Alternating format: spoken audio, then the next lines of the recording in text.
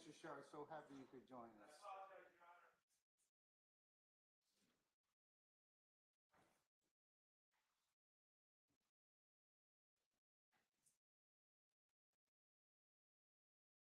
All right. Where's Miss Bennett? Can we bring her in and have her take a stand, please?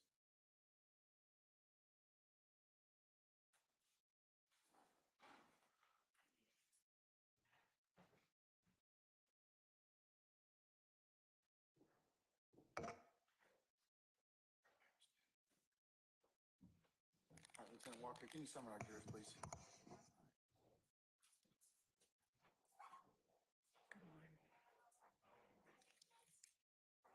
Thank you.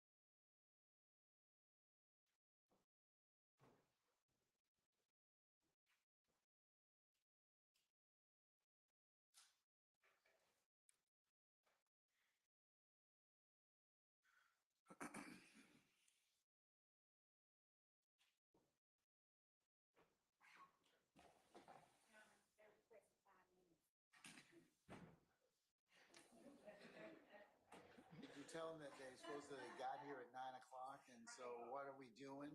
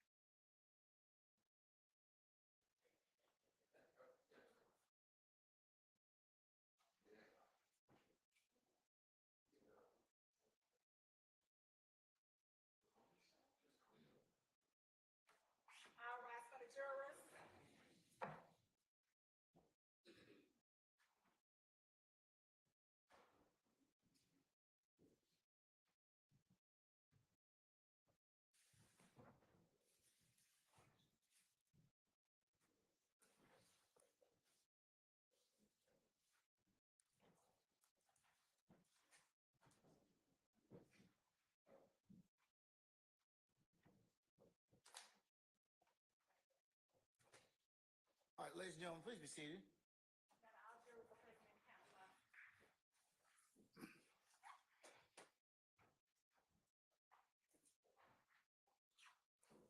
All right, ladies and gentlemen of the jury, good morning. Good morning. All right, we're going to continue with the presentation of the state's case. Good morning, Ms. Bennett. Good morning. You're still under oath, madam. Okay, all right. Mr. Steele, or no, Mr. Adams, I'm sorry. Go ahead.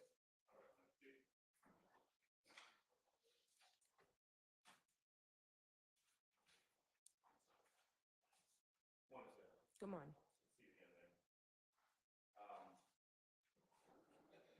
right, so same ground rules as yesterday. You can't hear me, you don't understand the question. Let me know. I'll be happy to repeat myself. Okay? Yes, sir. You no longer in custody. No. You were released on yesterday evening, is that right? Yes. All right, Ms. Bennett, I want to pick up where we left off yesterday. Mhm. You remember I was asking some questions about your interaction with the district attorney's office. Remember that, right? Yes. And you recall that we talked about the different investigators that you, who contacted you and your communication with them. Remember that? Yes. Talk about Investigator Hamilton. Remember that? Yes. Oh, sorry. There we go. How about now, Mr. Harvey? Anything for you, sir? All right. Let me ask you this way. Yesterday, during the period of time after you'd been arrested by the district, or pursuant to warrant from the district attorney's office, you were actually being held back in a holding area. Is that correct? Yes. Okay. You recall that I came back there with Mr. Steele, gentleman back there with the grayish-white hair, Mr. Matthews, this gentleman right here with the very gray hair, right? And Miss Westmoreland. Yeah. I'll sustain that objection.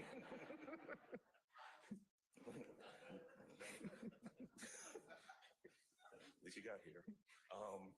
And Miss Westmoreland, you remember that? Yes, sir. We had a chance to talk yesterday, isn't that right? Yes.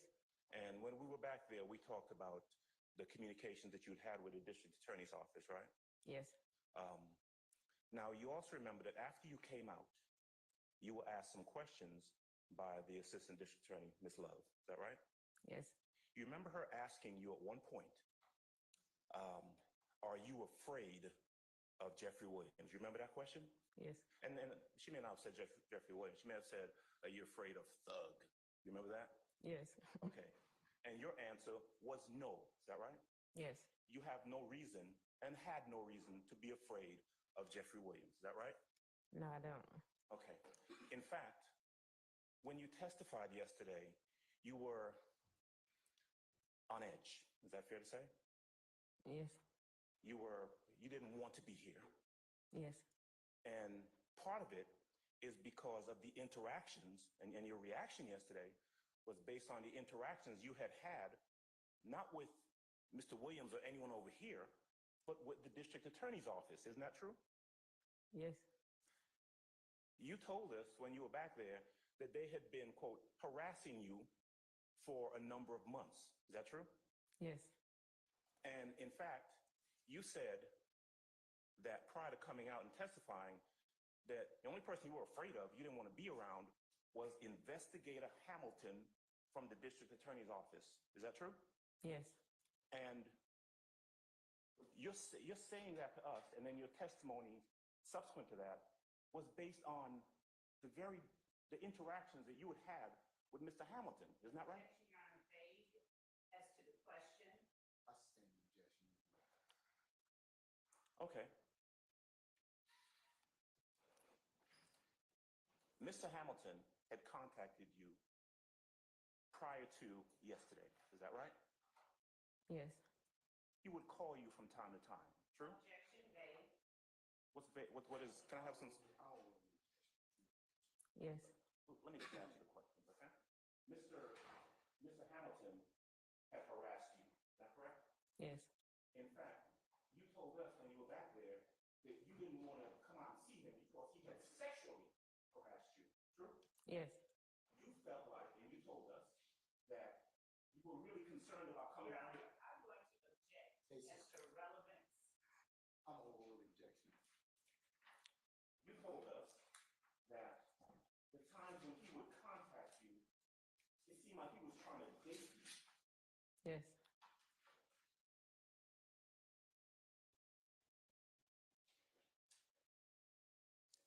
In your interaction with, and Mr. Hamilton, you actually met with him at different locations. Is that right? Yes. I met him at a restaurant. Japanese restaurant off of Moreland Avenue Yes. a couple months ago. Maybe, I think February. He wanted to meet you, supposedly to talk about the case, Yes. but he wanted to meet you by yourself. Yes. You did not feel comfortable with the interactions you've been having with the district attorney's office, and so you brought your 20-year-old son along with you. Yes. So Your Honor, just have him break it up so we'll know what she's answering. All right, I'll break it up. You didn't feel comfortable going to meet him by yourself. Nope. Because you didn't feel comfortable going to meet him by yourself, you brought your 20-year-old son with you. Yes. Was that before or after you met with Mr. Hamilton and he told you, don't talk to nobody else? That was after.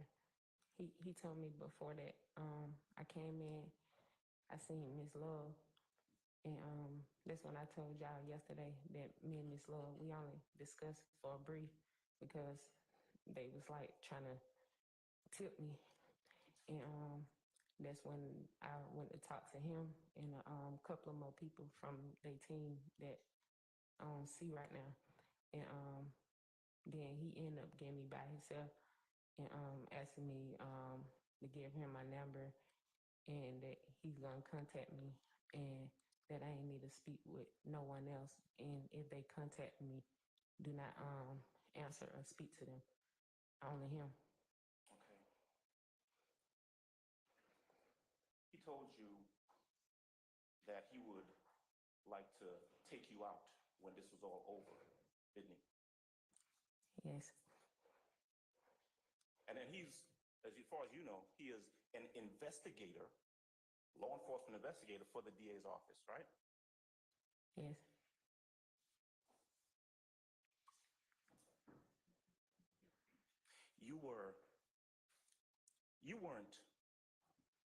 You didn't have a problem discussing with the district attorney's office this supposed incident from back in 2013, right? No, I never had a problem. Right. And in fact, when going back to you being asked yesterday about whether you were scared or anything like that, when you met with the DA's office, you met with them so often that you actually lost your job, didn't you? Yes. They would contact you and say, hey, you got to come talk to us. And because of the number of times that you had to just kind of drop everything, leave your job, and come talk to them, you lost your job, didn't you? Yes. I sustain objection, Mr. Fulton. You can rephrase, Mr. Adams. You lost your job because of having to go meet with them, right? Yes, but they wasn't meeting with me every time they tell me to, though. Subsequent to or after you lost your job, Yes. Mr. Hamilton, the investigator, told you, don't worry about that. Take care of getting you another job, right? Yes.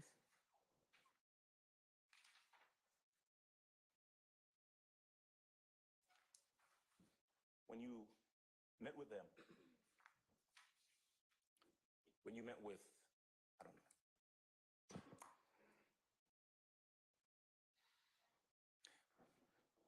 there was actually a time where you came here to the courthouse to meet with either an investigator or someone else from the DA's office, true?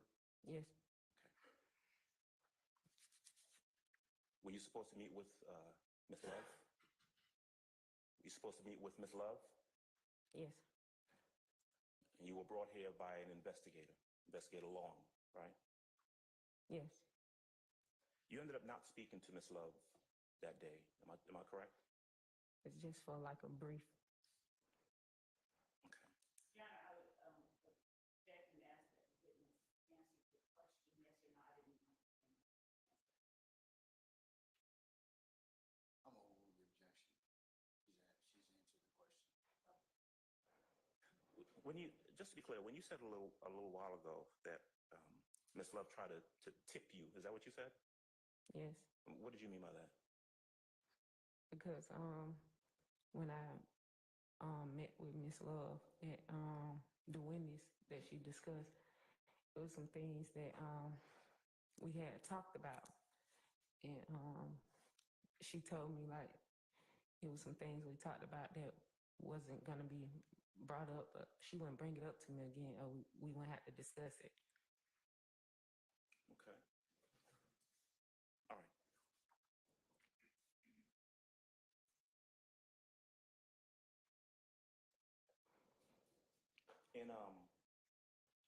In your conversations, either with investigator or DA, they were asking you questions about 2013, correct?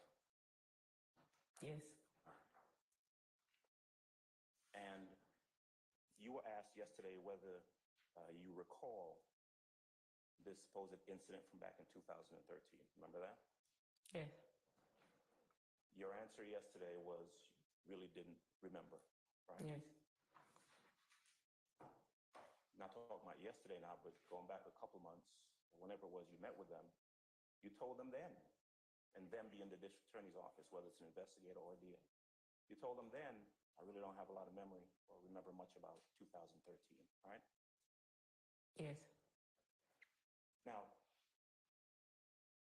I want to ask you specifically about this supposed incident from back in 2013, okay?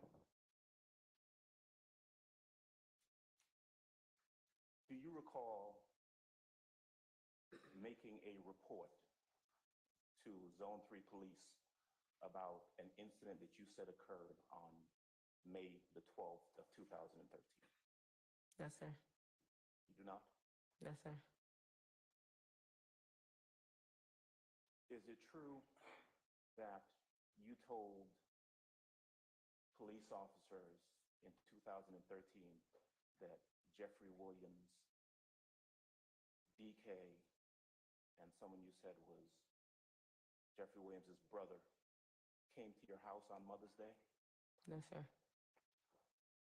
Is it true that you told the police that they robbed you on that day? No, sir. Is it true that you told the police that DK took your gun and then shot your gun into the wall? No, sir. That didn't happen, did it? No, sir. Back in 2013, I want to just ask you directly, and that was a long time ago, right? Yes. Is it fair to say that you were in a different place in your life back in 2013? Yes. In 2013, you had a child that had just been born, right? Yes. You had another son who was about 10 years old, right? Yes. And you were seeing a young man by the name of Micah Anderson. True? Yes.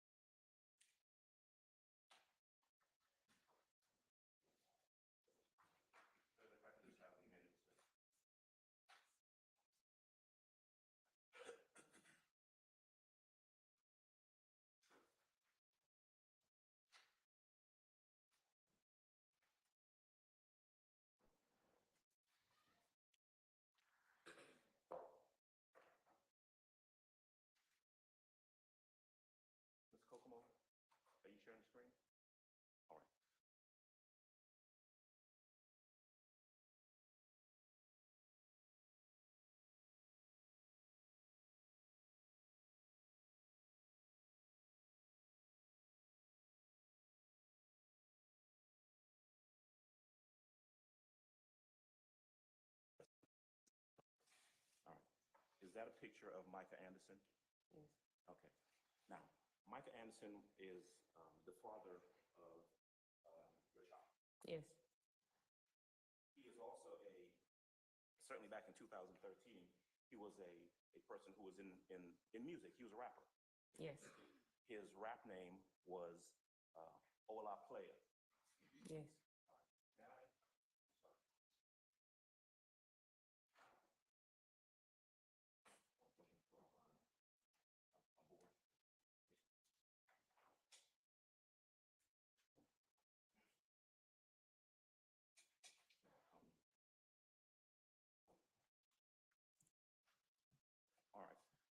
With the court's permission, may I have Mr. Kokomo publish on the screen DS4, please? Yes, sir. Whenever you're ready, Mr. Kokomo. All right.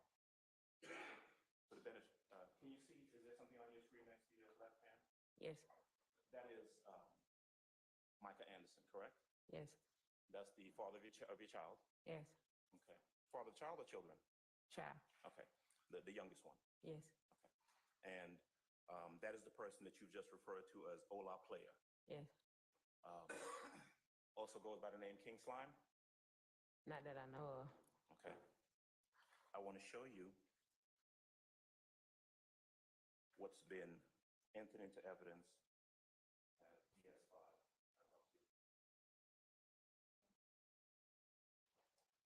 All right. Showing you DS5. All right. Do you recognize that picture? Yes. All right. Mr. Kokomo, and again, with court's permission, DS5 on the screen, please. Yes. You may, sir. Thank you, Judge. All right. Now, you can look at the screen. You see that the screen depicts 1, 2, 3, 4, 5, 6 individuals, correct? Yes. The person in the middle, that's you, isn't it? Yes. And you have on a T-shirt on the back, which on the back says, Free King Slime. Mm-hmm. Yes? Yes. And on the bottom it says Ola Player. Yes. And that is a picture on that T-shirt of Mr. Anderson, Ola Player, correct? I can't hardly see it. Okay. How's that? Is that a little better? Not from right here. Okay. Well, that T-shirt that you were wearing on that day was essentially a T-shirt saying Free Ola Player or Free King Slime. I mean, you're referring to the same person when you say King Slime and Ola Player, true? I wouldn't say it's true, but I remember this day. I was at a club and someone was performing, and that shirt, it was given to me, and I wore it, and we performed some of his songs. Okay. When you say we, who's we? Me and the people in the picture. You were in the music game as well? Was I? Yes. Nah, I just performed his songs. Okay. Like, he wasn't there. Got you. All right, you can take that down for right now, Mr.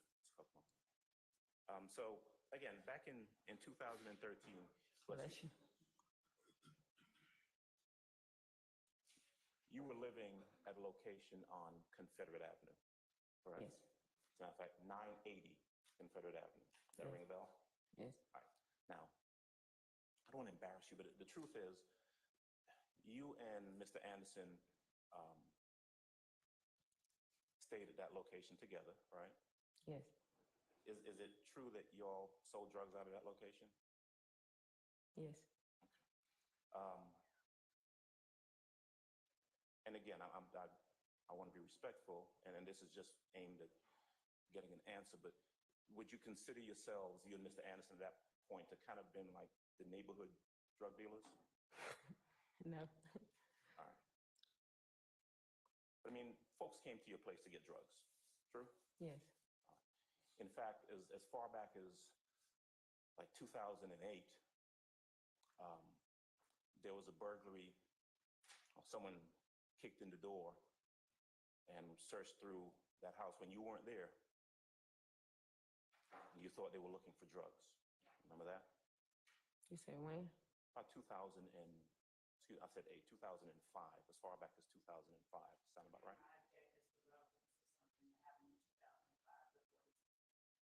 talking about 2013s. Okay. Around 2013, there were drugs being sold out of 980 Confederate Avenue. True? Yes. All right. In fact, in June of 2013 is when you and Mr. Anderson were both arrested for some drug trafficking charges in Clayton County, correct? I think it was in June. Yeah.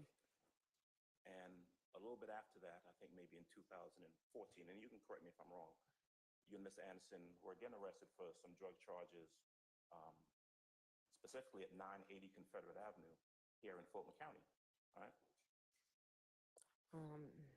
No, I remember I was arrested, but he wasn't arrested again with me. But you were both charged, right? I'm not sure Okay. if we both charged. All right.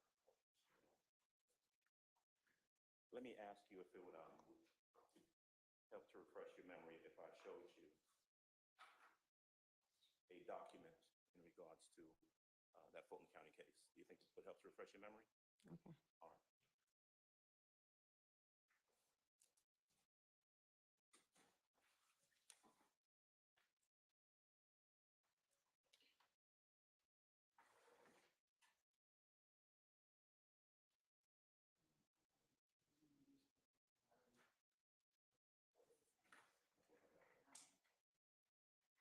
I'm going to show you what I've marked, at least for right now, as Williams 213. All right. I want to show you this document, and specifically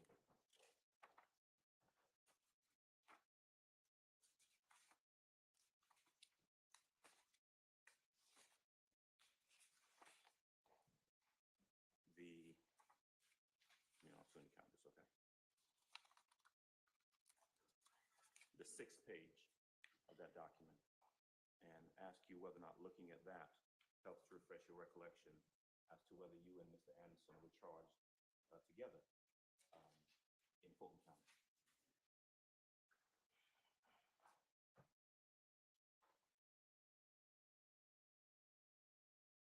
Okay, 2016.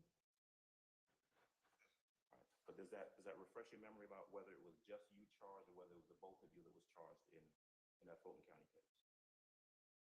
I wouldn't know if both were charged. I wouldn't know if both of us were charged at the date that you saying. Cause they saying 2016. I guess they maybe charged us together. I wasn't sure. I just know when I got arrested, I was by myself. Okay, you were by yourself when you got arrested. Yeah. But you were arrested based on drugs that were found at 980 Confederate Avenue. Yes. Your Honor, this time I'm going to move for entry into evidence of Williams number 213 as a certified document. No objection, Your Honor. It's the same as Exhibit 29 Alpha Alpha, which we will be admitting tender anyway. I'll admit we was trying 13.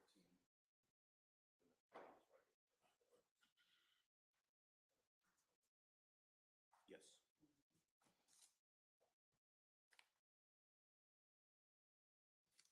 And while I'm at it, I'm going to also move for entry into evidence of what I've labeled as Defendant's Exhibit number 212.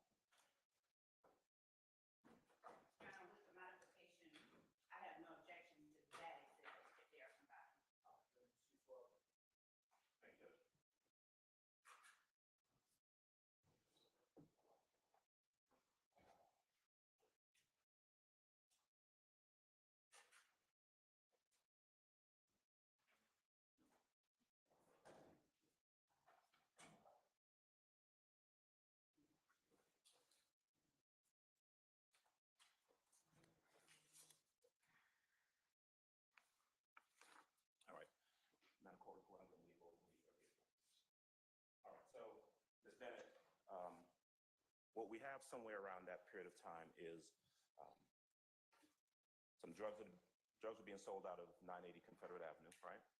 Yes. You were subsequently convicted of a drug offense in Fulton County based on drugs found at 980 Confederate Avenue, true? Yes. And you were subsequently convicted in Clayton County based on drugs that, well, a drug offense in Clayton County, right? Yes.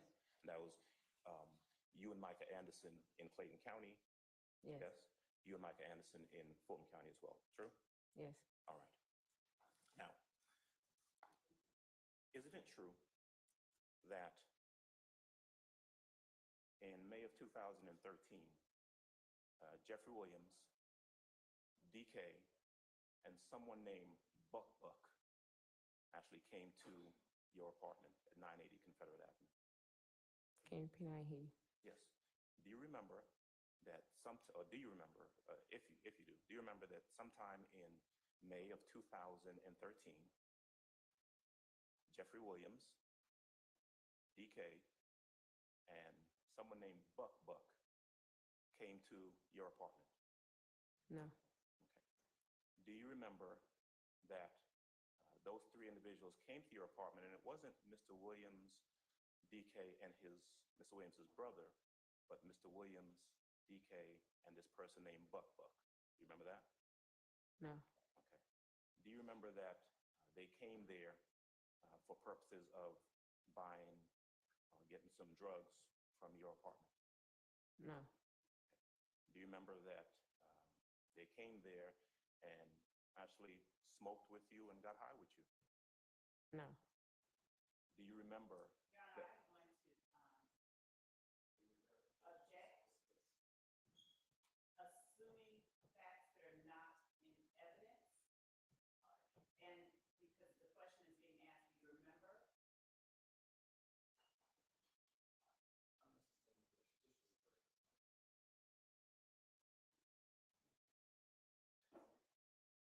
Is it true that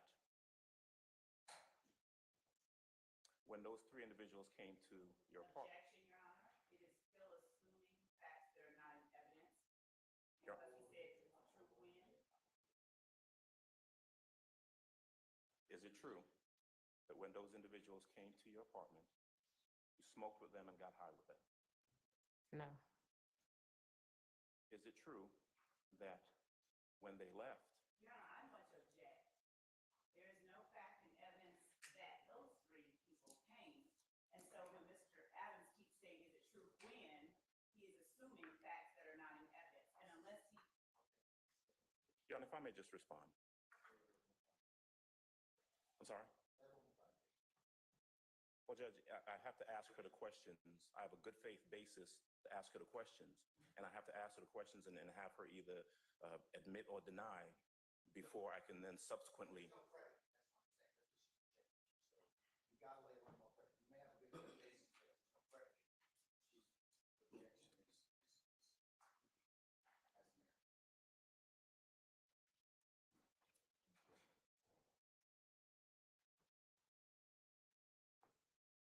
Did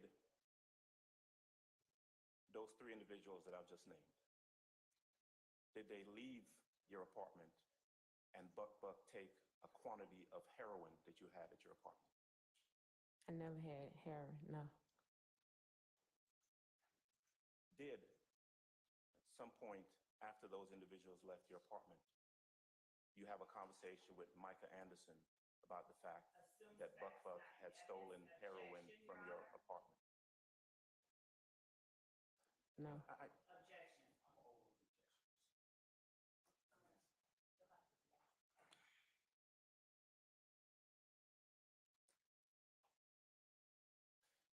Did you, and then for purposes of I think there's a lot of talking going on, did you, at some point after those individuals left your apartment, did you have a conversation with your boyfriend, Micah Anderson, about the fact that Buck had stolen some heroin from your apartment? No. No. Did you receive a phone call after that incident with someone apologizing for Buck stealing the heroin from your apartment? No. Did you discuss with Mr. Anderson that Jeffrey Williams was going to pay for the heroin that Buck had stolen from your apartment? Objection, Your Honor, that would be hearsay, and there is no exception for it. Number one, Unless, Your Honor, someone is on the list to prove that up, which there is not. there is, she cannot.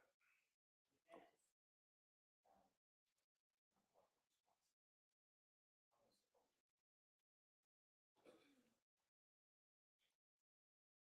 And so when around that time, right, and I'm talking about May of 2013, do you recall in the police report that Ms. Love asked you about making with Zone 3, that you told Zone 3 police officers that you had received a phone call apologizing for a robbery at your house? No. You don't remember that? No.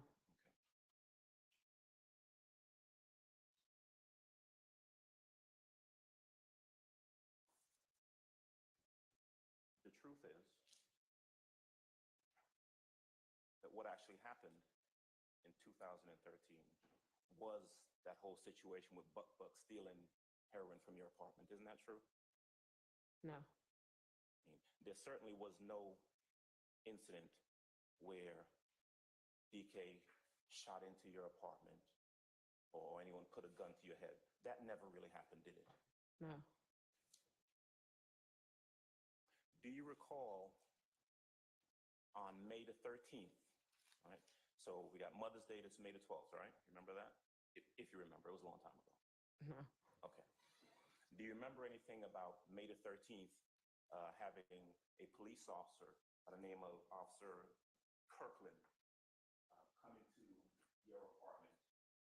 No. Do you remember an Officer Kirkland and someone from the Atlanta Police Department crime scene unit come into your apartment?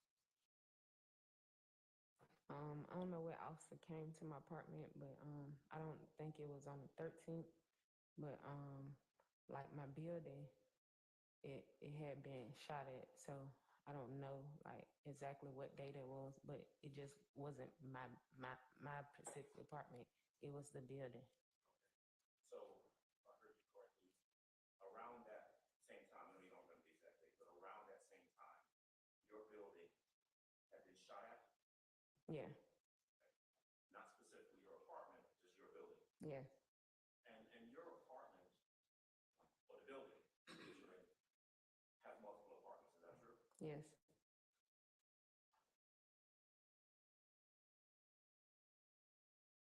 Do you recall around May the 13th receiving multiple phone calls from an Officer Kirkland trying to ask you questions about what you had supposedly reported? No.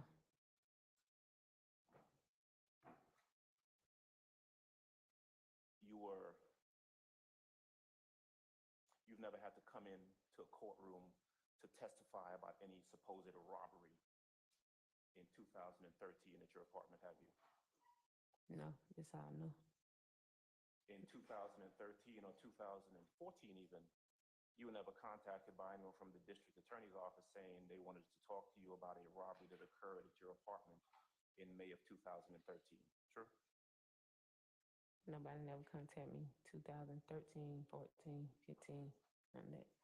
The first time that you were contacted or anyone asked you any questions about something that happened way back in 2013 was about a year ago.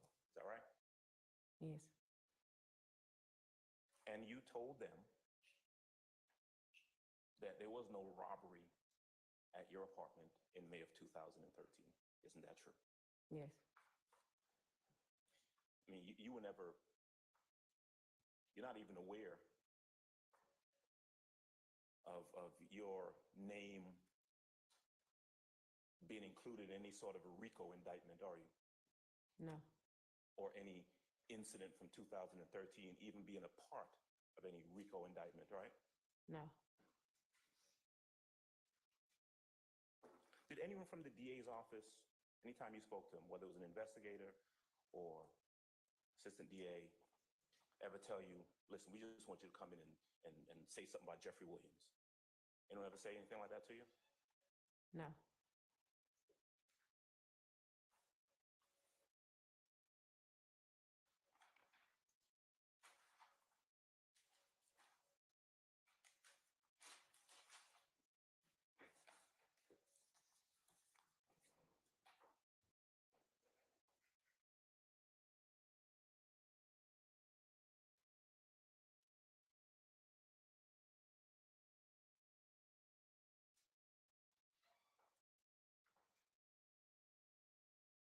Have you ever, do you know what the nature of the relationship is between, is or was, between Jeffrey Williams and Micah Anderson, All-Out Player?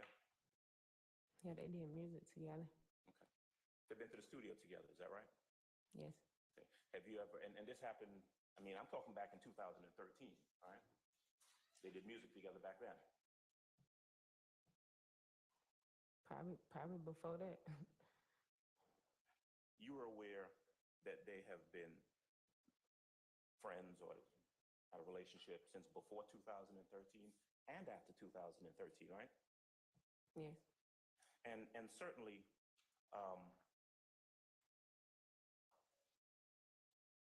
there's no indication, the child that you had in 2013 is Micah Anderson's child, right? Yes. All right. Would you, if you were robbed, someone put a gun to your head in two... I'm going to object as to speculation on state. Okay. Was there ever any time in 2013 where you said to Micah Anderson, Jeffrey Williams and two other guys came to my apartment and one of them put a gun to my head? No. Was there ever a time where you said to Micah Anderson, Jeffrey Williams and two other guys came to my apartment and one of them shot into the wall while our child, your baby, was there? No. Was there ever a time where you told Micah Anderson that there was this robbery and shooting at your apartment and Micah Anderson still continued to record music with Jeffrey Williams? You repeat it? Yeah. Was there ever a time where you told Micah Anderson, hey, Jeffrey Williams, DK, and some other guy came and stole and robbed me, shot up my apartment, and then after that, Micah Anderson still continued to record music with the person who was supposedly involved with shooting up his house with his baby there? No.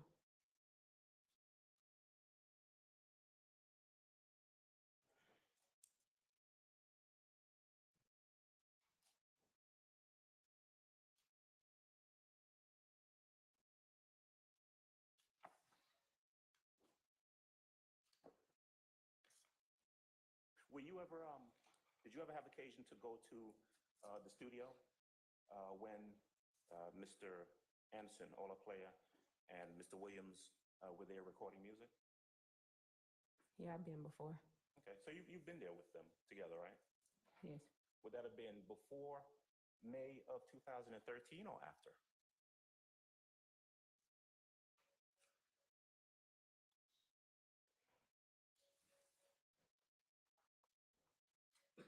Might have been before. I'm not sure. Okay. But certainly you would tell this court, or you tell this jury, that after May of 2013, you and Ola Player still continue to have a relationship with Jeffrey Williams, right? After May, I had got arrested. So, yeah. But I ain't had like no problems or nothing with him. Like, we ain't had no problems. You were arrested in Clayton County in June, right? Mm-hmm. And then you actually went into custody, went to prison in, was it 2015? Yes. And you were in there for how long? I think like 2 years, 6 months. Okay. Now, you are still on probation for the Fulton County case, right? No. No? Is that done? Yes. Are you on probation in the Clayton County case? No, I'm done with that too. You've got another case that you're on probation for, right? A misdemeanor suspended license? Objection, Your Honor, as to improper impeachment and improper introduction of fear regarding what Mr. Adams just asked. Goes to interest and bias.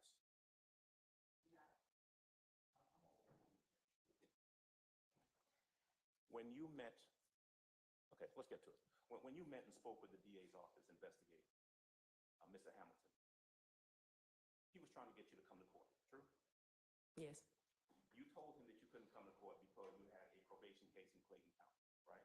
Yes. And so Mr. Hamilton knew that you had a pending case or a probation case in another jurisdiction based on what you told him, right? Yes. And what you told that investigator was that I can't come to court the next day because I got to go do 20 hours of community service in Clayton County. You told him that, right? Yes, because they said if I ain't do the community service, they were going to arrest me and suspend my license. That's what Clayton County said, right? Yes. And so you didn't come to court because you had to go do the community service. Objection made on a date, please. Okay. On Tuesday of this week, let me see, the 26th, right? The 26th of March, 2024, right? You didn't come to court in the morning because you had to go and do the 20 hours community service in Clayton County, true? No. Okay. When did you have to go? I had to go prior before then, but on Tuesday I didn't come to court because I received a message from Mr. Hamilton like kind of late because I had ended up blocking him because sometimes I was getting phone calls. It wasn't about court, so I had blocked him. But on Tuesday I ended up responding to him later because he told me that he had relation with the judge and he was gonna get a warrant out on me and get me arrested. And I told him I would come in, but they ended up coming pick me up, like surround my house, move my cameras and stuff like that, and had my 11-year-old outside for like an hour and a half by himself because he didn't know I was at because it's only me and my kid. But you got locked up? Yeah. After your conversation with Mr. Hamilton of the DA's office? Yeah. Those texts, were you speaking with Mr. Hamilton and members of the DA's office by way of text messages? Sometimes text, sometimes phone call. Okay. You still have the phone that you shared those messages with the DA's office. Those messages still in that phone? Yes. Who has that phone? Mr. Hamilton took my phones and my ID.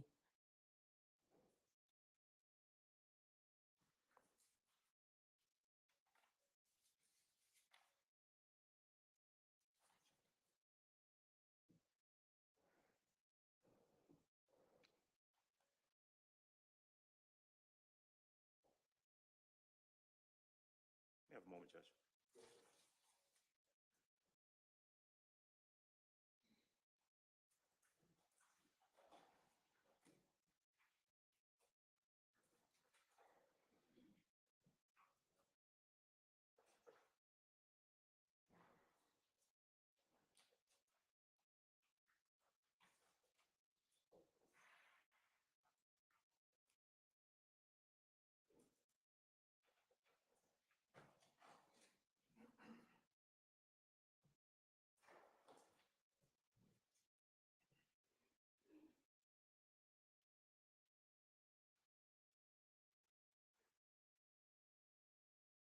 All right.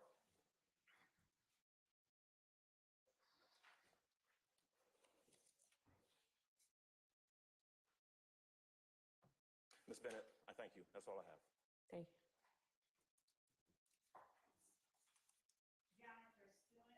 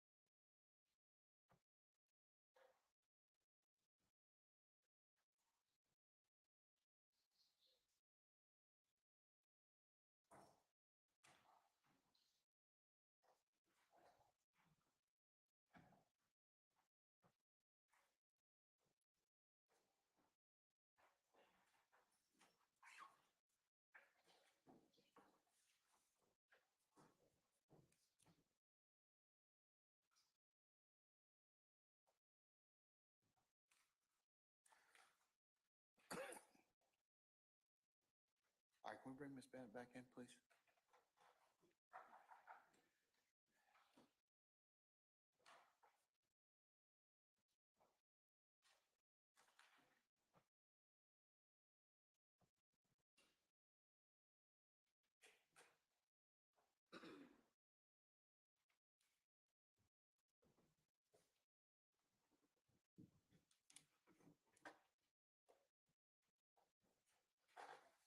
Ms. Bennett, did you testify on cross-examination with Mr. Adams that the reason you did not appear in court Tuesday, March 26th, was that you were afraid of Lieutenant Hamilton? Yes, I had blocked him.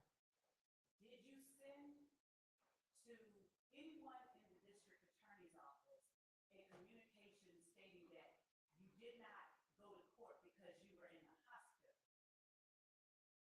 Yes, I sent that to Mr. Hamilton.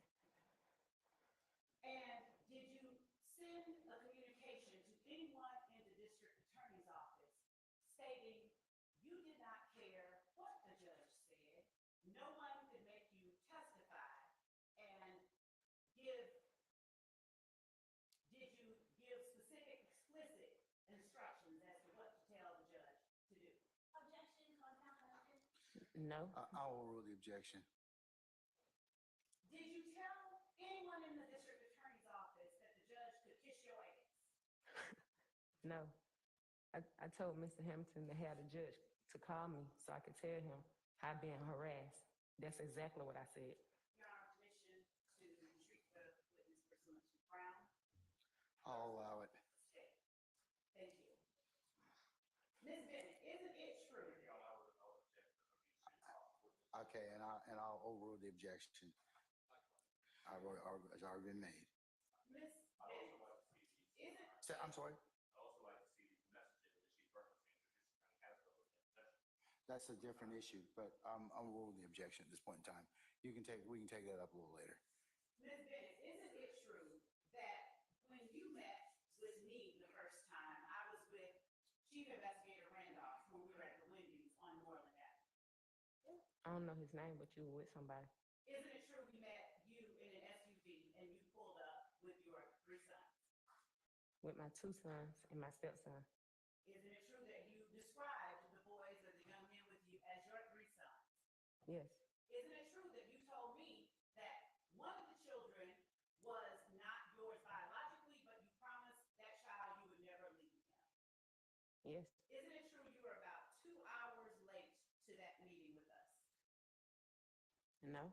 Isn't it true that you told us that the reason it took you so long is you were handling another matter with your cousin and a domestic violence situation? Yes. Isn't it true that when I What they first got? asked you,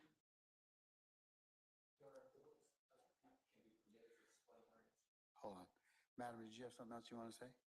Yes. Go ahead, finish your I thought. was just gonna ask her what my cousin domestic violence got to do with this.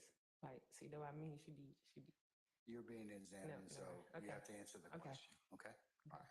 isn't it true, Ms. Bennett, that you indicated to us you did not want to speak with us about the 2013 incident? No. Isn't it true that you said when I asked you, or at least when I told you I wanted to speak with you about something that happened to you in 2013, that you told me I blocked out that entire time in my life? Yes. Isn't it true that you teared up and said that you had gone to prison, and while you were in prison, your mother became terminally ill? Yes. Isn't it true that you said and had on a shirt when we met that was commemorating the date and your mother? Overruled. Yes. Isn't it true that you began to say, when I asked you, did you ever get counseling? Better yet, did I ask you about counseling? Yes. Isn't it true that you told me that you had wanted to harm yourself because of everything that you had gone through? Yes. Isn't it true that I told you that you should get some kind of counseling for that? You told me you'll help me, but you didn't.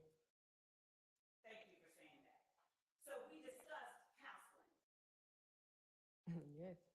Isn't it true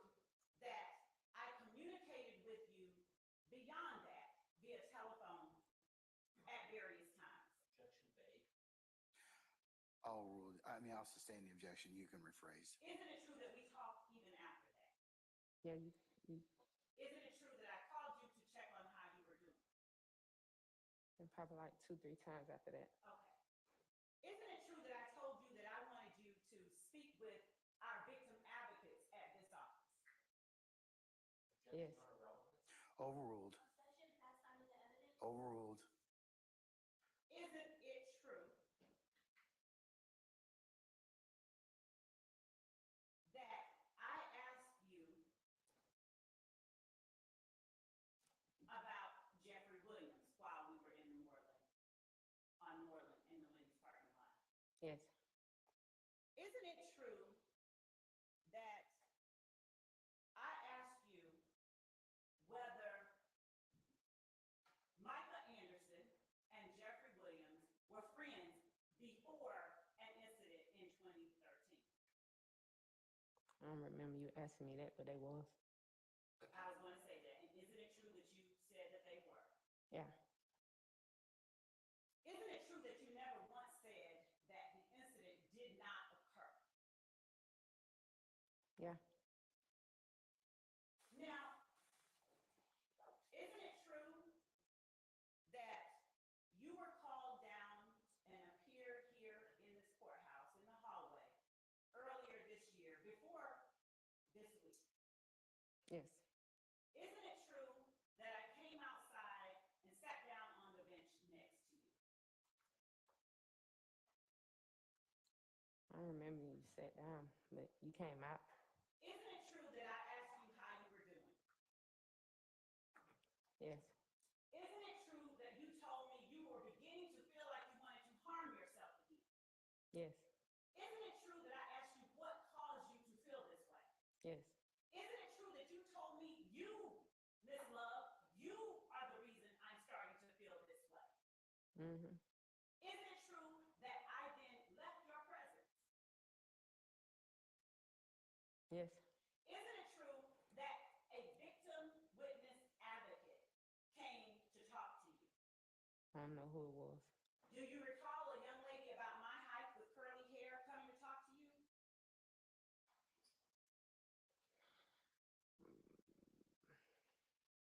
I don't know if she was your height. Do you recall a young lady coming to talk to you with curly hair and an accent? No, I remember a lady, but I don't think she was tall. But then it was like a couple of ladies, so A couple of ladies, thank you. yeah. Do you remember a shorter lady and a taller lady coming to talk to you from our office? Yes, I think they were from your office. Do you remember them talking to you about you wanting to harm yourself? One of them was talking about that, and then one of them was talking about something else. Do you remember them calling the Georgia Crisis Hotline for you? Yes, I think they did. Do you remember indicating that you did not want to wait for them to arrive and you would rather call an Uber? No, Mr. Hamilton told me to leave. He told me to come with him and leave. The lady told me to stay because they called the hotline, and he told me he told her she ain't staying. She finna go. She all right. She all right. Is it your testimony that Mr. Hamilton instructed someone from our office to leave you all? Yeah, I went with him. They stayed. I gave her my phone number. Matter of fact, she just went. The lady who I talked to, she just went. I seen her earlier. She had on a gray suit. She was in the courtroom earlier? She said, no, she came in their room back there with me. She said she was going to get me some paperwork now, that she was finally getting the paperwork that what she supposed to been giving me a long time ago. Was that Miss Kelly? I don't know her name. Did she have a short bob? Yes. Okay, and she shorter than I am. Yes, but you said she taller than you, but she not. So did you meet with a Miss Kelly who is shorter than I am and a young lady who's taller than she is? I don't know her name, ma'am. Just said that. Miss Bennett, isn't it true that you repeatedly stated you did not want to come in and testify? Yes. Isn't it true that never once did you tell anyone in the district attorney's office that this incident where you allege that DK and Thug's brother robbed you did not occur? Yes.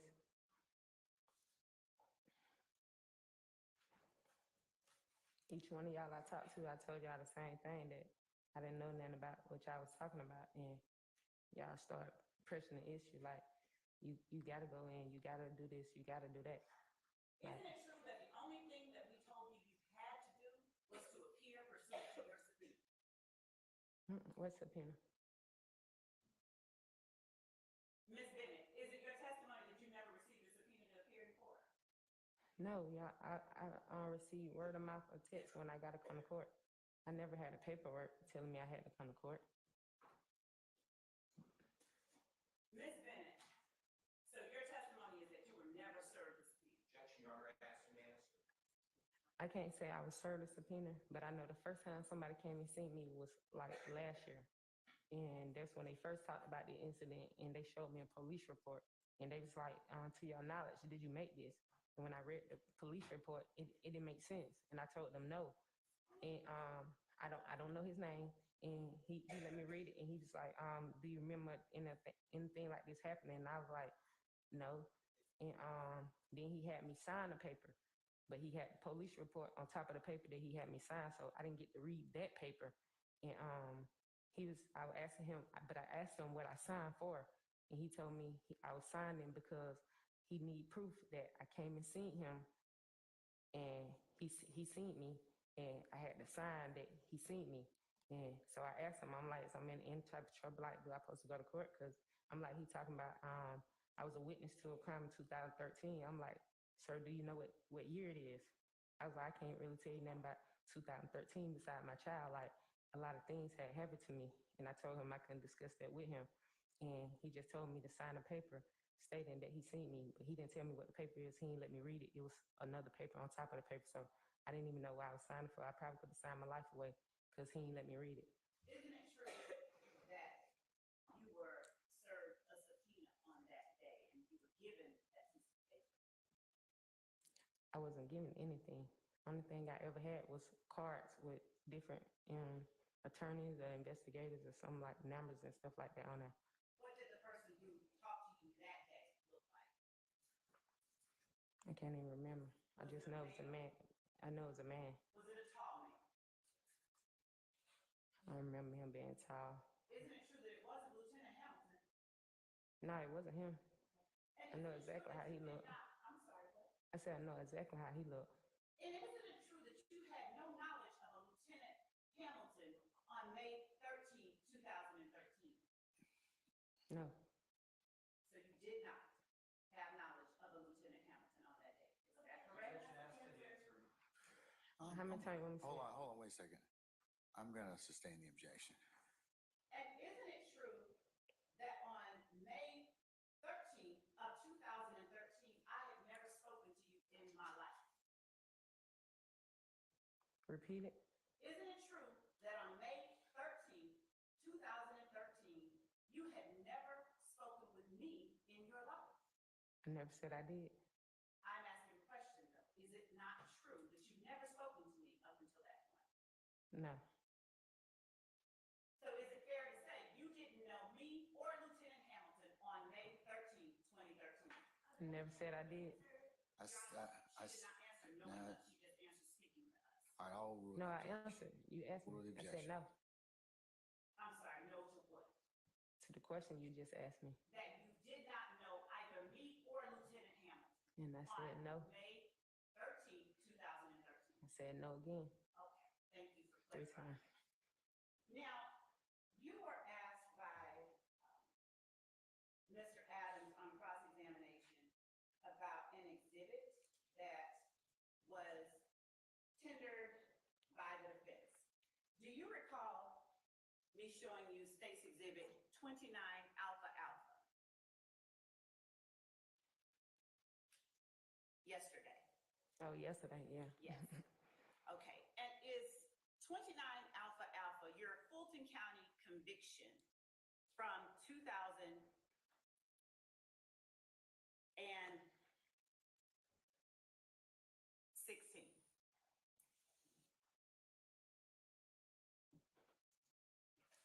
Yes, that's what it say.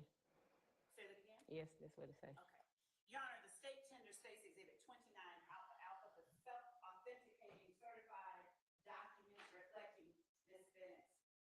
jurisdiction here in Fulton County? Any objection to States 29 Alpha Alpha? It is the same as the exhibit that I entered previously, that no, I have no objection. All right, it's admitted. Thank you. Now, Ms. Bennett, isn't it true that you are the person that signed this plea of guilty form? It was filled out and you read it. Yes, And isn't it true that you entered a guilty plea to the charges on this indictment? yes, Isn't it true that this indictment number is 16SC140484? yes, Isn't it true that you pled guilty to participation in criminal street gang activity? that what was on there? I'll let you read it. Take your time. Let me know when you're finished.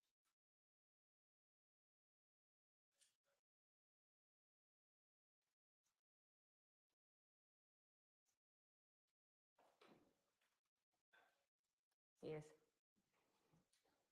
And isn't it true that you also pled guilty to possession of marijuana with the intent to distribute yes, and possession of a Schedule 4 controlled substance? yes, I'm going to now show you State's Exhibit 28 Alpha Alpha and ask you to take a look at State's Exhibit 28 Alpha Alpha.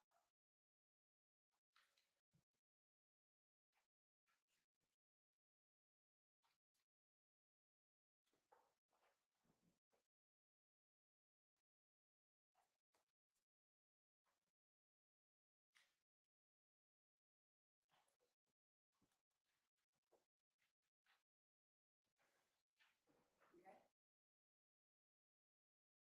Is State's Exhibit 28 Alpha Alpha the same exhibit that Defendant Williams' attorney, Mr. Adams, showed you and labeled as Defendant's Exhibit 212? I'll let you look at this page. you saying is these the same? Yes. Yes, Okay. Isn't it true that you, in the document labeled Defendant's Exhibit 212, you pled guilty there, or at least were adjudicated guilty, for possession of marijuana with the intent to distribute, yes, and for having control of cocaine, a controlled Schedule 2 drug? Isn't it true that those are the charges you pled guilty to? yes. Isn't it true that you never pled guilty to possession of heroin? I ain't never had hair. Okay.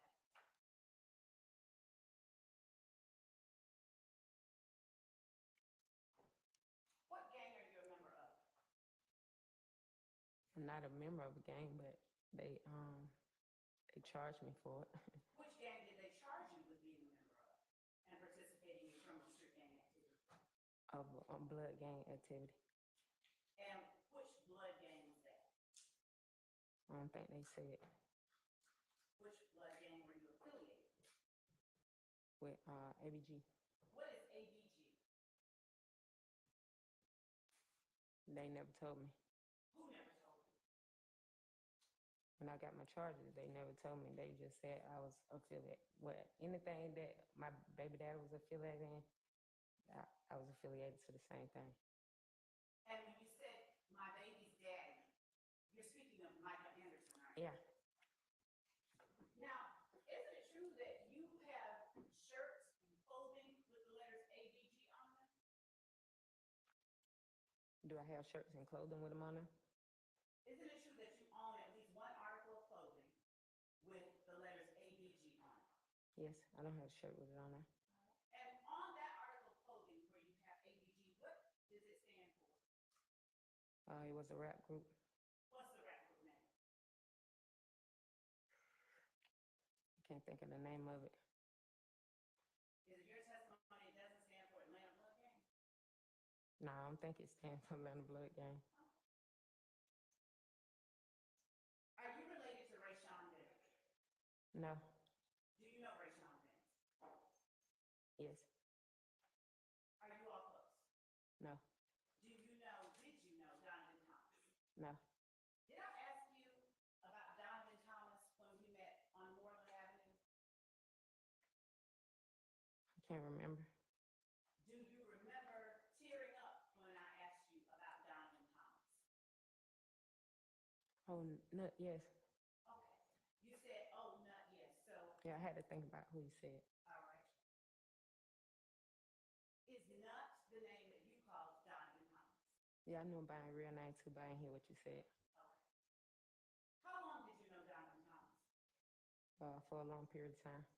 Since you were what age, approximately?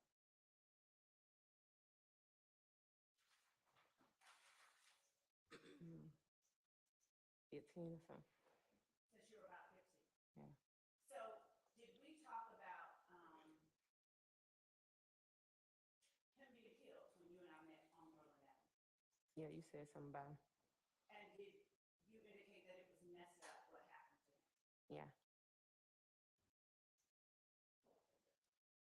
How is it that you knew Donovan Thomas or no? We went to school together. Were you all in the same grade? No. Who was older? I don't know which one of us was older. And would you call him a friend? Yeah. Now, Mr. Adams asked you on cross-examination about your relationship with defendant Jeffrey Williams. I'm going to show you what we will mark as State's Exhibit 30 Alpha Alpha. And Your Honor, I'd like to show to counsel for the defendants what I marked as State's Exhibit 30 Alpha Alpha. I'll just give them the copies of it. Here you go. You can keep it. I'm showing you what has been marked as State's Exhibit 30 Alpha Alpha. It's a photograph. Do you recognize the people depicted in State's Exhibit 30 Alpha Alpha?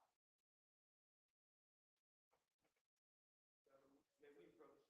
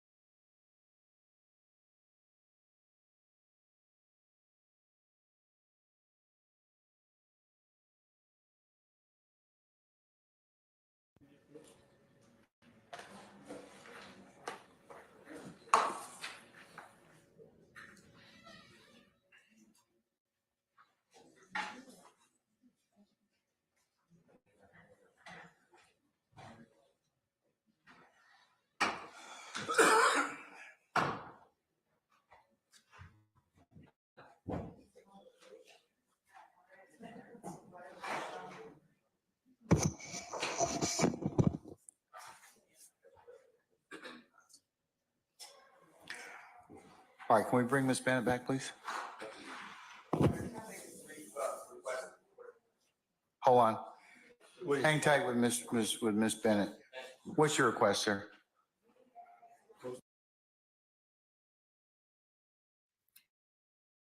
Hi, I'm Nicole Hockley from Sandy Hook Promise. I know this is hard to hear, but it's important. The shooter who murdered my son carried an AR-15 into an elementary school and killed 26 people in approximately 4 minutes. In those 4 minutes, he was able to shoot 154 rounds. 5 of those bullets hit my 6-year-old son, Dylan, and in an instant, my boy was gone.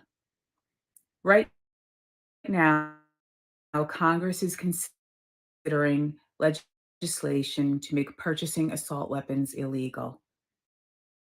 This is important. It will save a lot of lives. It could have saved the life. Sign the petition and demand Congress take action against assault weapons. Help us save lives today. Thank you.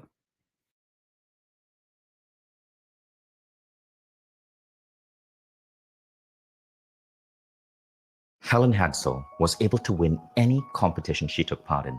She was known as the contest queen because she had won 7 trips to Paris, boats, houses. She would basically take part in any sweepstake she read about, any contest, and she would just win. That made my documentary crew, and I asked Helen, how do you do that? And she spoke about this thing called the Silva technique. Helen, you see, was Jose Silva's former PR manager. She had the benefit of learning closely from that man. Now, Jose Silva was a radio repairman who lived in the border town of Laredo, Texas in the 1940s. He had 10 kids, and his kids were not doing very well in school. Now, Jose Silva had a crazy idea. You see, he had served in the US Army, and he was fascinated by the psychological questions that the Army psychologists would ask new recruits. So he decided to look at psychology and then look at what he knew about radio repair and figure out how he could change the mindset and the brains of his kids so they could do better in school. As a radio repairman, he knew that if you reduce the resistance of a wire, more electricity flows through it. So he wondered, what could I do to reduce the resistance in the human mind? He decided to experiment with reducing any form of resistance in his children's brain. He experimented with biofeedback. He experimented with hypnosis. And sure enough, his children's grades started improving at school. But then something astonishing happened. He was sitting down with his daughter, Isabel, reading a history book and asking Isabel questions. So he would guide Isabel into a restful state of being. She would have her eyes closed. He would read her the important dates. She would be able to absorb that. And then he would ask her questions. But something strange started happening. Isabel was able to answer a question before he verbally spoke it. Now, let me explain this. He would think of the question in his head, a question such as, who was the 16th president of the United States? Before he could verbally say it, Isabel would answer the question, Abraham Lincoln. Jose Silva was mind blown. And so he wrote to Professor J.B. Rhine at Duke University. J.B. Rhine was famous for his research into a concept called ESP, extrasensory perception. And Silva told Rhine, Doctor, I think I trained my daughter to have ESP. J.B. Rhine replied back in a letter and said, no, that's absolutely not true. No one can be trained to have this. Your daughter must have been born with it. Jose Silva disagreed. So he continued training the rest of his kids to develop a high degree of intuition. So now over the next 10 years, Jose Silva trained 39 Laredo children on this approach. He documented the results. He made everything hyper precise, and he proved J.B. Rhine wrong. This was a trainable skill. But then adults started noticing, and adults started coming to him in Laredo, Texas to get trained. Jose Silva decided to call his approach the Silva Mind Control Method. And what happened next was astonishing. A man wrote in a newspaper how after learning Silva's method, he was able to cure his persistent migraine headaches for good. The migraines just disappeared. The next class, Jose wrote in his autobiography, was absolutely flooded by people. And the Silva mind control method ended up expanding all across the United States. So here's what Jose Silva discovered as the root cause of all our problems. We are powerful beings, But from the time we are born, from the education system we grow up in, from our parents and caretakers who may not know better, we take on so much negative programming. We actually suppress our inherent human abilities. There was a famous study done that showed that all children under the age of 4 are naturally hyper-creative and genius. But the percentage of kids who show genius ability gets lower and lower and lower, moves these unique abilities from us. The solution Jose Silva discovered is the act of being able to consciously access altered states of consciousness. What is an altered state of consciousness? Well, our consciousness actually operates at different frequencies. You can measure this using a scientific device called an EEG machine. There is a frequency called beta, which is the waking state frequency. Most of us are in beta as we go through our jobs. But when you get into a relaxed state of mind, you go into a hyper-creative state called alpha. Alpha is known for creativity, for problem solving, for accelerated healing. Meditators, monks go into alpha as part of their daily routine. Athletes are proven to go into alpha before they take a shot, before they shoot an arrow. The alpha state is what you're in when you practice relaxation or meditation.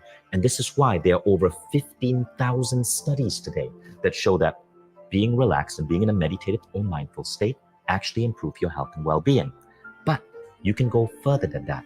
You can access the next state, which is called theta. Now, theta is a really curious state.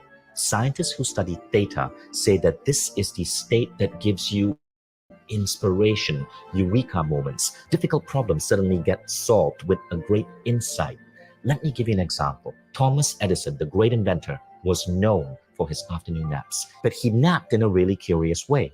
Legend has it he would sleep on a sofa holding a metal ball in his hand, and when he drifted off into deep sleep, his hand would drop, the ball would hit a metal plate next to the sofa, causing a loud clang that woke him up. In short, he was dipping into sleep and waking up, dipping into sleep and waking up.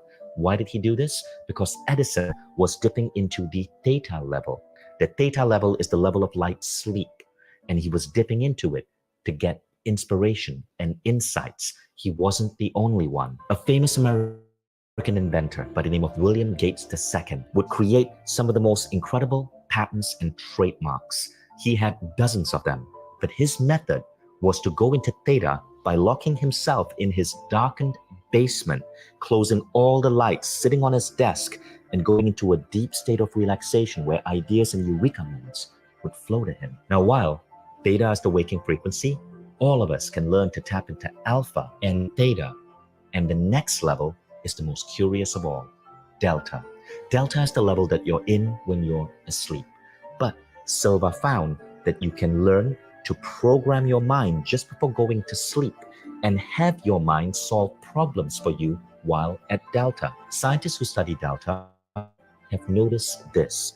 People who are able to operate at the delta level of mind often tend to be incredibly lucky.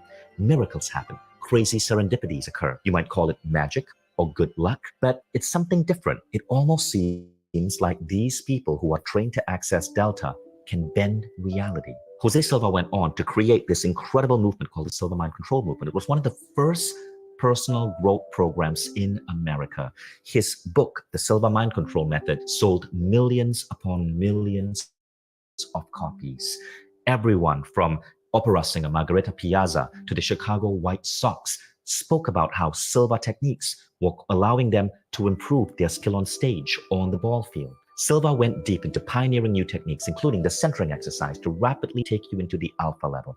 And then he created techniques to amplify focus, creativity, and intuition. His mental video technique, which he created in the mid-1990s as he lay at his deathbed, was designed to help you bring in higher intelligence to help you solve the most difficult problems. He also created the 3 scenes technique to help you see your life unfolding exactly as you want it to unfold, and also to accelerate healing and manifest your deepest desires.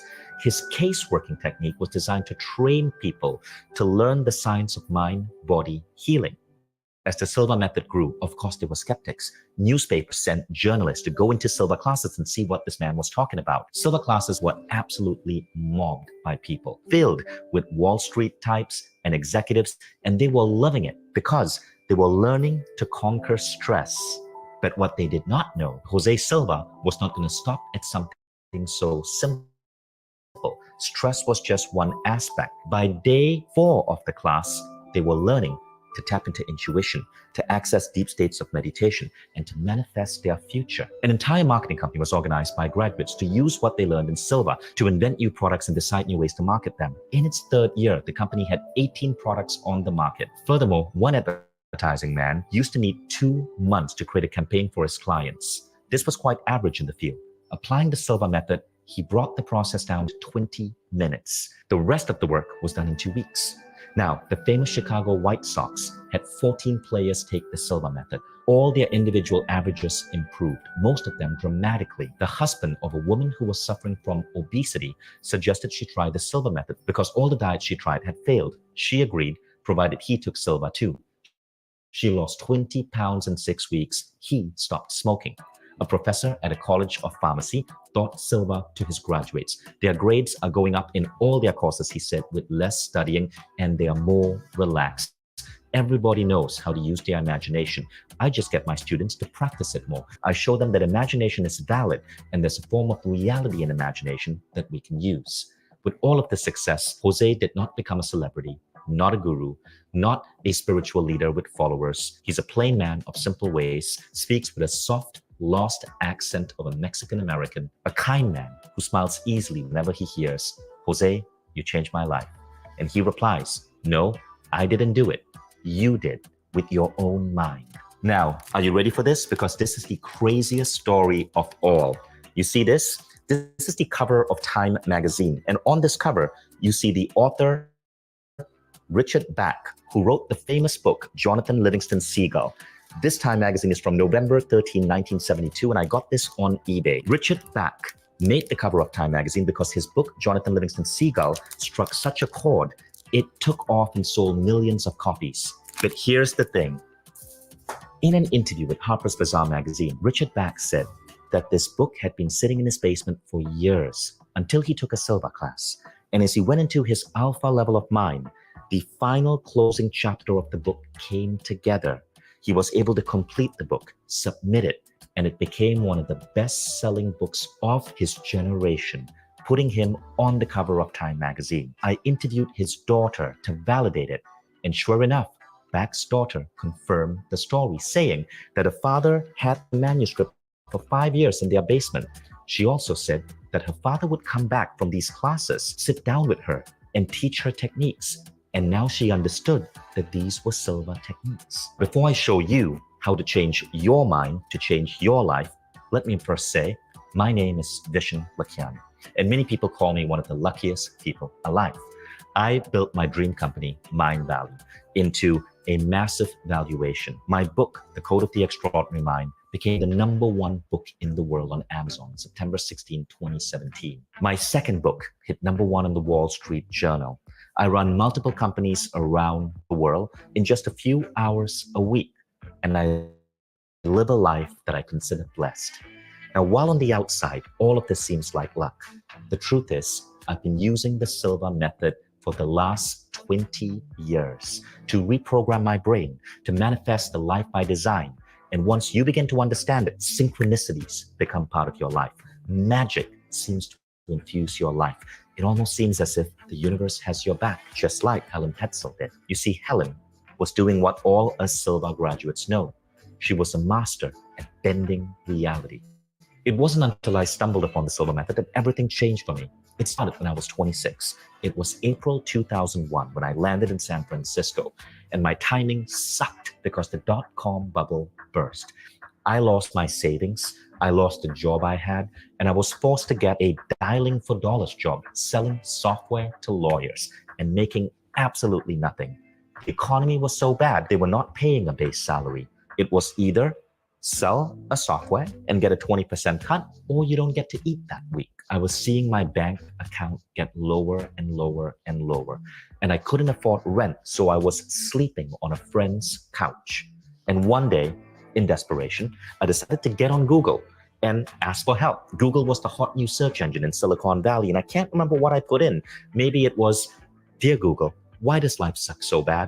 Or it was, "Dear Google, how do I get out of this rut?" And what I remember happened next is that I saw a search result for a Jose Silva class happening in Los Angeles. I decided to put together the few $100s I have, fly to LA and take this class, especially because it seemed to promise so much: improving sales, manifesting your dream life, bringing you out of a depression. And boy, I needed that because I was so down. Now, this class in LA was called Silva Ultramind. It was Jose Silva's final creation. He had produced this program and released it in a limited way to the world in around 1996. Jose died in February 1999, and this program was his last creation. And the seminar in LA was being taught by a pharmaceutical salesperson. When I met her, she explained that she had used these techniques to overcome the agony of a tragic divorce. She had built her life back. She had transformed her sales in her company.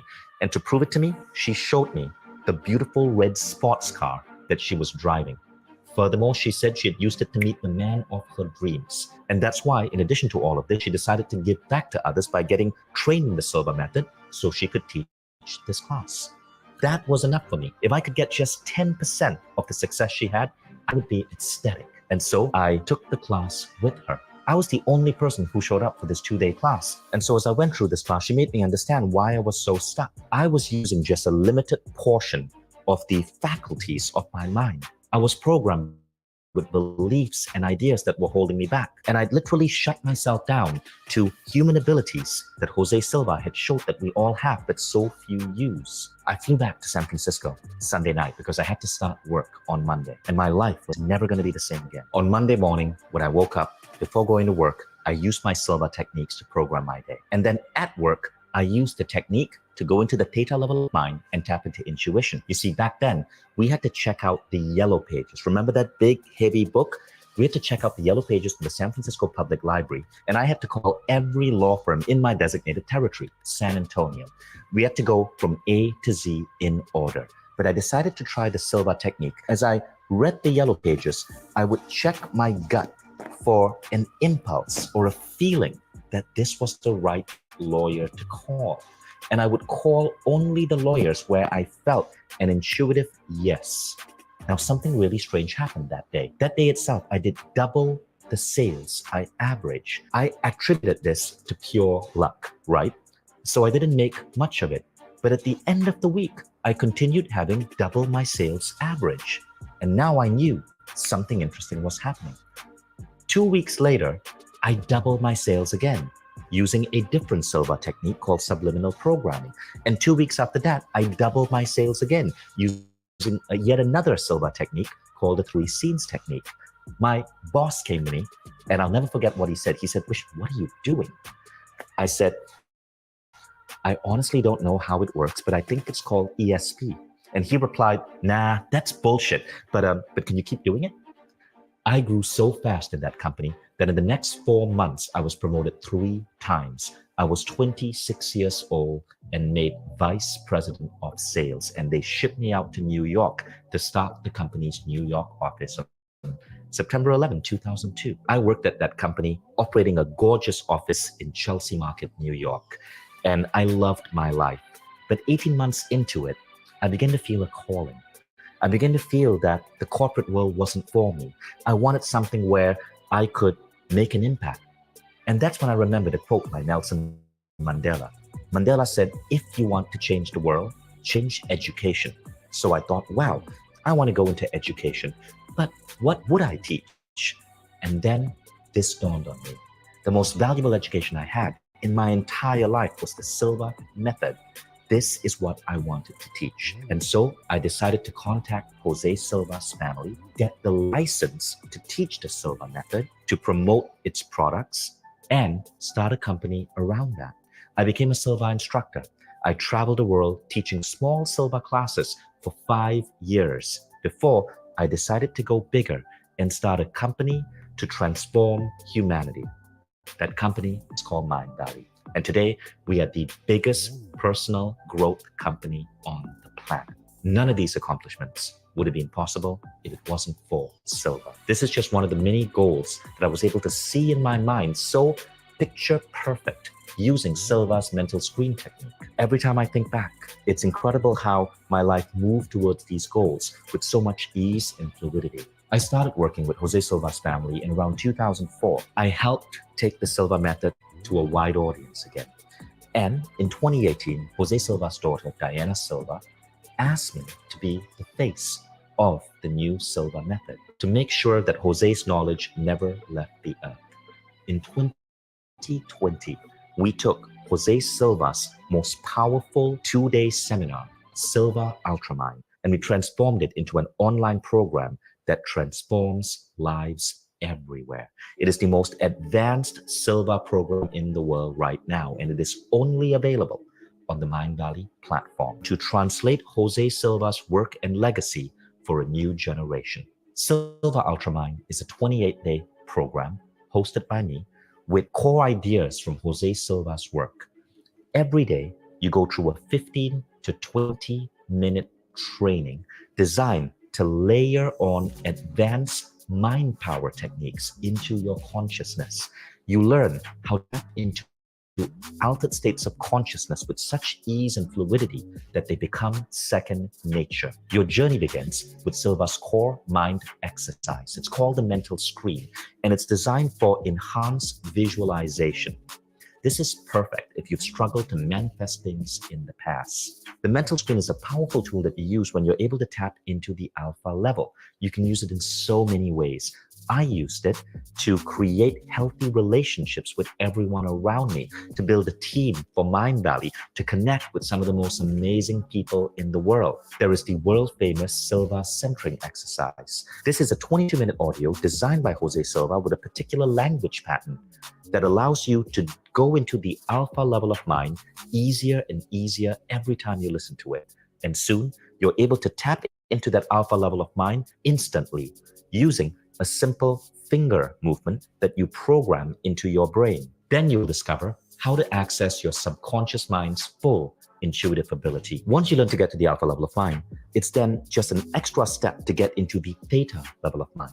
The theta level of mind is where ideas and creativity flows to you. I work with engineers, and we specifically go into the theta level of mind to design the user interface and the algorithms for complex apps and AI projects, because the idea flow when you're at theta is incredibly powerful. Then in Silva, you learn how to use a powerful tool called the 3 scenes technique. This is an incredible way to tap and speak into your subconscious to reprogram different aspects of your life. People have used the 3 scenes technique to reprogram their behavior towards food or exercise, to give up smoking, and you can even use it to program your body to heal. We've seen people use this technique for so many amazing things. Camilla Hansen is a former Miss Sweden and a Swedish entrepreneur. She spoke about using the 3 scenes technique to heal her skin. Bianca Andreescu was a 19-year-old Romanian girl who beat Serena Williams and won the US Open in September 2019. She used the Silva programming technique of creative visualization to see herself winning that trophy. This stuff is powerful. Now, as you go deeper into the program, you learn the most powerful tool of all, the mental video technique. The mental video technique is so unique because it shows you how to work with your mind at the delta level. You see, most people are asleep. If your mind slows down to the level of the delta level, you typically are asleep, you're unconscious. But there is a technique that you can use just before going to sleep to put a problem that you want to solve into your mind. And the next day when you wake up, over the next 72 hours, you start to notice synchronicities that seem to make this problem resolve itself. This is what the mental video technique does.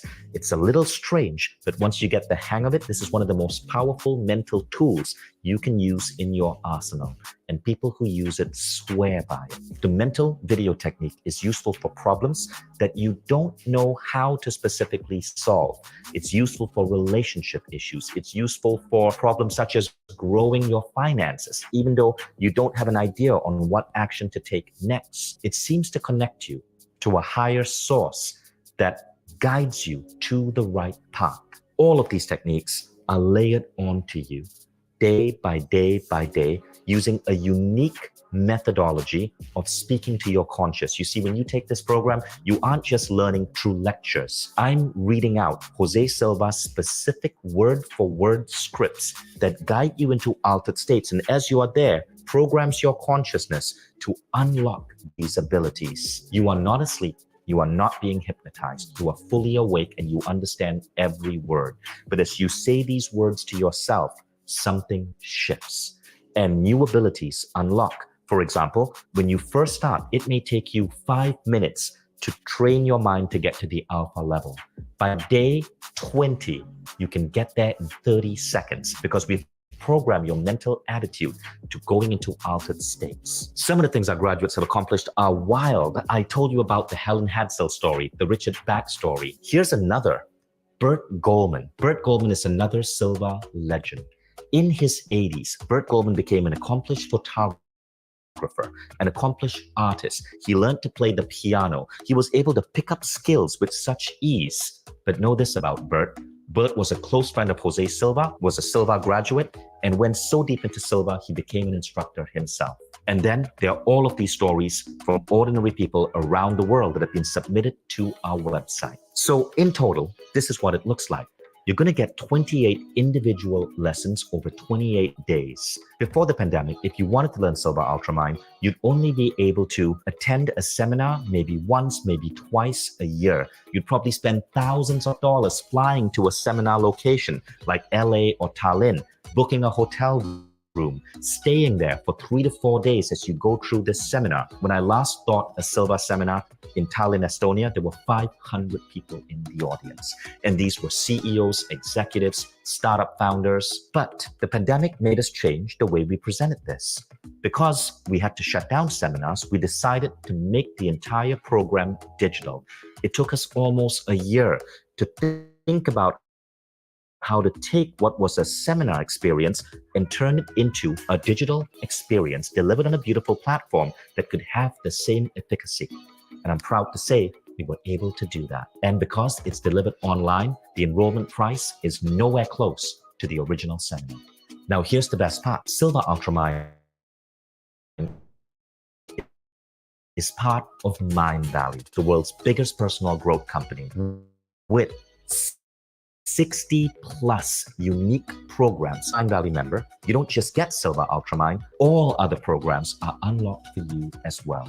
Now, you might want to start with Silva Ultramind and go through this 28-day experience. But after that, you might want to jump into another program. I worked with Jose's family to make Silva Ultramind not just a program that teaches you how to use your mind, but teaches you to dream and think bigger about your life, to be unstoppable in your quest for amazing health, amazing relationships, having an amazing career. And as those become clearer for you, you might want to jump into one of our other programs. Maybe Mindvalley's programs on focus and entrepreneurship so your career could grow.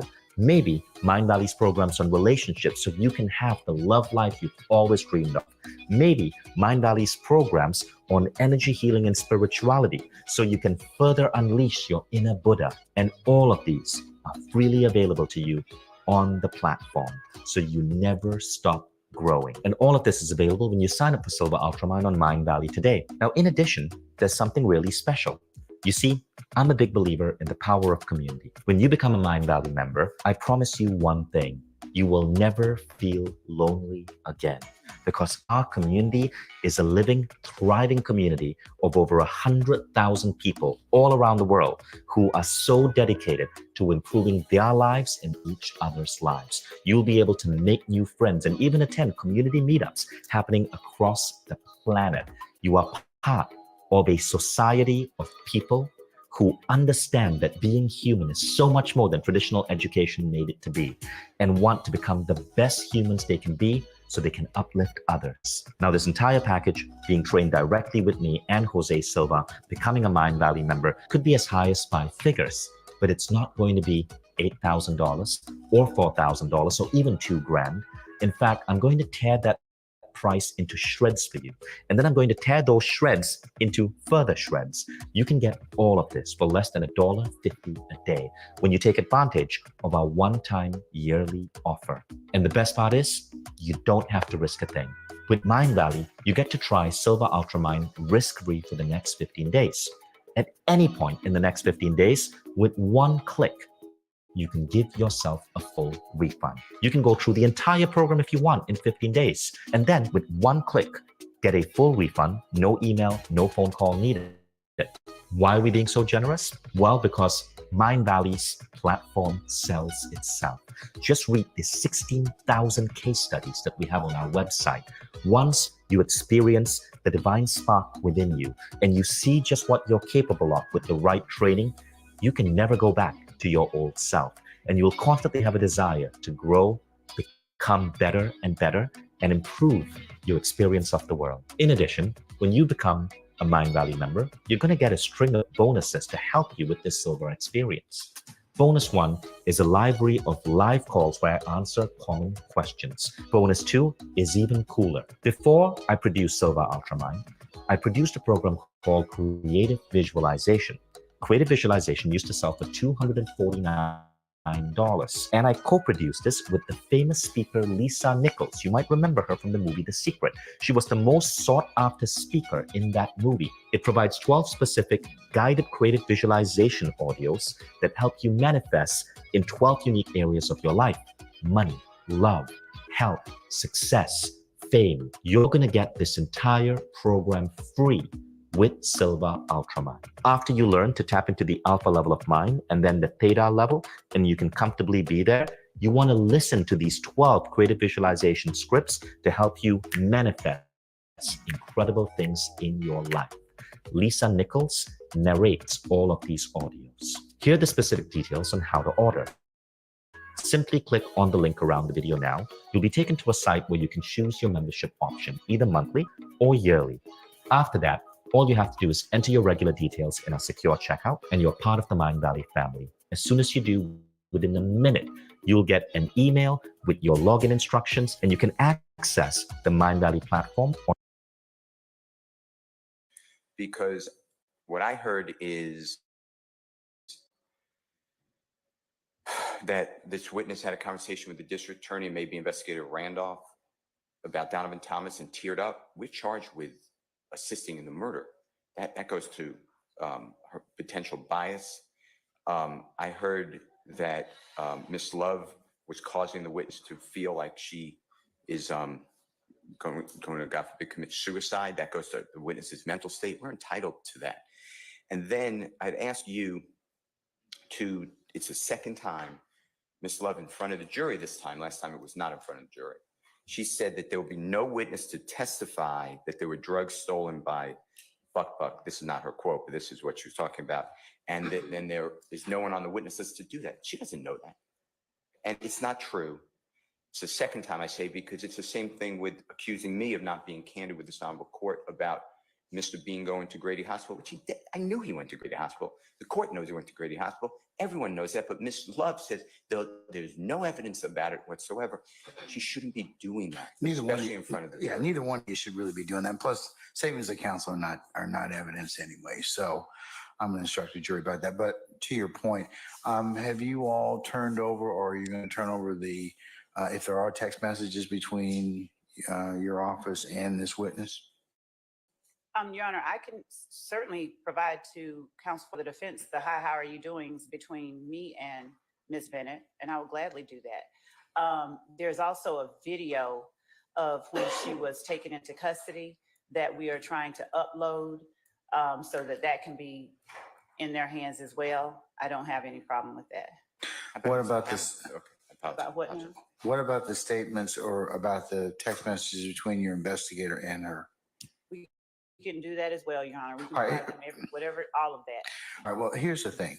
You all should have made steps to turn that over already. I mean, that's kind of what causes this lag a lot of times, because think about it.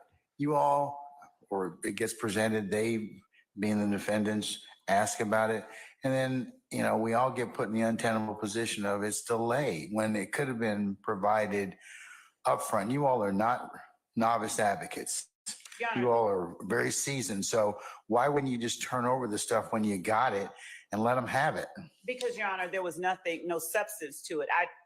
I mean, I don't mind giving whatever it is that they're asking. When I call her and ask her, hey, how are you doing? Happy New Year and all of that. And she says, thanks, same to you. I don't consider that things that they're asking for, but if I they don't want it, think they're that welcome that- to have. I don't think that that's what they're concerned about. Neither is the court. But that's the nature of our conversations But- and hers with our other members of our office. We will give them all of that to show the court and counsel for the defense. I'm not necessarily, and I don't think they're probably thinking about the pleasantries that you're having with your witnesses. That is the only, those are But- the only text messages that exist. If there, so you're telling the court that there are no other text messages between your team, that is your investigative team, with this witness concerning any discussions that she has referenced on the stand? Discussions regarding the day she told me she wanted to commit suicide, and I was getting to that part, and I haven't yet done it. But earlier with Mr. Adams, she testified, I believe, that inconsistently with the actual facts of what happened. Okay, that still doesn't resolve the issue of you have to turn over these statements. I mean, especially if that's what they claim they are in terms of, you know, and the earlier the better. Your Honor, I get there, to be clear and concise, there are no statements. There are pleasantries. There are us reaching out to her. We will give you and to the defense all of those. But to the extent that there is an insinuation that there are some statements or there are things beyond that, there is not that. So I will not only give that to them, I will make available the witness with whom the communication was made. So they're going to have every opportunity to flesh out whatever spin or whatever fat tale they want to spin. We're not hiding anything. We don't have any reason to hide anything. We will give them anything they ask for. So I don't have the luxury of not turning over things to the defense. I don't have it. So to the extent that they want something like that, I'll give it to them. I don't mind. All right. Like I said, if it comes up later, unfortunately, I'll be put in a position where I'll deal with it. But, you know, disclosure is probably the better course in everyone's circumstance. And I'd remind the defense as well, if you've got things that because you've opted in reciprocal discovery, you need to turn those over timely and appropriately. I think that what you just heard, though, is forgetting that the witness said to the district attorney and investigator Randolph, I do not recall anything from 2013 because of trauma. That is totally. Well, if it's memorialized, She said that to me, to be clear. That is Brady. For a witness to say, I don't recall for whatever reason, that is impeaching. Your Honor, That is a statement that goes against, and can be, that's why prior inconsistent statements, and it's an inconsistent statement. That was not turned over. The point I'm trying to make to you is what I said. And I don't accept the representation that was just made because these are examples of Brady. So I'd like all Brady to be enforced. That's all I'm at. And it's not that I want something or I requested, or these are the rules. Okay. and Your Honor, given that Mr.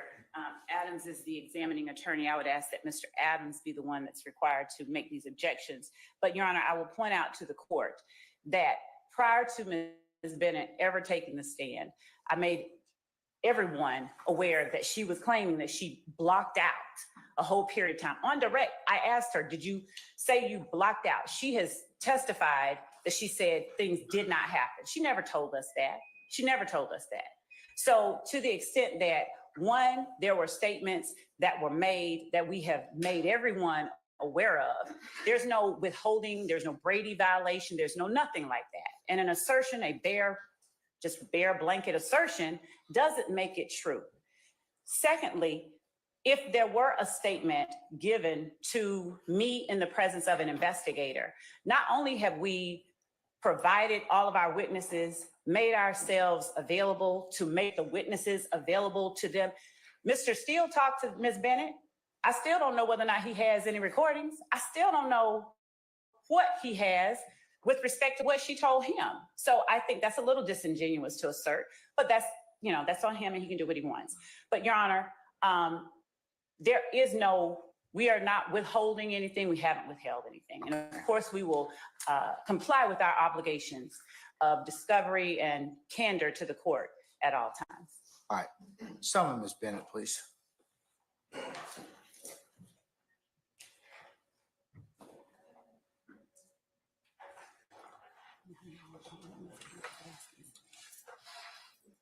All right, Lieutenant Walker, summon our jurors, please, madam. Yes, Your Honor.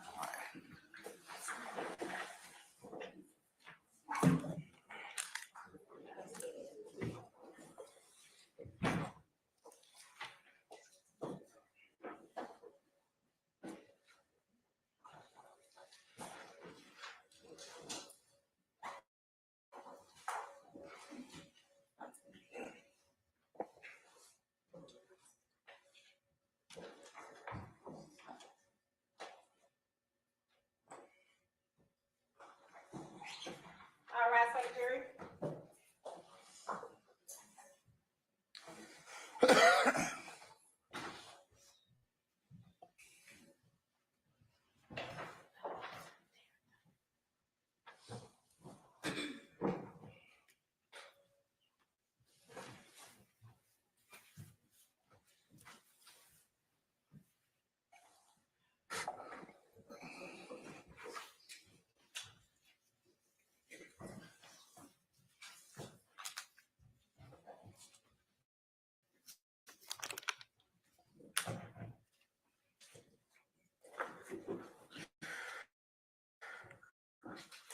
All right, ladies and gentlemen, please be seated.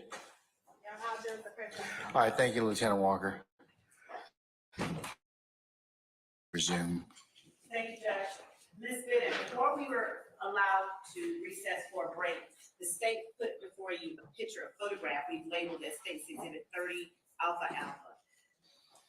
You recognize the people in the photograph, don't you? Yeah, not all of them. You recognize yourself in that photograph, don't you? Mm-hmm. And that's a true and accurate representation of you in that photograph, isn't it? You asked me, is that me? Yes, I am. Okay, could you ask me that? Yes. All right. Your Honor, the state tender State's Exhibit 30 Alpha Alpha as evidence. Any objection to stage 30 Alpha Alpha? No objection to the exhibit. Other than our previous objection in regards to the timing of disclosure. All right, I'll sustain. I'll overrule the objection, and it may be published as you see fit. Thank you.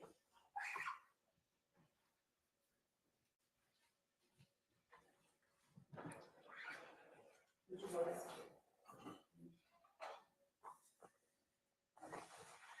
Ms. Bennett.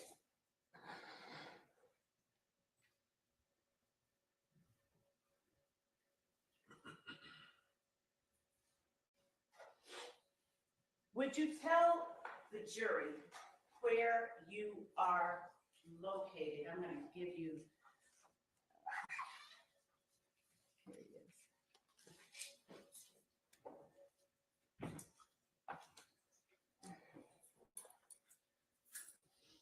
As we pull it up. One moment.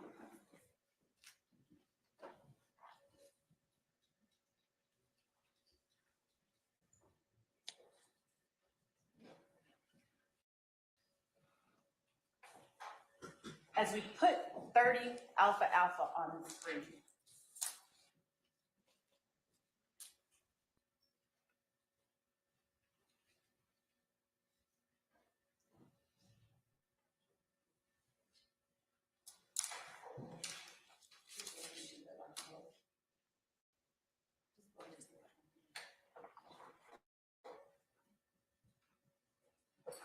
Did you pull it up?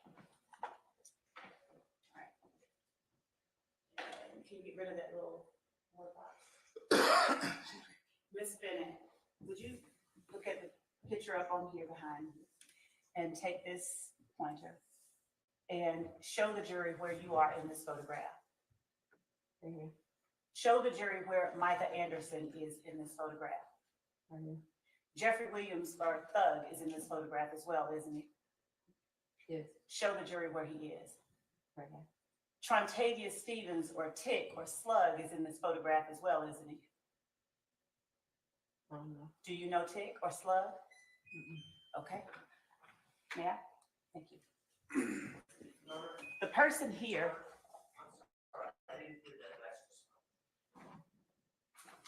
No. Do you recognize this person here? No, I barely can see him. All right. No, I barely can see him. This person here, he's called Bloody J, isn't he?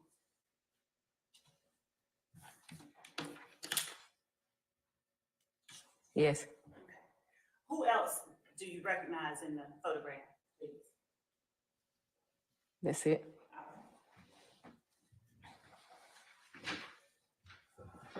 We spoke briefly a minute ago about Donovan Thomas. Donovan Thomas was ABG, wasn't he? Yes.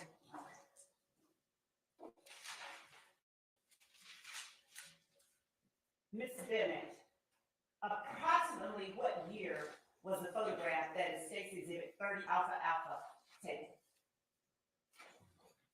I couldn't even tell you that.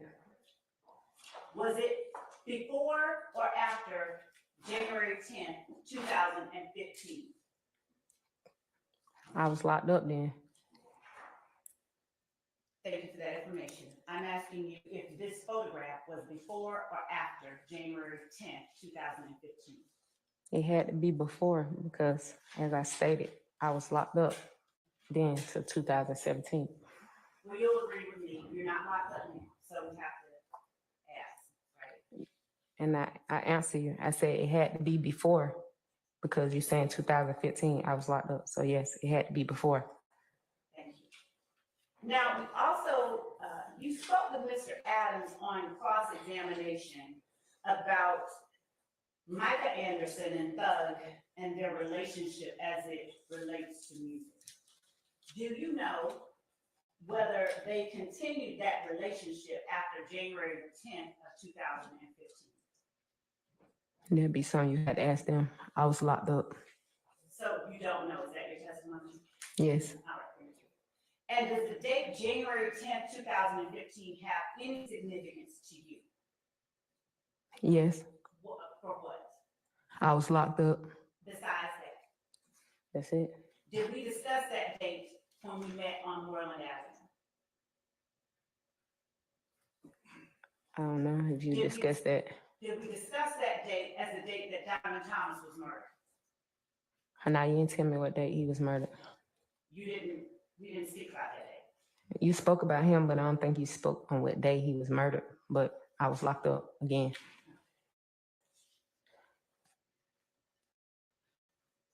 Ms. Bennett, would you agree with me that testifying against even other gang members or even rival gang members to a gang you're affiliated with is not something that is looked favorably upon? I don't understand. It is not looked upon favorably. Do you look upon it favorably to testify against people in court? Do you think that is something that is good, bad, or nothing in the middle? I sustain the questions. I don't know. Would you tell the jury why you were so upset at having to appear and testify in this trial? Why was I upset? Yes. I wasn't really upset. I was just upset about, like, I talked to somebody a while ago. He asked me about a police report. I told him that I don't recall or I didn't make it. And after that, I think probably like y'all started contacting me later and asking me the same thing, and I was giving my same answer. So I feel like I wasn't present. You did not tell the investigator that you did not make the police report. Isn't that correct? Yeah, I told him I didn't make the police report. You just said that you told the investigator, I didn't recall. Which one was it? Both. So if you don't recall, how are you able to say I didn't make it? What you mean? Just that. That's why I told him. If you don't recall the incident and don't recall 2013, how are you able to recall that you did not make that police report? Because when he showed it to me, I read it. I knew I didn't do it. So you do recall 2013? Yeah, some of it. Okay.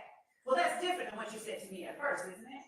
No, you asked me, do I remember 2013? And I told you that I do remember some of it, and some of it I blocked out. That's exactly what I told you. You didn't tell me you had blocked out all of that time. I ain't say all of it because you asked me something that happened in 2013. I told you I had my son. Now, you spoke about your 12-year-old son. I don't have a 12-year-old son. 11-year-old Yes. You talked about your 11-year-old son being present when you were taken into custody after not appearing in court. Do you remember that? Yes. Okay. Isn't it true that you also have a 20-year-old son who actually was looking after your 11-year-old son? Yeah, after the fact. Now, you spoke with Mr. Adams on cross-examination about the fact that defendant Jeffrey Williams, who you call Thug, knew that you sold drugs. Correct? I don't know if he knew I sold drugs. You spoke with Mr. Adams about associating with and hanging out with Thug, right? No, he asked me, did he smoke with me, chill with me? Was he smoking with me that day or chill with me that day? And I said that didn't happen. I didn't even smoke in 2013. I just had my baby. I said I'm breastfeeding. I said that too. Thug knew that you sold drugs, didn't he? I don't know. You can ask him that. Thug knew you had a gun, didn't he? I can't say he knew I had a gun. I didn't. Hold on. I stand the question. Was it a secret that you sold drugs among the people that you were friends with or affiliated with? No, it wasn't something that I was telling the world. It wasn't something you were telling the world. Yes. I understand.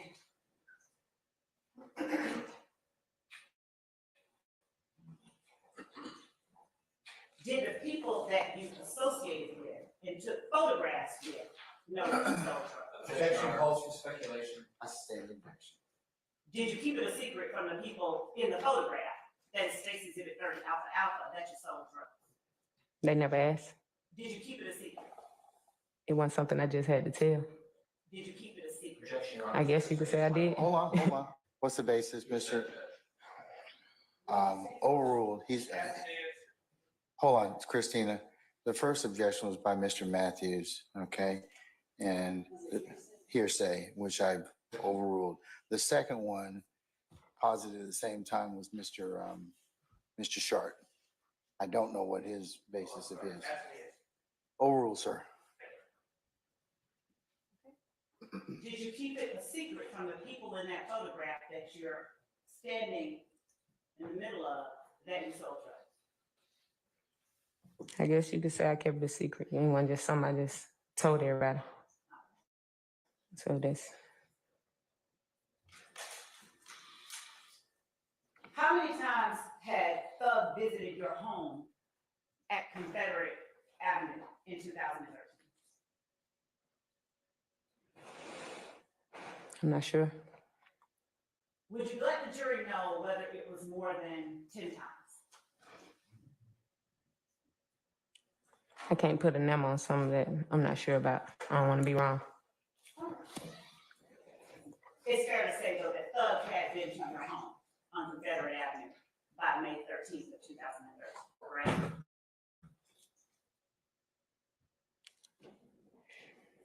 I'm not sure. Is it your testimony that you don't know whether or not you've ever allowed Jeffrey Williams to come inside your home? You say, have I ever allowed him? Yes. Yeah. When? I'm not sure on the date. Like, I don't know, it been so long. Like, I'm not sure. How often? It wasn't like a all the time type of thing. Did you have both of your sons When? when he visited you? When Thug came into your home, were both of your sons already? No, I don't think so. Was either of your sons born at the time that Thug visited your home? If I have a 20-year-old, So your 20-year-old was born, but not your 13-year-old. I'm sorry, your 11-year-old. you see, 12, he 13, he 11. So he was not born. I don't think so. Okay. At any time after your 11-year-old was born, did you have or invite defendant Jeffrey Williams into your home? Remember him being around at that time because I know around that time I was getting in trouble. So I'm not sure. So it's fair to say that after May of 2013, you did not continue to associate with Jeffrey Williams. Objection, that mischaracterizes the witness's testimony. I asked, was it fair to say? I'll sustain the objection. After May 2013, did you continue to associate with or allow into your home Jeffrey Williams? I'm not sure because after May, June arrived and I was incarcerated again. I was in trouble. So I'm not sure. At any time after that point that you do recall, June of 2013, did you allow Jeffrey Williams into your home? Objection, asked and answered. I sustain the objection. Now, how did people know that, how were you able to make money selling drugs if you kept it a secret?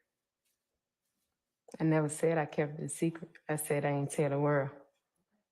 So how did people know, how did they find out, how did you let it be known that you had some drugs? Objection, causes speculation. I sustain the objection as a form. Yes, Your Honor. How did you let your customers know that you had product to sell? Somebody probably told somebody. How did you let them know? What you mean? Just that. How did I let my customers know? Yes.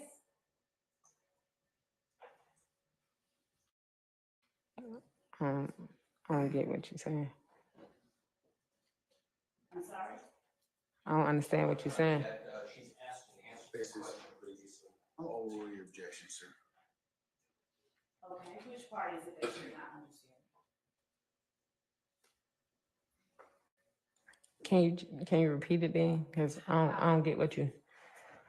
How did you let your customers know that you had product to sell? Well, my customer probably knew by word of mouth. Is it fair to say you would have had to let somebody know it? Yeah. And in exchange for the drugs that you sold, is it fair to say that you received money in return? Yes. And you were originally charged in Clayton County with trafficking marijuana, were you not?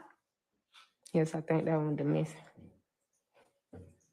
And trafficking marijuana means you had a larger amount than just the mere possession amount, doesn't it? Guess so. And so for that amount of marijuana that you were trafficking, you made thousands of dollars, didn't you? Probably did. So it would not have been unusual for you to have $4,000 in your home. Isn't that correct? Say it again, I can hear you. It would not have been unusual for you to have $4,000 in your home. I don't think I would have had that much money in my home. I'm sorry, say that again? I don't think I would have had that much money in my home.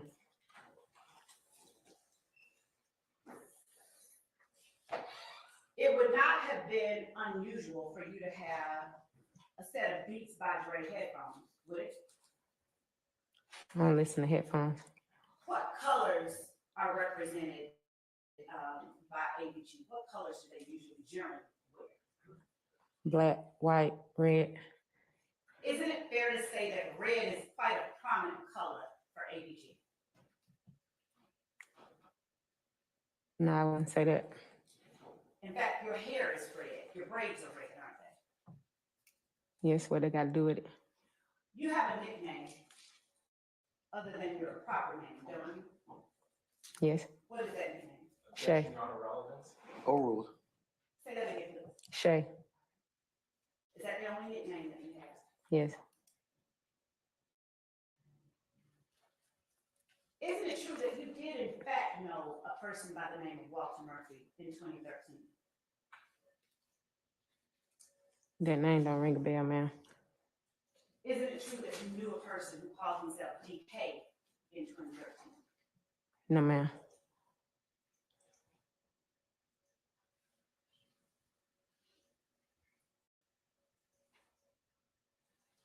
Isn't it true that you reported to police on May 13th, 2013, that the necklace, the Versace necklace taken was a men's custom necklace? No. Isn't it true that you own a pair of red Beats by Dre headphones in 2013? You asked me that. I said no already.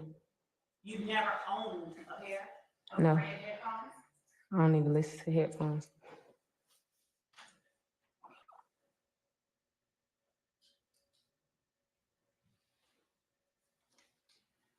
Do you recall the type of car Thug drove in 2013? No. Do you recall knowing whether or not Thug drove a car in 2013? I don't even think he drove. You spoke with Mr. Adams on cross-examination about meeting Lieutenant Hamilton at a restaurant. Do you recall that? Yes. Isn't it true that on that same day, Christian Atkins, whom my right hand is on, was with you at that restaurant? Yeah, he came after a period of time we was already there. Isn't it true that he came about 5 minutes after you were there? No. Isn't it true that you told Lieutenant Hamilton you were tired of talking to everybody in the district attorney's office? No, he told me I didn't have to talk to nobody else from y'all office. But he did state that he was gonna have him come talk to me. And he came for a brief and I talked to him for a while and he left. Because when he came, I almost got I was getting into it with the restaurant owner for a little bit because when he came, like we sat somewhere else. Like he didn't sit with me, my kids, and Mr. Hampton. Like me and him sat over here. All us sat over here like we was together. Then me and him had separate seating. Like he wanted to talk about the situation. You and Mr. Atkins, yeah. Y'all were the two that had separate seats. Yeah, and we had a little incident with the restaurant owner. She was kind of like want to put us out because we couldn't do that. Isn't it true that the day that you appeared in court and talked with the young ladies you described, the shorter lady, one that was a little taller than her, isn't it true that on that day you said you were tired of talking to all of us at the DA's office? No, Isn't it true that you told members of the DA's office that not only did you no longer want to talk to me, but you didn't want to talk to any of the other people you were speaking to? you know you asking me the same thing. Can you answer the question? No, You didn't do that. no. Mr. Hamilton told me I didn't have to speak with you or anyone else from the DA's office, and I did so. And when Mr. Hamilton told you you didn't have to talk to Adrian Love or anybody else at the DA's office, that was after you said, we made you want to kill yourself, isn't it? I ain't say no we. I said you. Thank you for clarifying. That was after you told him that I made you want to kill yourself. No, I didn't say you made me want to kill myself. I told you you made me want to harm myself. Okay. I said because you were pissing me off. Okay. And isn't it true that Mr. Hamilton never told you not to speak to any of the members of the defense team? He told me if anyone reached out to me, don't speak to nobody Isn't it true? but him. Spoke to Brian Steele? Objection, I'm going to ask the witness to be allowed to finish her answers. Now, let's, did you, Ms. Bennett, you need to complete your answer? Go ahead. Can she ask it again? She just been. I'm sorry. Can she hear me again so I can answer it? Because All right, hold on. Let's see. I don't know if she let me Hold on one finish second. talking over me doing it. Like, it's just doing too much right now. Hold on one second, okay? Okay.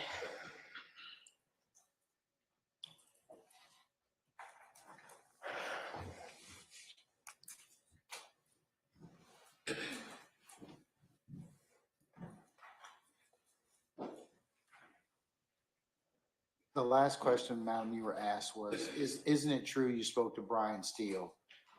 And then that's when the objection was posed. So can you answer that? Yes. Okay, go ahead and finish your answer. And so you said yes. Was that to the judge's question of whether you can answer that? Yes.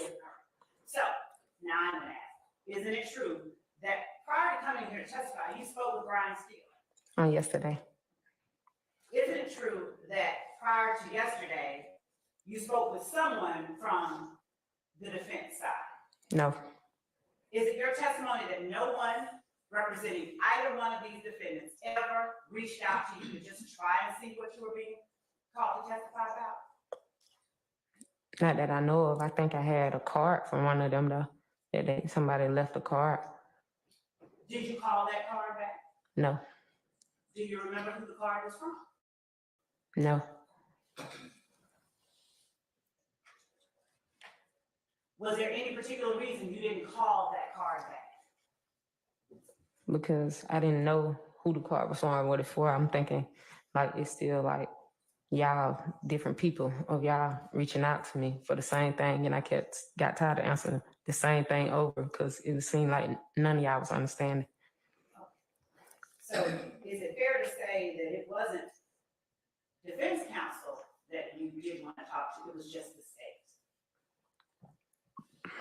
I wouldn't say that because I was talking to y'all before. It just started, you know what I'm saying? It was the situations that started occurring that made me not want to talk to you. Isn't it true that you became most resistant to conversations with me in the state when you actually had to appear in court? No, because I showed up. You showed up and that was the day you said I was making you want to harm yourself, isn't it? Right. Y'all didn't make me have to come. I came on my own. But that was the first time you said I made you want to harm yourself. Objection, Your Honor, asked and It was answered. not answered. I was. I'm gonna say it. She Had you asked said me that. that I made you want to harm yourself any time before that? Mm-mm. And in fact, I wished you Happy New Year, Happy Holidays, and you returned the greetings, did you not? Yeah, when me and you text, if you're going to be honest, and I'll be honest, sometimes you texted me, I probably didn't hit you back till the next day or like hours later. Was the content of the text messages checking on how you're doing? Objection, Your Honor, cause for speculation. Yeah, I sustain the objection. Did I ask you how you were doing in the text message? yes, Did you respond and tell me how you were doing? a little bit. Did I wish you well in the text messages? Yeah, Did you thank me in the text messages for wishing you well? yes, Did you wish me well in the text messages? yes.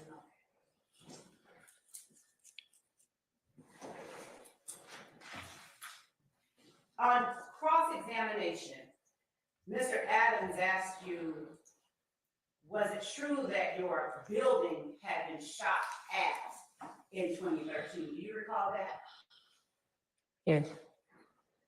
And when was it that your building was shot at in 2013?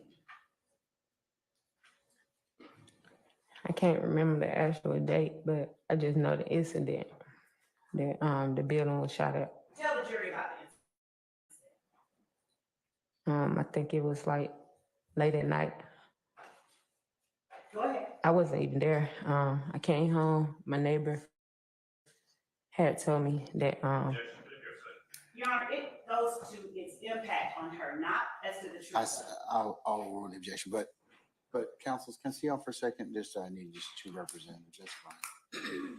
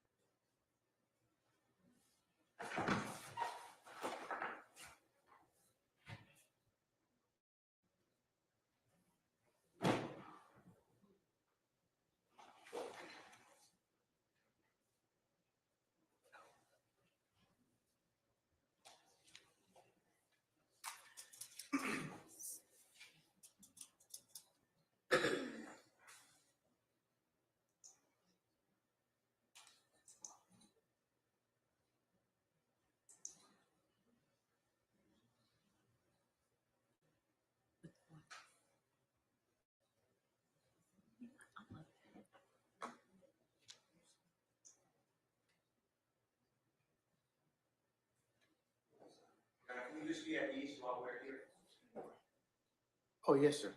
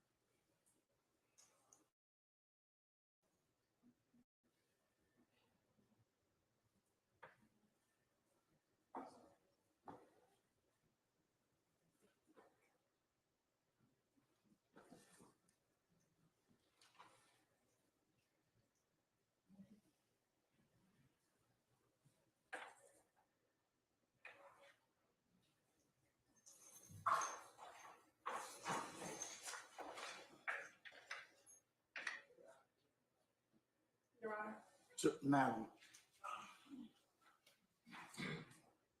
The state had emailed the first group of text messages to defense counsel.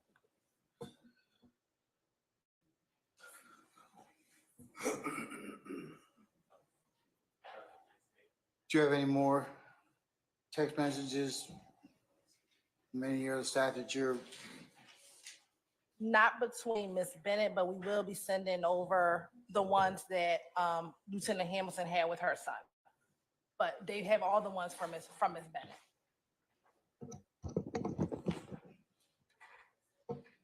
okay, when will Hamilton's be sent over? No, all of the text between Hamilton and Ms. Bennett, as well as Chief Investigator Long and Ms. Bennett, have been sent over. Okay, I am now sending over any text messages to Lieutenant Hamilton and Ms. Bennett's oldest son. That's what I'm getting ready to send. But the ones between him and Ms. Bennett, they've been turned. all right.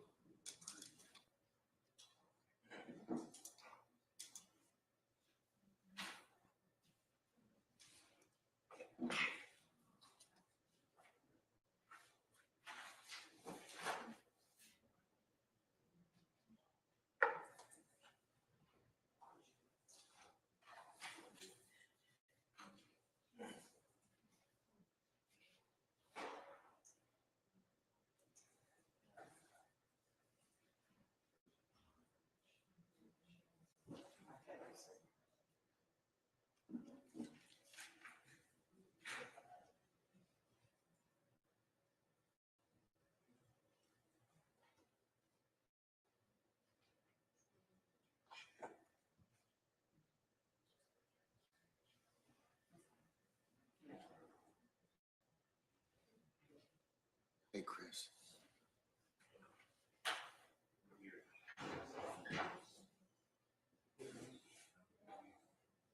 How long have they?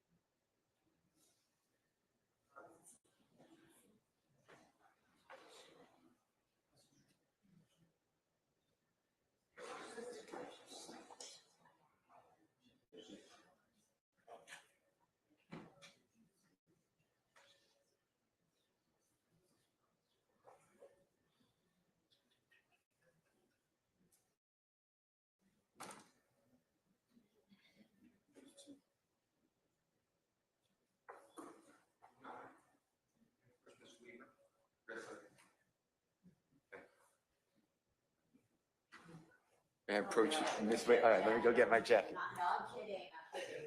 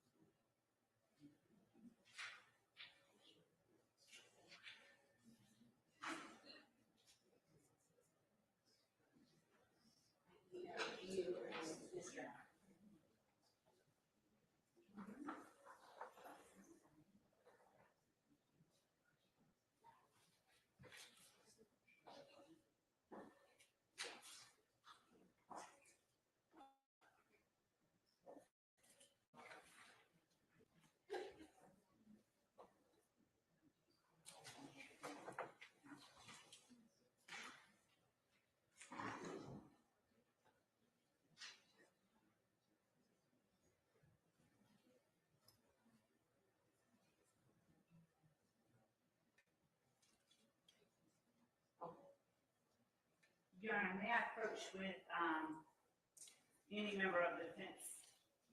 Mr. Adams?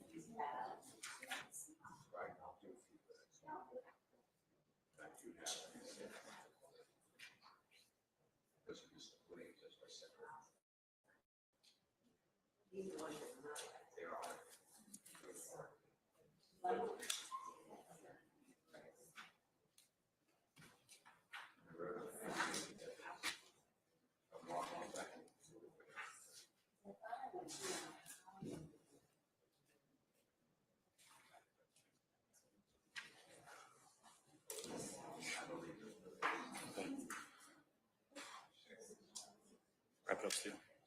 You good, sir? Yeah, I do have something I want to address before we bring the jury out, because I don't want to. All right, well, Ms. Bennett's still not with us. Okay, so, All all right. right, councilors, can we have your attention, please? Can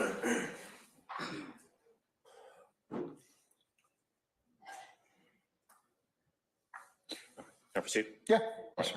All right, Judge, so I've received the text messages purported to be communications between the district attorney's office investigator and Ms. Which Bennett. investigator, sir? I believe it is Mr. Hamilton. And there are also communications for Ms. Bennett between who I believe to be Investigator Hamilton, but communicating with Ms. Bennett on Ms. Bennett's son's phone. So those will be communications between Hamilton and Ms. Bennett, but on a different phone than the original one, if that makes sense. All right, Okay. so anyway, I've gotten them. We've had a chance to review them. My intention is to go ahead and introduce these documents and use them in my, the actual text messages that we've gotten from the state and use them in my recross of Ms. Bennett, so that we don't run into a problem with having to send a jury out again. I need to know whether or not there's going to be an objection, any foundational objections to these text messages of the state that I've gotten from the state, so we can address it. We don't have any problems with Mr. Adams wants to tender those as evidence. We intend to utilize them as well. So not at all. And since we gave them to him, he is well within his rights to do whatever he wants. Okay. Well, that's great. That's all. All right, summon Ms. Bennett, please.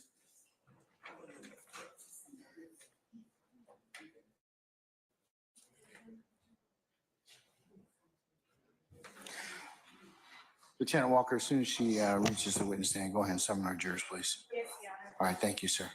Thank you, madam, I should say, I'm sorry.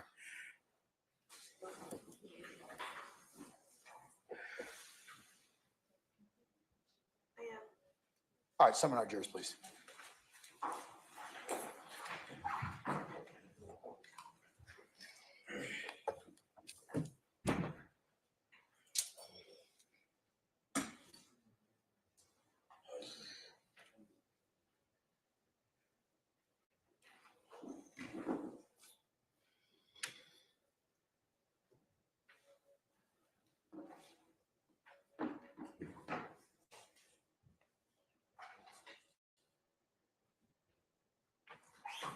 All right, Secretary.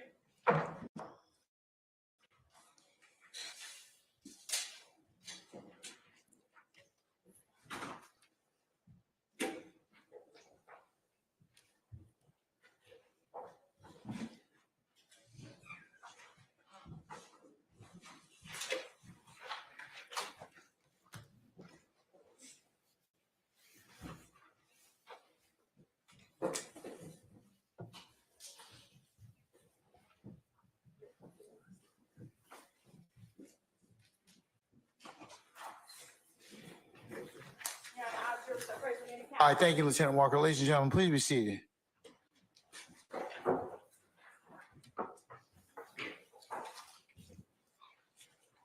All right, ladies and gentlemen, thank you again for your patience. All right, go ahead. Thank you, Your Honor. Ms. Bennett, before we left for lunch, you were telling the jury about the incident where the building in your apartment complex got shot up. And that you had come home late one night or early one morning, and your neighbors informed you of something. Would you please continue telling the jury what happened on the date you were referring to when you said the building in your apartment complex got shot up? Yeah, what is this? You say the building, what it mean? Exactly what I said. Do you remember No, testifying? but I'm asking you what this means so I can answer your question. Do you remember testifying on cross-examination with Mr. Adams Mm-hmm. that there was an occasion where a building in your apartment complex got shot up? Mhm. Tell the jury about that incident that you started talking about before we broke for lunch. That I said the building got hit. I asked you what happened during that incident, and you were telling the jury how you had come home and your neighbors informed you of something. Mm-hmm. Do you That- hear the exact? That our buildings had been shot. And what time was it that you got home? Not sure. Why is it that that stands out in your head? Why did it stand out? Yes, ma'am. I couldn't tell you that.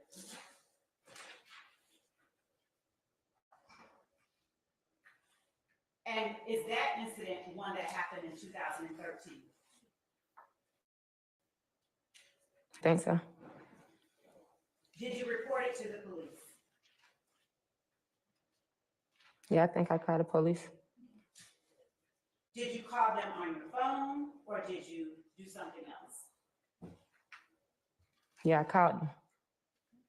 Did you call 911? Yes. And did someone come out? Yes, I think the same people that had been out earlier when the other neighbors had called. Now, when you say the same people who had been out earlier when other neighbors had called, what are you talking about? The same officers. And when you say when the other neighbors had called, what time frame are you talking about? I don't know what time they called. What date? I don't know the date. Before? No, they called the day on the incident. I didn't call the day of the incident. I wasn't there. I said that. And what was the last thing you said? The second, what did you say? When Just now. you asked me what date, Mhm. and I said I wasn't there when they called. Okay. That's what I said.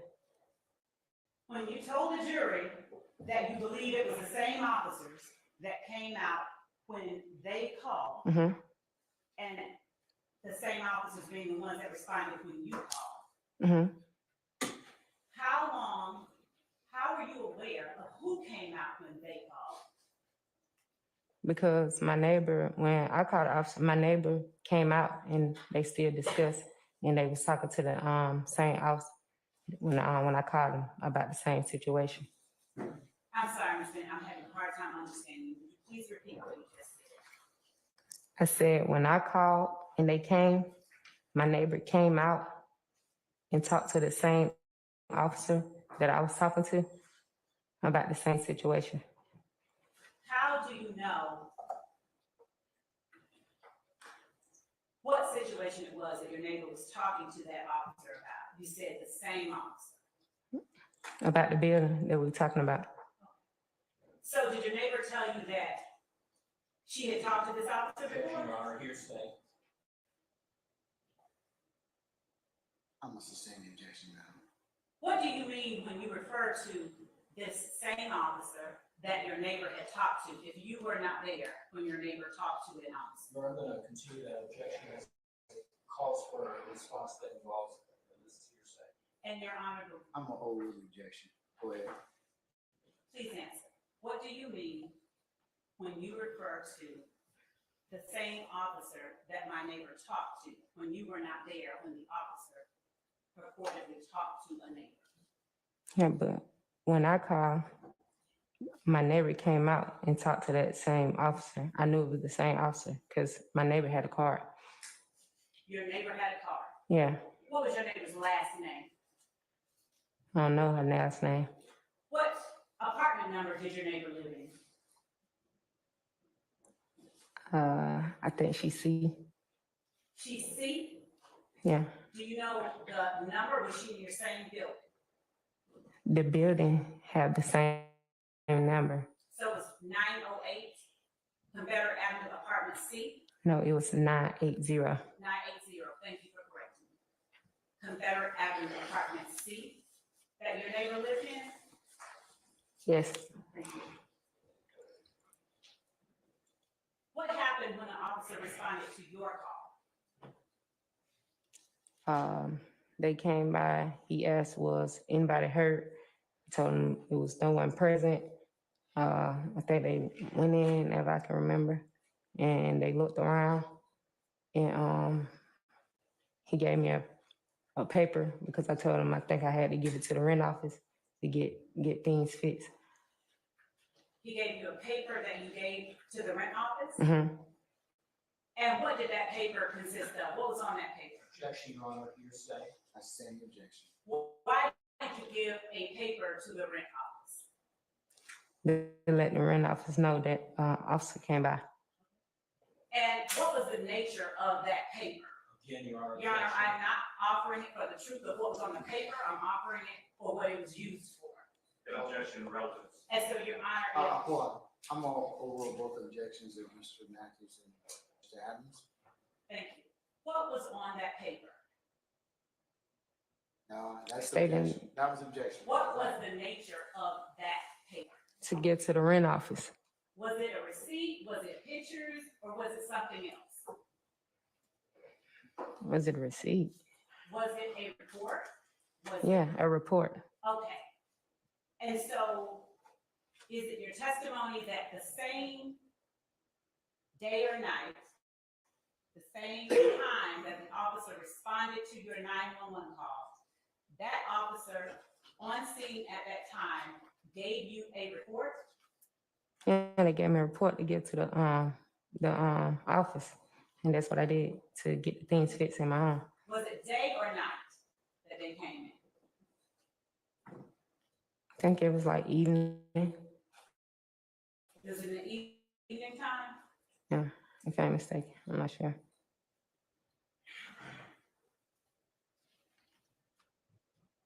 And this report, was it handwritten? What you mean was a handwritten? I mean, was it a piece of paper with handwriting on it, like this? Or was it a document that was typewritten like this? And I think it was a document. That was typed up? Yeah, I think so. How long did you stay on scene talking to the officer who responded to your 911 call? I'm not sure.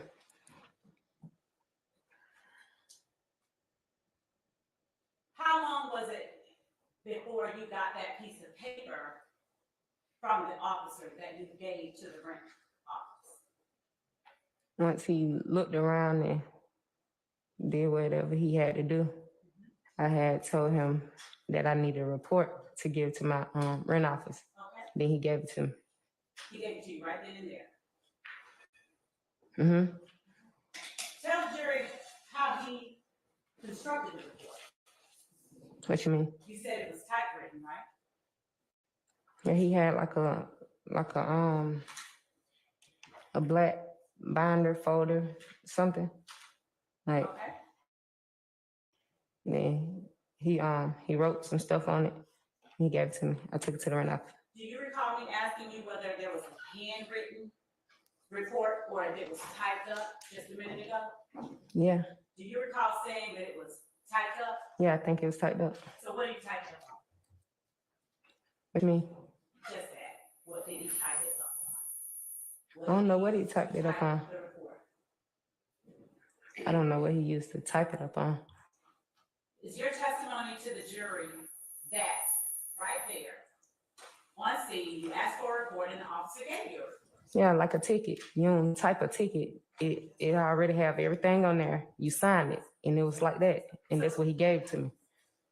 So is it your testimony now that it wasn't a typewritten report, it was a ticket? No, I just told you it was like a ticket.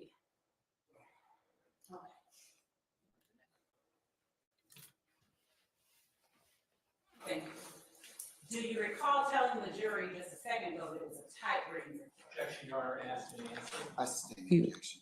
You asked me the same thing. Ms. Bennett, when the shooting occurred where your neighbor from apartment C came out, you were not at home, correct? When she came out, When the shooting occurred that you called 911 about, you were not at home. Is that your testimony? when she called, No, ma'am, when you called. You yeah, said, she was on. I told you she came out. were you at home when the shooting happened that you called 911 about? I told you I wasn't home, man. You already asked me that. Isn't it true that you were at a hotel? No, Where were you? I don't recall where I was at, but I wasn't at a hotel.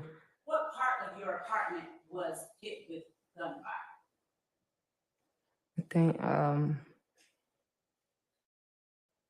was it like my window?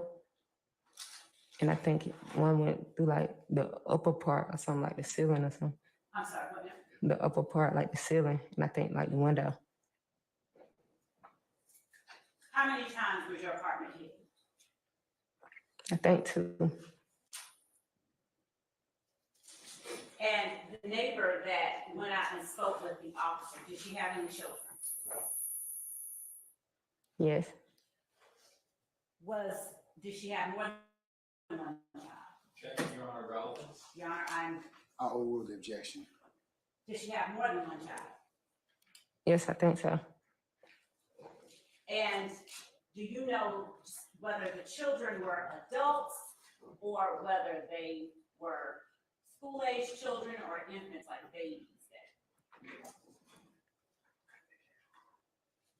No, they was, I don't think the children can be adults. That's two different things, but yeah, they were kids. I'm still my mom's child, so. Yeah, me too, but mine's not here. You know that. You say that. So this child, the one, at least one, was one of the children of your neighbor a male or were they all females? She had a son and I think two daughters. And was the son younger than the two daughters? No, I think her son was her middle child. Yeah. And was the son, do you know whether the son was older or younger? Was the son in middle school or approximately what age? No, Was the son verbal? In other words, could the son talk? yes, And when the officer came out to talk to you about that shooting that happened when you were not at home, did you see whether or not your neighbor's son communicated with that officer? no, And forgive me for being obtuse, but when you're saying no, are you saying you did not see, or are you saying the son did not communicate with the officer? I didn't see the son come out and communicate with the officer. But you did see your neighbor talk to the officer. Yes, What was the last name of your neighbor? Objection, asked. you asked me that. I told you I know. Hold on. I sustain the objection. Thank you.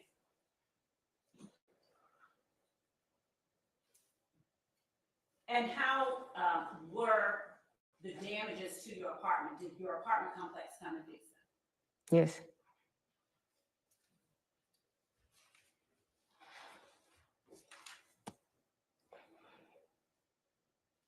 Do you recall whether you ever had any Bible verses or anything like that taped to the back of your door?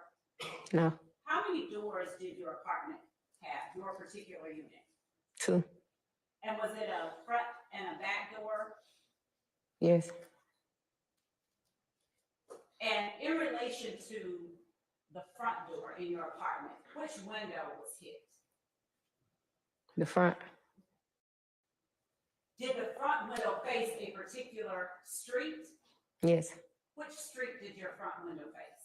the street that I lived on, Was that Confederate Avenue or was there a side or back street that? Confederate. Did you ever see any bullets lodged in your wall or anything like that? Mm-mm.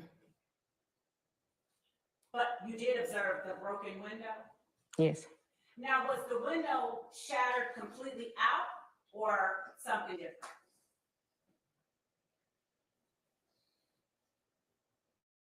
It was like, I think it was like a frame of it, like it was out. Like it was missing a part of it. Like, cause they was made in squares. Okay. Yeah. And when you say it was missing a part of it, was there a hole in a part of it or was all of the glass gone out of a part of it? That section of the glass, it was gone.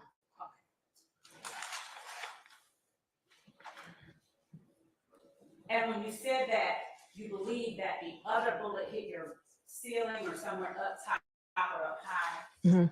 Was there a hole in your ceiling or something else? Yes, it was a hole in it, like a scrape or something. I'm sorry. Yeah. I'm sorry, what did you say? I said it was like a hole, like a scrape or something. Scrape? Yeah.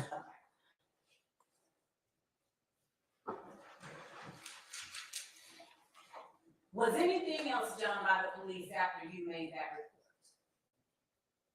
To your knowledge? What you mean? Hold on. I was asking, to her knowledge, was anything else done by the police after she made that report? Overruled. Go ahead. What you mean by that? I mean, did anyone speak with you again from the police department about that shooting? No. Do you know whether, or did you receive any calls from the police department? No. To your knowledge, did anyone call you to try and help figure out who it was that shot up your apartment that day you were not home? Your Honor, I'll sustain the question as to form. You can refer to now.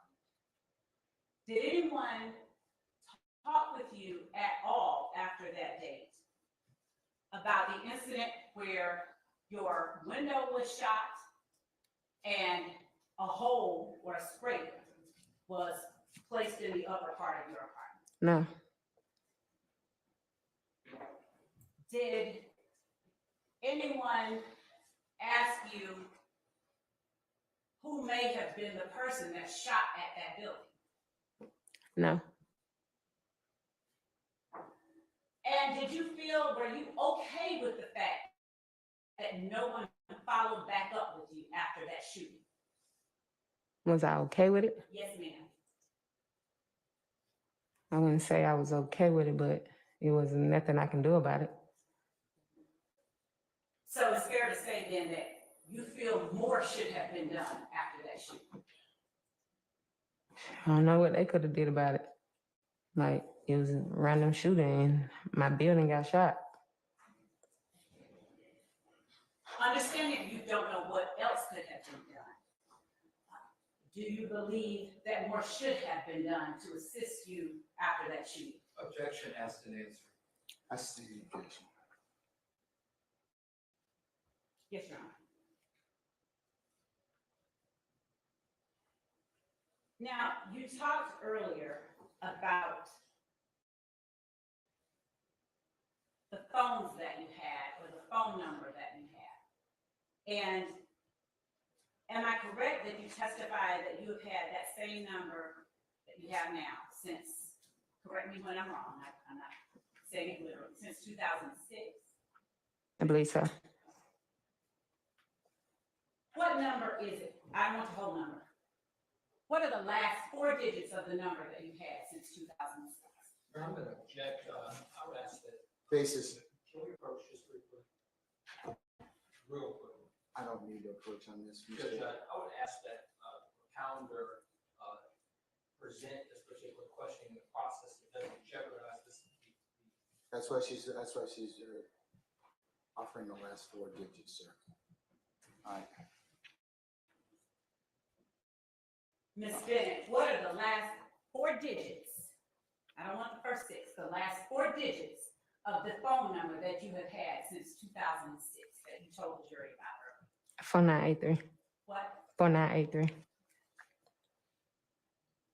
and 4983. That's the number that you and I communicated on, isn't it? Sure is. Now, Miss Bennett, your son,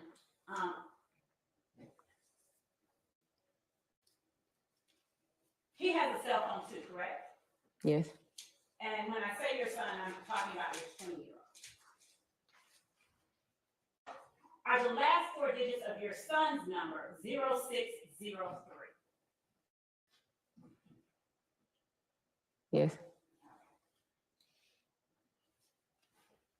Miss Bennett, can you tell me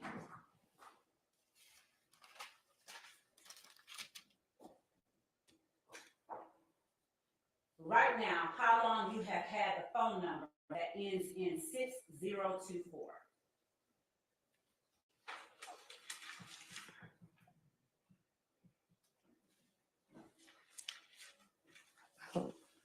Objection, that's not in the evidence. Overruled.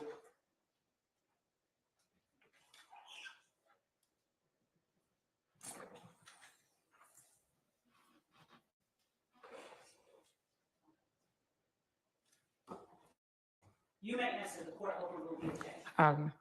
I think like Objection on the grounds of foundation. You know what, Judge, if I may withdraw that last question. Okay.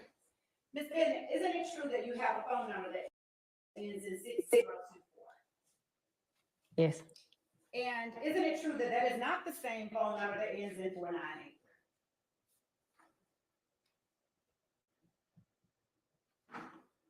Ms. Bennett? Please. Oh.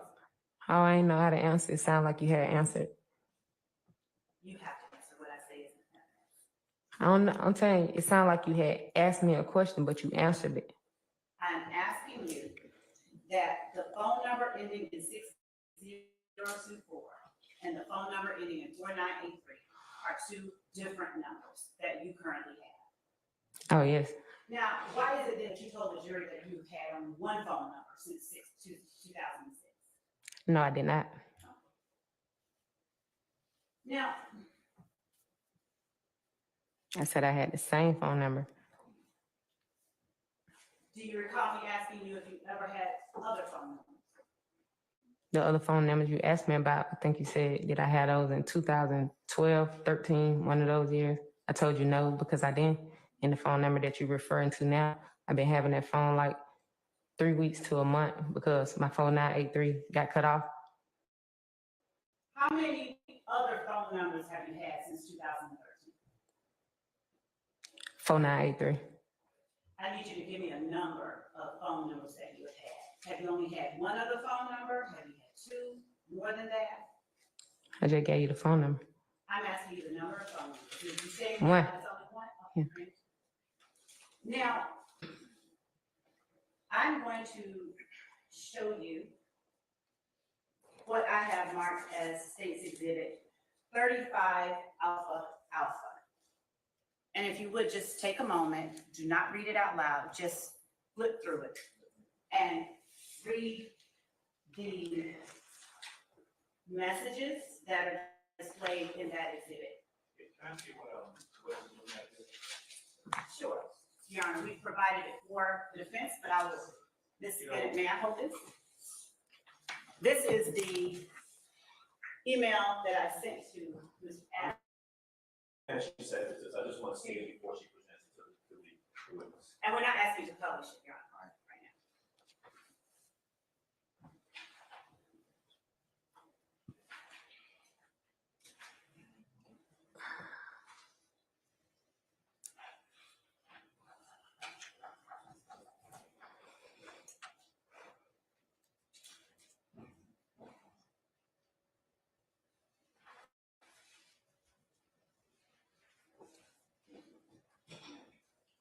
Ms. Bennett, I'm gonna give you back State's Exhibit 35 Alpha Alpha. Just take your time and read over the messages that are displayed in State's Exhibit 35 Alpha Alpha.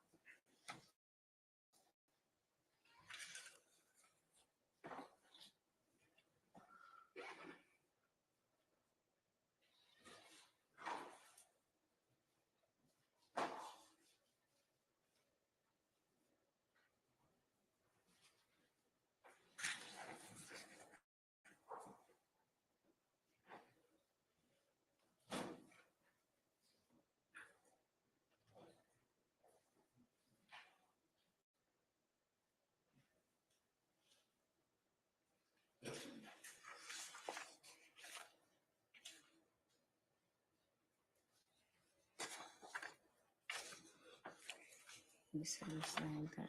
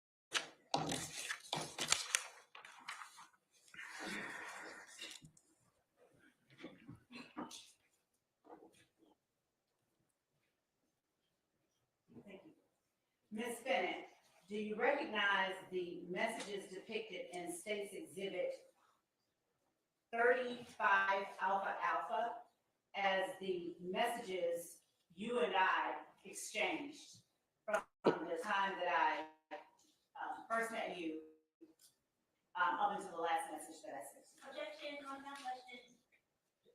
I stay in this form.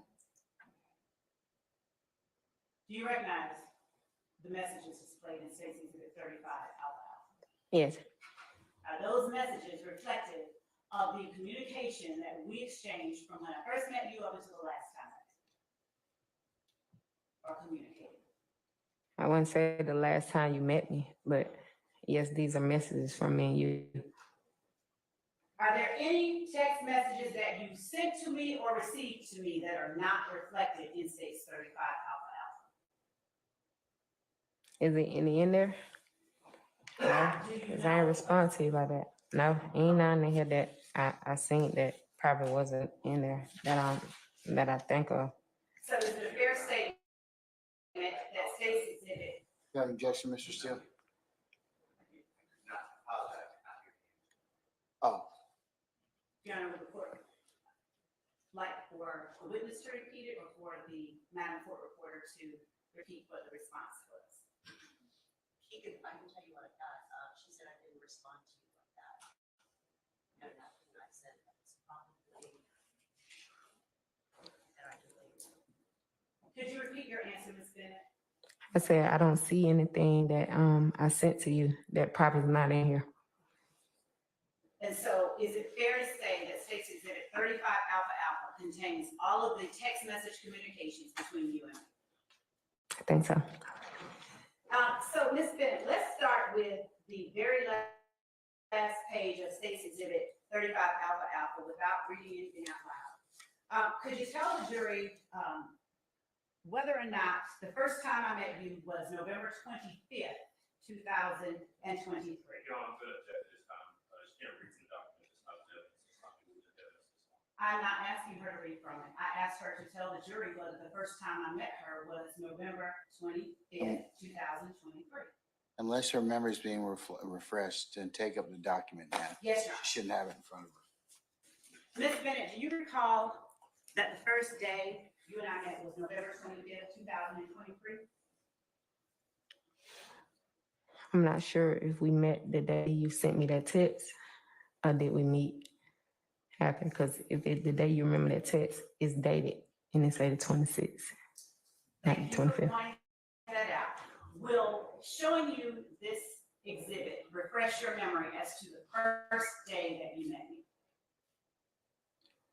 That should be the day I met you. You text me and we met up at the Wendy's. Let me ask you this, for the record, because it has to be clear. Will showing you states 35 alpha alpha refresh your memory about when we first met?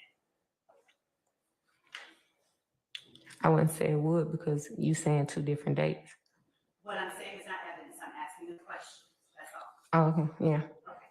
Would you take a look at states exhibit 35 alpha alpha, the very last page? Do not read anything out loud. Oops, excuse me. Starting at the top, reading the last page to yourself. And after you have finished, look up and let me know.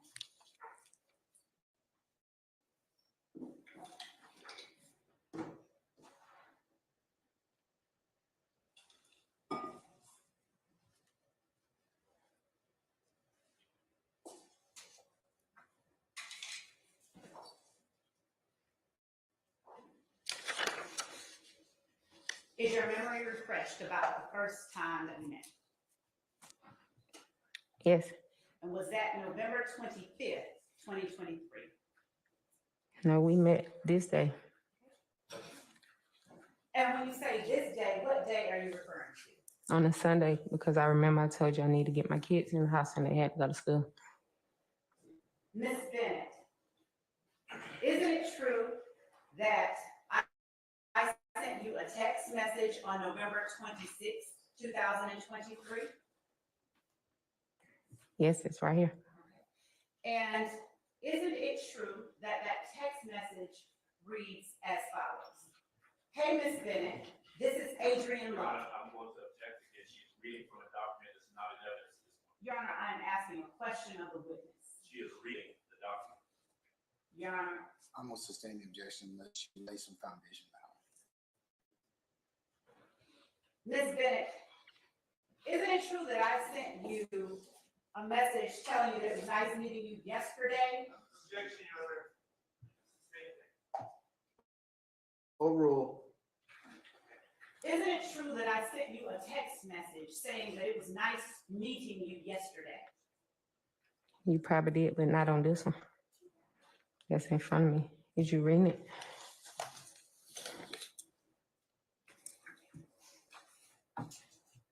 And thank you for pointing it out.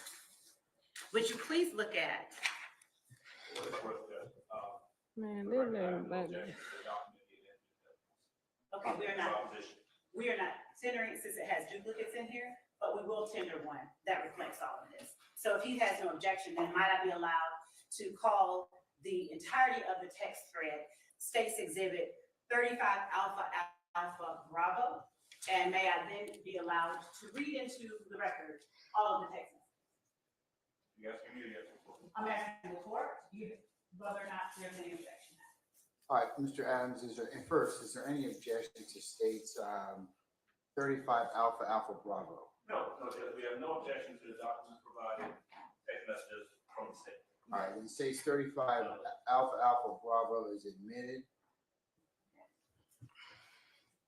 Ms. Bennett, isn't it true that on November 26th at 12:05 p.m., that being Sunday, I sent to you a message that said as follows: Hey, Ms. Bennett, this is Adrian Love. I just left you a very long and winding message that you don't need to listen to all the way through. It was just me letting you know that I called. Please give me a ring when you get a free moment. I look forward to talking with you, and thank you for talking with me yesterday. You are an inspiration and were actually a blessing to speak with. Do you remember getting that message from me? I don't see that on here. Look through the rest of the exhibit because they are not in order, and tell the jury whether you remember getting such a message from me.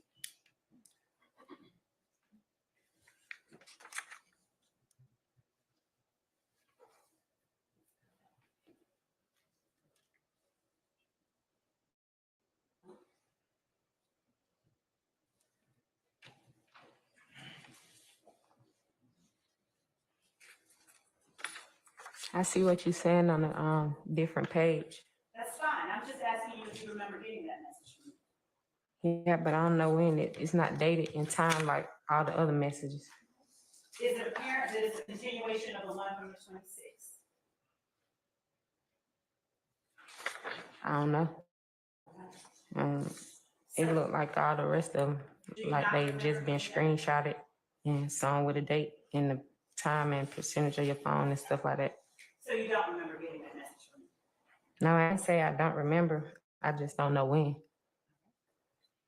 Do you remember responding to me by saying as follows?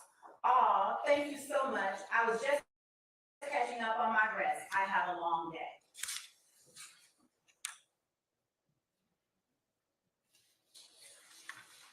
Yeah. Okay. And do you recall that you sent that message on Sunday, November 26th at 3:21 p.m.? Yes. Do you recall that I sent to you on the next message that I sent to you was Thursday, November 30th at 7:23 a.m.? Do you recall that? Yes. And do you recall that I said to you, "I'm checking on you. Are you doing okay?" Yes. And do you recall that on that same date at 3:33 p.m., and that is Thursday, November 30th at 3:33 p.m., you said in response, trying to be, "I really appreciate you." Yes. And isn't it true that the next time that I sent you a text message was Sunday, December 31st at 9:48 a.m.?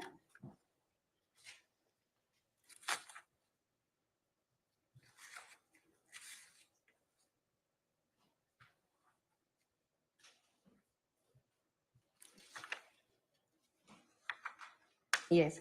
And isn't it true that that text message said "Happy New Year!" exclamation point, and then in parentheses apostrophe SE with a smiley face? Yes. And isn't it true that on that same date, Sunday, December 31st at 1:19 p.m., you said "Thank you, same to you" in response? Yes. Isn't it true that on Monday, January 1st at 9:47 a.m., I sent you the next message? Yes. Isn't it true that that message said "Hi and Happy New Year. I hope you and your boys are having a wonderful day. And just to reiterate, you are a wonderful mom to those 3 boys, in case no one else tells you that this year. I want to talk to you sometime this week, anytime, and I can come to you. I don't want to sully your new year, but if you have peas and greens left over, I will want some." Smiley face, I'm so serious. "If you are open to a particular day before Thursday, please let me know. But I want to talk to you about some questions I anticipate the defense will try to get out of you and how you should view those questions. It is not a long session. It can be very brief. But I want to do it before you go up in court, and we will likely call you this week. I know you don't remember the incident in question, but as our victim, I'm not going to let you go in unaware. I think you have been left to handle things on your own for too long.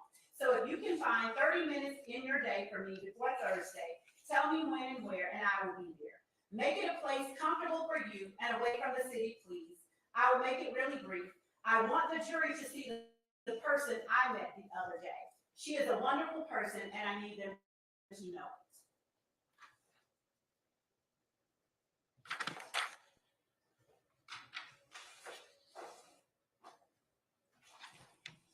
Yes, I see that. And isn't it true that the next and final text message that I sent to you was sent on Thursday, January the 18th at 10:06 a.m.? Yes, I see that. And isn't it true that that message was, "Good morning, Ms. Bennett. Are you available to meet with me today?" Yes, I say that. And isn't it true that you did not respond via text to either of the last 2 messages? I don't see no more. Do you recall responding to either of those 2 messages? I'm trying to remember when I met with you. Do you agree with me that it was Saturday, November 26, 2023? No, I'm talking about after this message when you asked to meet with me. We're talking about January 18th. is the next time that you saw me outside in the hallway. Yeah, I'm trying to figure out what that day was. Do you recall that, or do you recall it being February the 6th? I don't recall. I'm asking you what that date was. I can't testify. But if you don't recall, that's okay as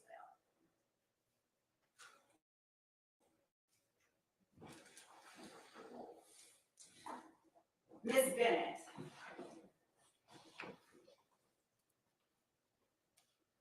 Isn't it true that you were served with a subpoena by Lieutenant Hamilton in April of 2023? No,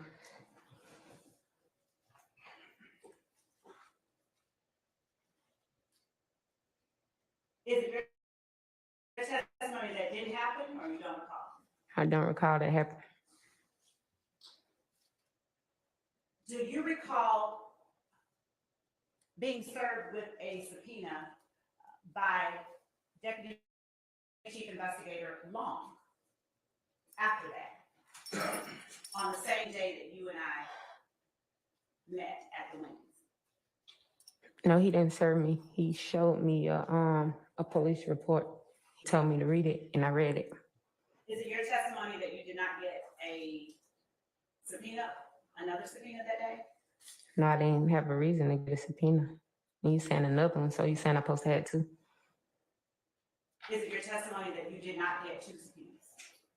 No, I did not. Okay.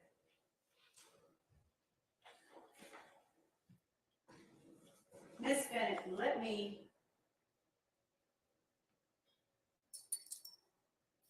pivot a little bit.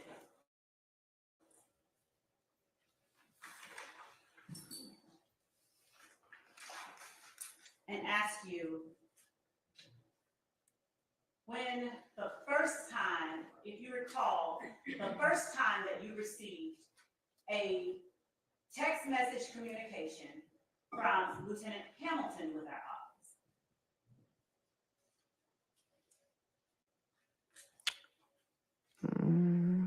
I can't remember actually the date, because I don't think he started texting till like after that day I met you in the hall. What? I said, I don't think he started texting till after that day I met you in the hall. Did you have access to your son's phone ending in 0603? No, my son do. Did your son indicate or tell you that he received a text message on Sunday, December 31st, 2023 at 9 a.m. from our office? No. I'm going to show you what I have marked as State's Exhibit 332 Alpha Alpha. And counsel, if you want to look at it, please come.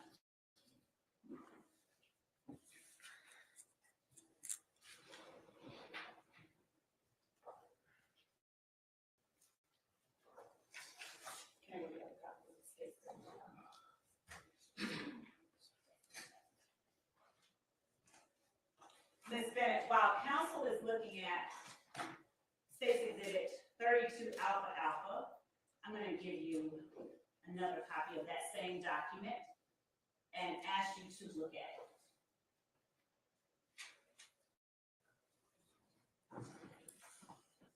Does State's Exhibit 32 Alpha Alpha reflect your son's name at the top? Don't say it, just tell me whether or not it reflects your son's name. Yes. And does State's Exhibit 32 Alpha Alpha reflect text message communications? Yes. Does State's Exhibit 32 Alpha Alpha have your son's email in it? Yes. Does State's Exhibit 32 Alpha Alpha have your son's nickname in it? Yes. And does State's Exhibit 32 Alpha Alpha have your son's birthday in it? Yes. Does State's Exhibit 32 Alpha Alpha have a message addressed to you? Without saying what's in the message, does it have a message addressed to you? Yes, it's in my name. Say that again. Yes, it's in my name. Okay. Now, does State's Exhibit 32 Alpha Alpha have a URL or a website listed in it? Yes, And does State's Exhibit 32 Alpha Alpha on page 2 have directions to a location or the place that a location is?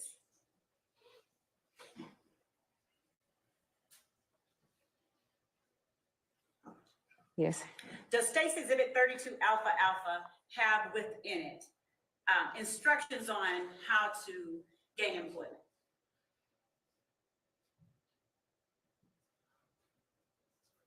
yes, it speaks about the application.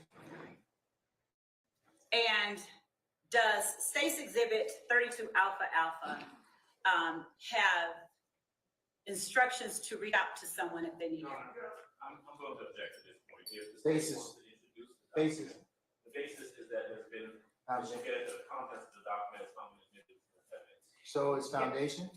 Foundation, yes. All right. Anything else, Mr. Sharp? No, I agree with Mr. Evans. All right. I'm gonna sustain the objections to foundation. Okay. And Your Honor, because of that fact, I'm not trying to get into what's specifically in it, but I am trying to orient the witness as to State's Exhibit 32 Alpha Alpha. Are you gonna ask for it to be admitted or? Your Honor, because of the witness's previous answers, I cannot ask her that. Okay. Whatever your pleasure. I don't think Mr. Adams has an objection to that. Is that correct? I do not.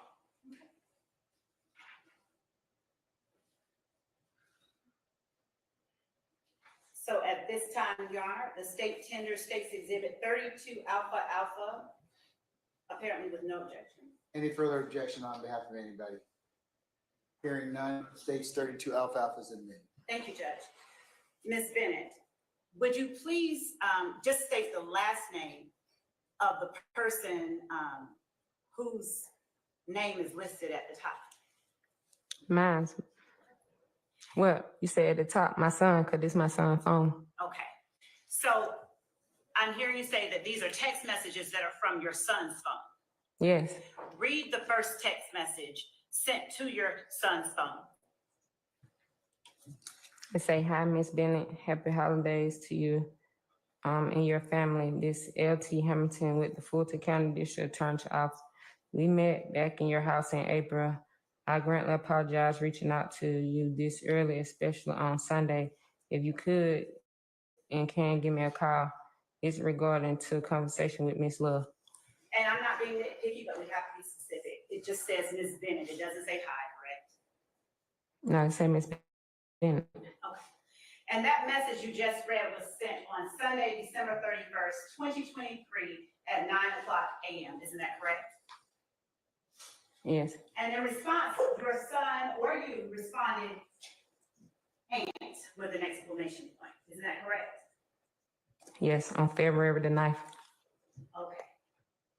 And isn't it true that between December 31st, 2023 and February the 9th of 2024, that there is no communication between these two phones? Yeah, it isn't, because he probably texts this phone thinking that me, and it's not me, this my son's phone. So he ain't respond to him or he ain't tell me. So you gonna get no response. That's why it's nothing there.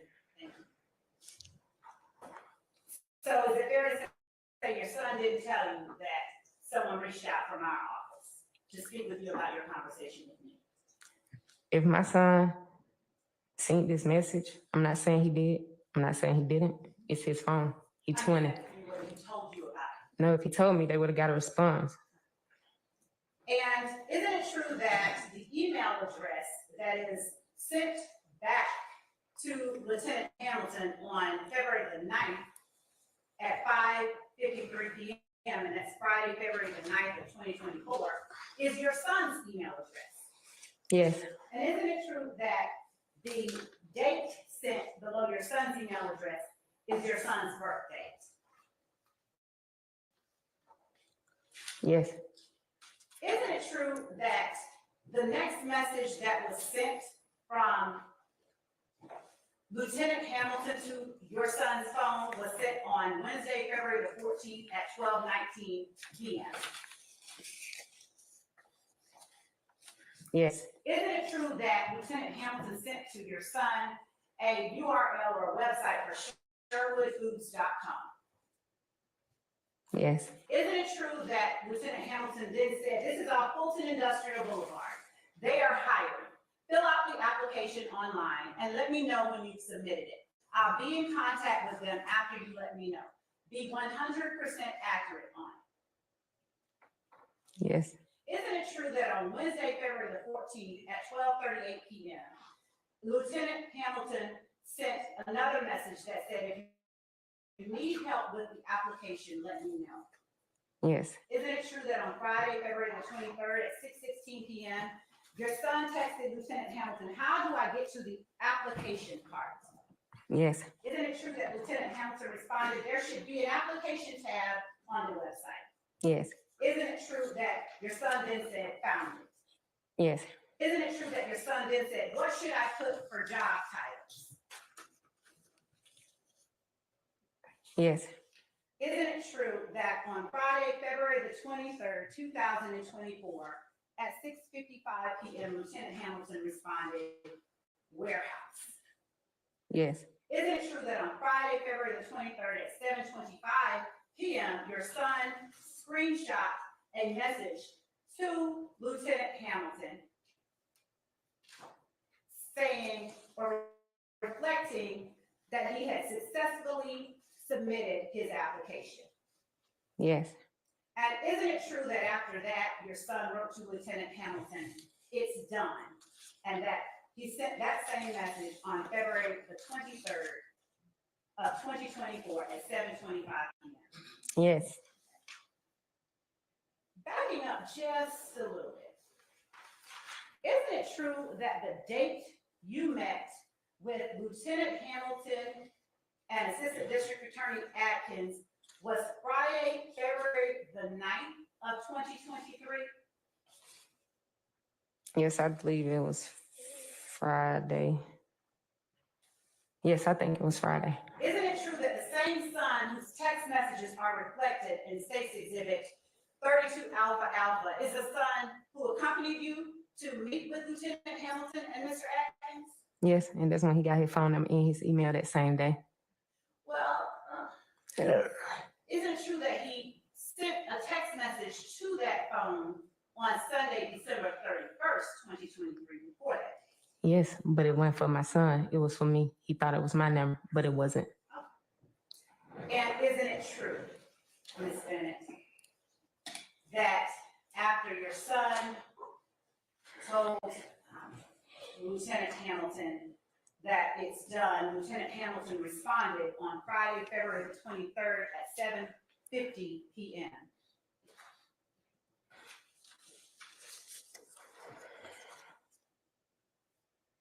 Yes, Now, your son loves you, correct? yes, And you love your son. yes, And is it fair to say your son, being a son, is probably protective of yes, you? Isn't it true that on Friday, February the 23rd at 2024, Lieutenant Hamilton at 7:50 p.m. told your son, okay, I'll let them know Monday to look out for it. Have a good weekend, brother. BRUDDA. yeah, he said that February 26th. February the 26th or the 23rd? Monday, February 26th, what you just said. Is this February the, Okay, which one you reading? let's see, we're on the same page.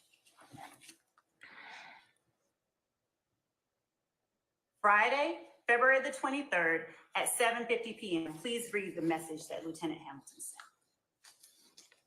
Okay, I'll let them know Monday. I'll look out for it. Have a good day. Have a good weekend, brother. And is that where he spells it, BRUDDA?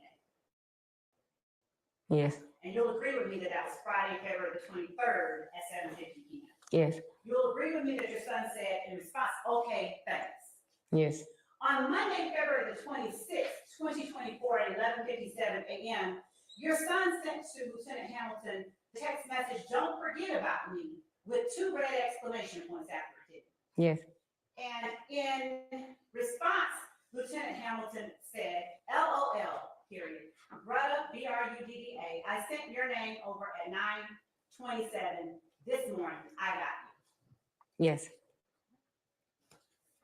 And isn't it true, if you'll just turn to the next page, that Lieutenant Hamilton screenshot a text message between him and someone else that said, "Good morning.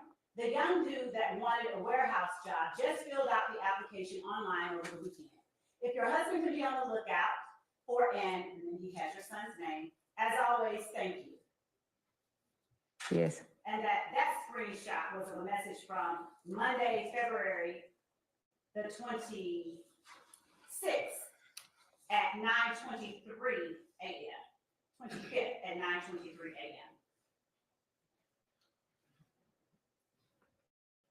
I can't see it like that. And isn't it true that the person to whom that text message about the young dude was sent then responded back, "Okay, I'll let them know"?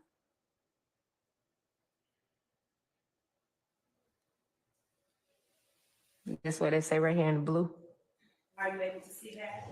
Yeah, because it's so small. You said because it was a screenshot, I guess. Okay. Yeah. Can you read what your son said in response to that screenshot? He said, "I appreciate you." And was there an emoji in front of the words "appreciate you"? Okay, emoji. And an okay emoji? Yes. Okay. Now, in response, what did Lieutenant Hamilton say to your son? No doubt. On Friday, March the 1st, 9:14 a.m., and that's March the 1st of 2024, what does Lieutenant Hamilton text to your son? GM, has anyone called you yet? And GM, that's for good morning, right? Yes. And on Friday, March the 1st at 2:57 p.m., what message did your son send in response? No. And what did Lieutenant Hamilton say in response? Give it to Wednesday. Online apps tend to move slow. And in response, your son sent the okay emoji, didn't he? Yes. And on Wednesday, March the 13th, 2024, at 8:20 a.m., Lieutenant Hamilton texted to your son, "Good morning," or GM. Any movement? Is that correct? Turn to the next page if you can't see it. And look That's a man midway block. page. Okay.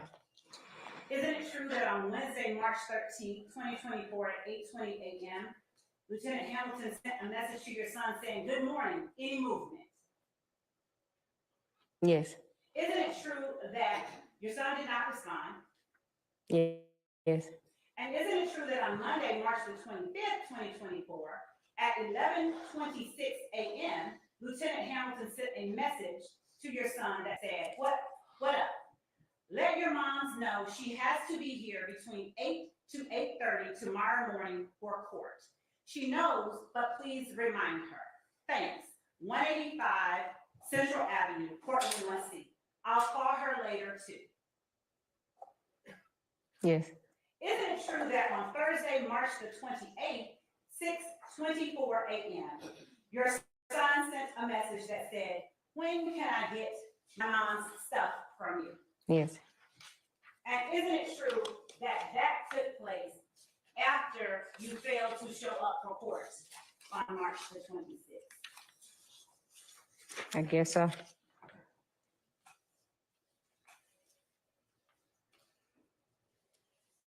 Now, Ms. Bennett, I'm going to show you what has been marked as State Exhibit 33 Alpha.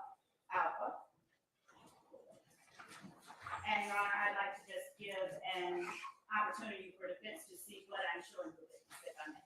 All right.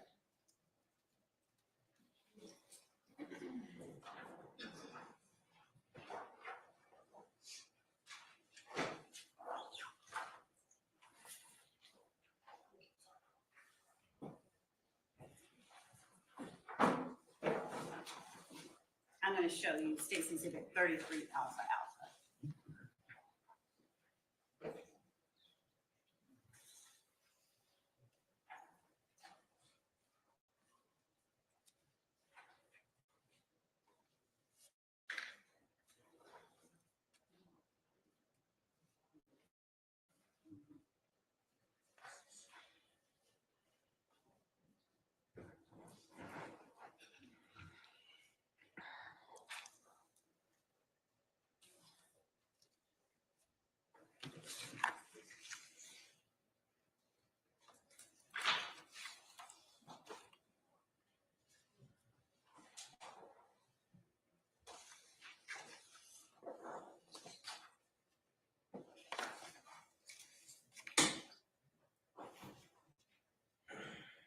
Ms. Bennett, Your Honor, if there's no objection from the defense, I'll just tender State's 33 Alpha Alpha. All right, well, let's find out.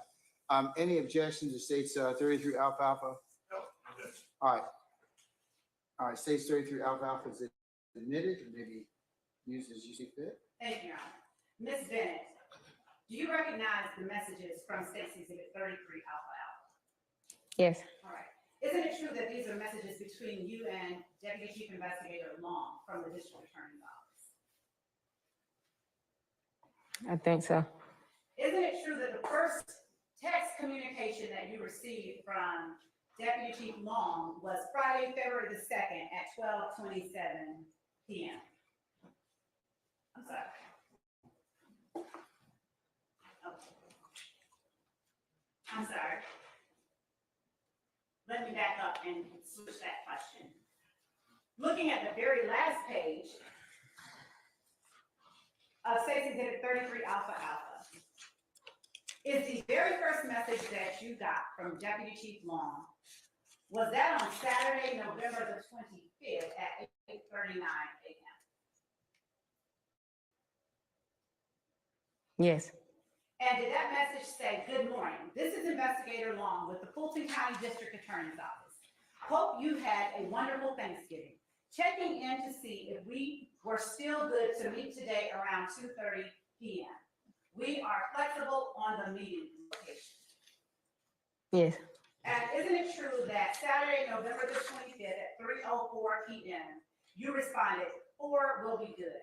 yes, And isn't it true that DC Long responded, "Okay, we will be in the gold lot off of Casplin Street on the campus"? yes, Isn't it true that the next message sent between you was Deputy Chief Long saying, "Hey, just checking on you"? yes, Isn't it true that you responded, "I'm coming, I'm in a little traffic"? yes, Isn't it true that he then said, "Copy"? yes, Isn't it true that you said, "What street is it on"? yes, And in response, Deputy Chief Long said, "Casplin, Casplan." yes, If you'll turn to the page right before that, isn't it true that Deputy Chief Long said, "If you are on campus, tell me where you are and I will come to you"? yes, Isn't it true that you responded, "Send the address"? yes, Isn't it true that Deputy Chief Long sent you the address to Atlanta Metropolitan State College at 1630 Metropolitan Parkway Southwest? yes, Isn't it true that you then responded 7 minutes or less? yes, If you'll turn to the page before that.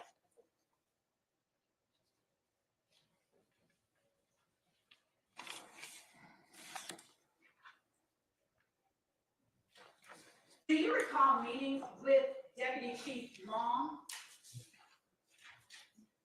at Atlanta Metropolitan College? yes, And at that time, do you recall being served a subpoena? no, What did you and Deputy Chief Long talk about at Atlanta Metropolitan College? he gave me a police report that I needed to read over. And then he told me that I need I'll be meeting with you. And on Saturday, November 25th at 7:54 p.m., do you recall getting a message from Deputy Chief Long saying, hey, are you still needing them? You said when? If you look at the bottom of the page with the address on The one that I say I'm 7 minutes away? it, Yeah. and look at the date that is partially obscured by the message bubble, can you discern that that is Saturday, November 25th at 7:54 p.m.? You can't see it, but I had answered him that I was 7 minutes away, and then I did pull up and meet him, and I answered that.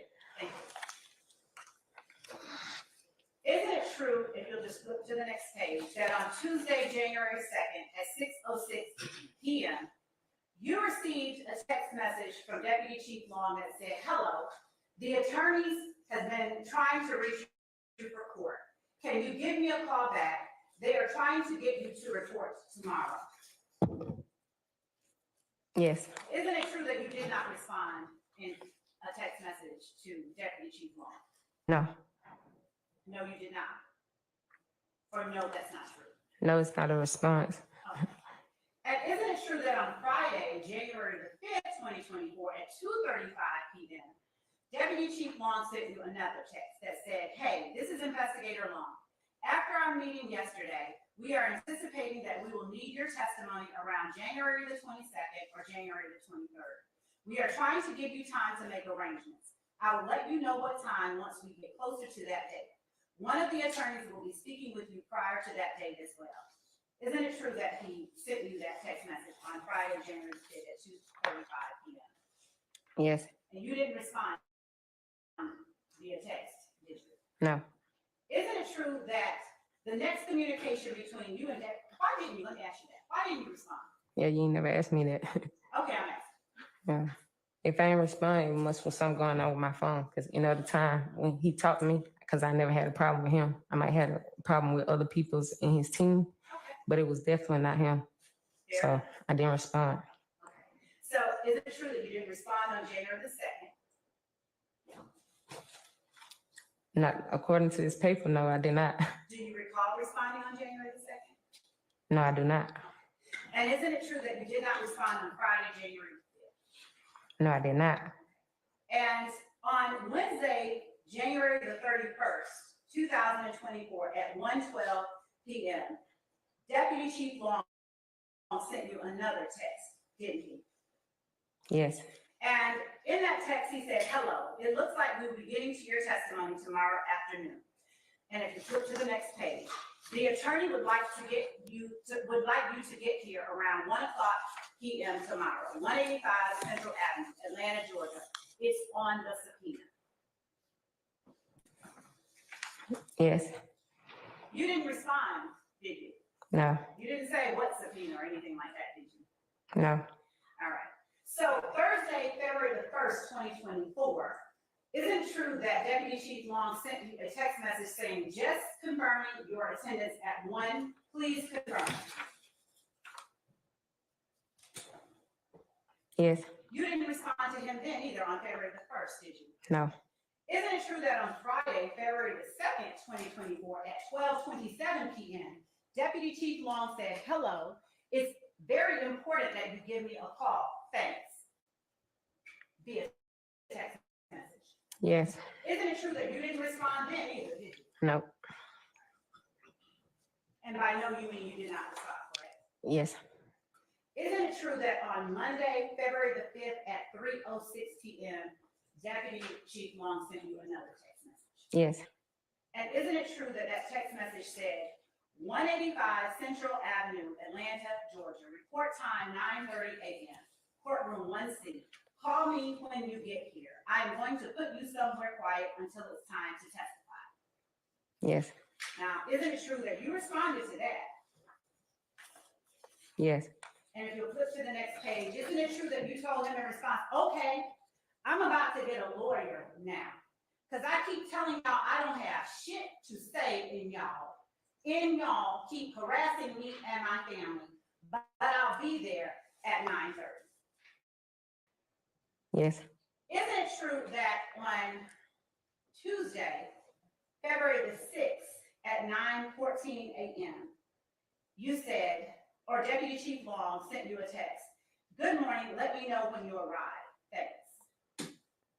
Yes. And the last message that Deputy Chief Long sent to you was this past Tuesday at 9:24 a.m., where he said, "Good morning, I hope all is well. What's your ETA?" Yes. And isn't it true that you read that message? Yes. Why didn't you respond? Because I didn't. I mean, we understand you didn't. Why didn't you? No, I just didn't respond. Is there any reason you didn't respond? Mm-mm. Miss Bennett, you know what a snitch is, correct?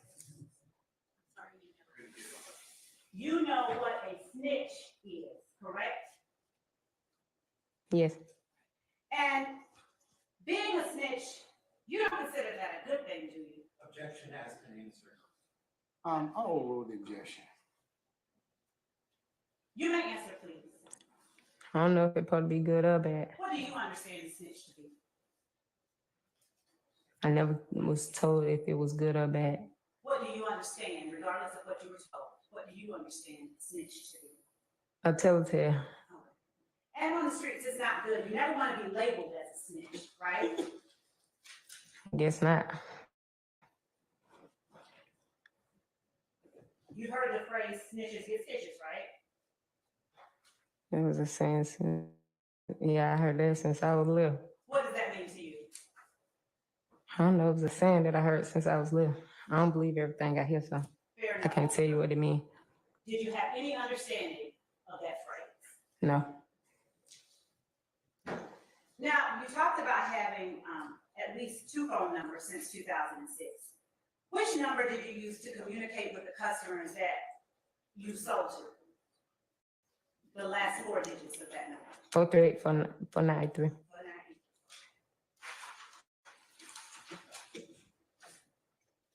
Now,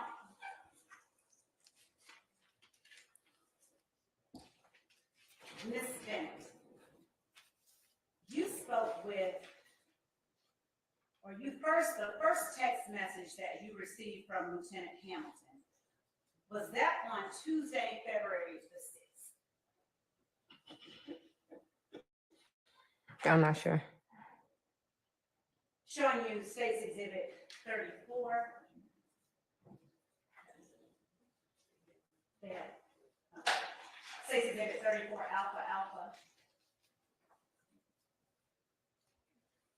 Showing you a copy of State's Exhibit 34 Alpha Alpha. Does looking at State's Exhibit 34 Alpha Alpha refresh your memory as to the first date you received a text message on your phone from Lieutenant Hamilton?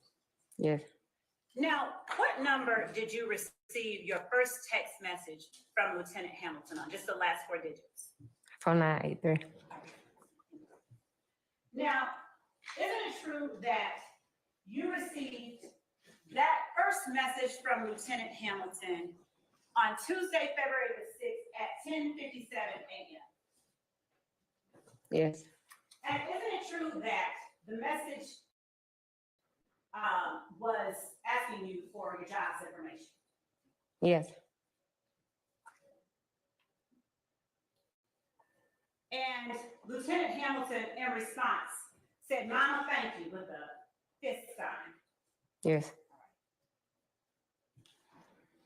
And Lieutenant Hamilton said to you on February the 6th at 12:43 p.m., that's February the 6th, 2024, updating you so as not to waste your time. "I'm calling you at 3 for you to maybe be here by 3:30. You are still next. We just don't know how long the other side will go today with this first witness today. Please answer your phone at 3. Thank you, Mama." Isn't that true? He sent you that text message on Tuesday, February the 6th at 12:43 p.m. Yes. And that was before you and I met in the hallway. Isn't that true? Was it before? Can't testify, only you can. I don't know what time I met you in the hallway.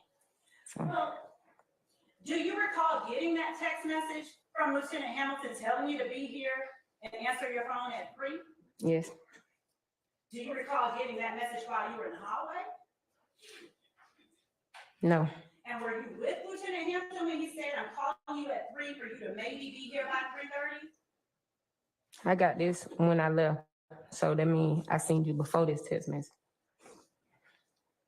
Ms. Bennett, Lieutenant Hamilton asked you to be where at 3:30? Here.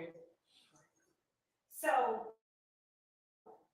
at 12:43 p.m., when he sent you that text, you and I had not met in the hallway because you weren't here yet, isn't that true? No, I supposed to came and seen you at 9:30. Did you see me at 9:30?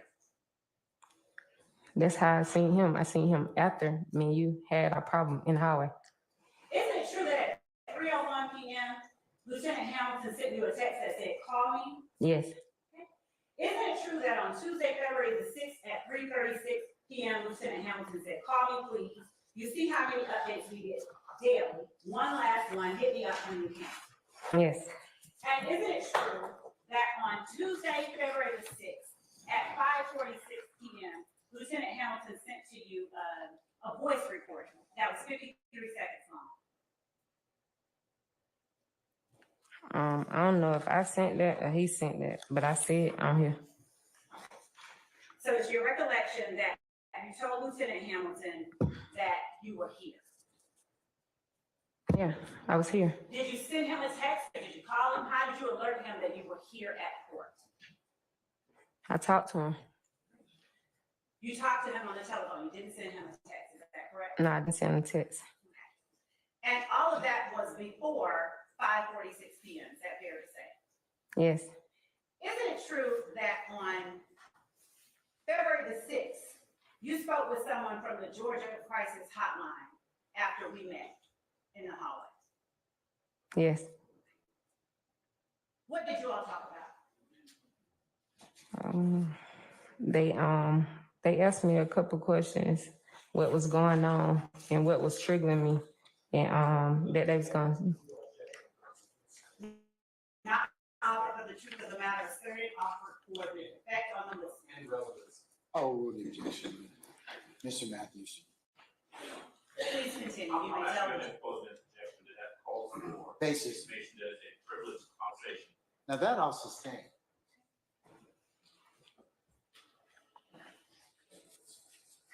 Ms. Bennett, Your Honor, I'm going to assert that unless Ms. Bennett asserts that privilege, Mr. Adams has no right, no standing to assert the privilege on behalf He's made an objection. of a witness. He's made an objection. I'm sustaining the objection. Ms. Bennett, isn't it true that it was after that call with the Georgia Crisis Hotline that you received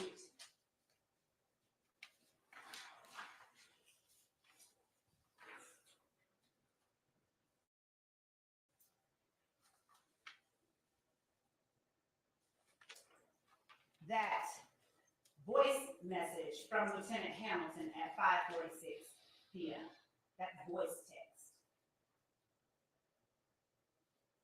Like I said, it's voice text. I don't know if it's him or if it's me.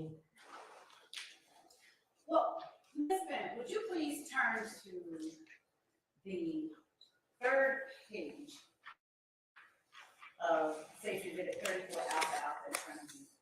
And let me know if you recognize Bless you. what you said and what Lieutenant Hamilton said. Yes. Okay.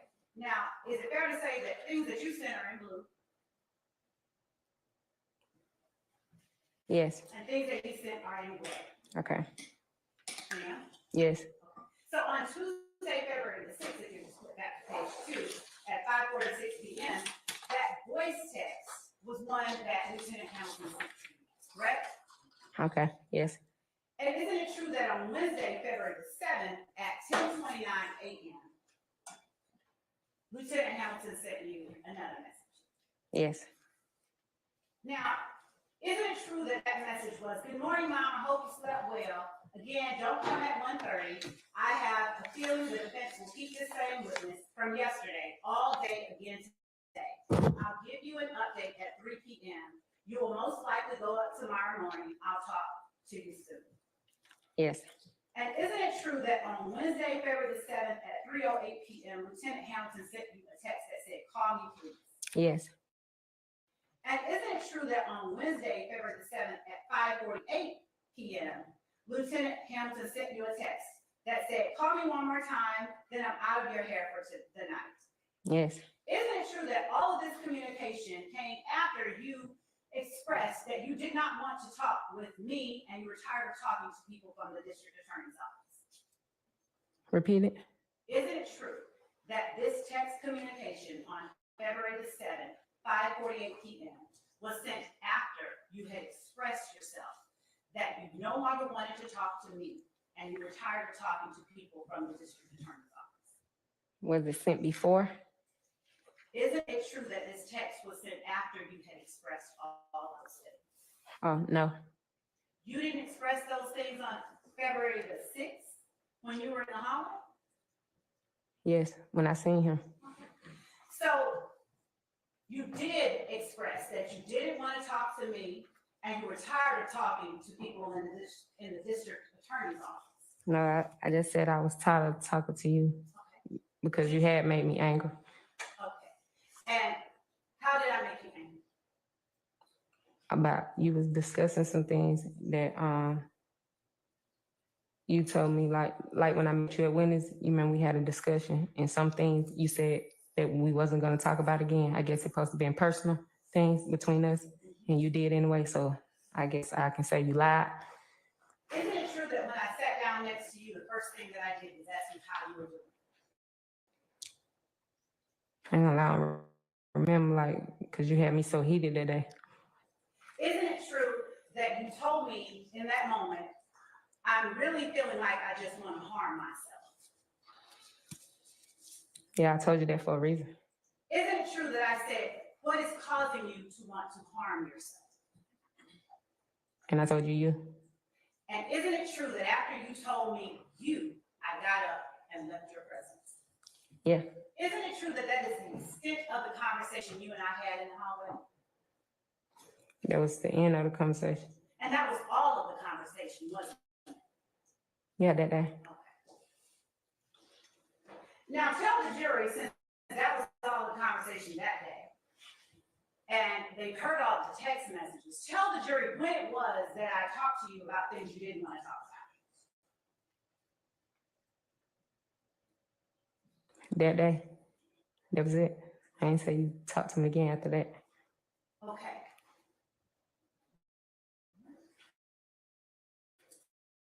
So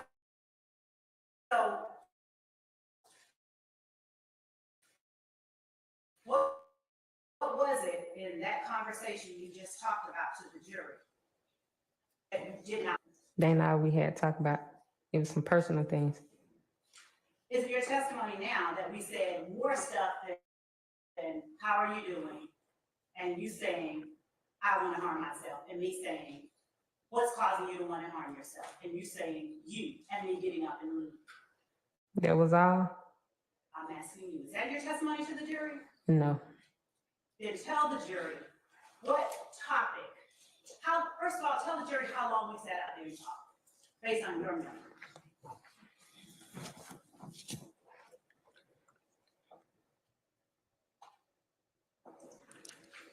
It wasn't no longer than 10 minutes. Isn't it true that Lieutenant Hamilton sent you the messages on February the 7th, Wednesday, February the 7th, after you expressed to me that I was making you want to harm yourself? It was the next day. Okay. So it's fair to say that's correct. It was after you said, "I made you want to harm yourself." I talked to him about what me and you talked to that same day. Say that again. I talked to him after I talked to you that same day, which was Tuesday, and you keep saying Wednesday. Wednesday was a different conversation that he was having with me that you about to start reading and about to. No, I'm actually reading it. you agree with me that the first conversation on Wednesday, February 7th, 10:29 a.m. has already been testified about when Lieutenant Hamilton said, "Good morning, I hope you slept well. Again, don't come at 1:30. Yeah, that was the next day. Correct. All right. And you agree with me that the next text message was at 3:08 on February the 7th after you met with me, where he said, "Call me, please." I met with you on the 6th, and you keep talking about the 7th.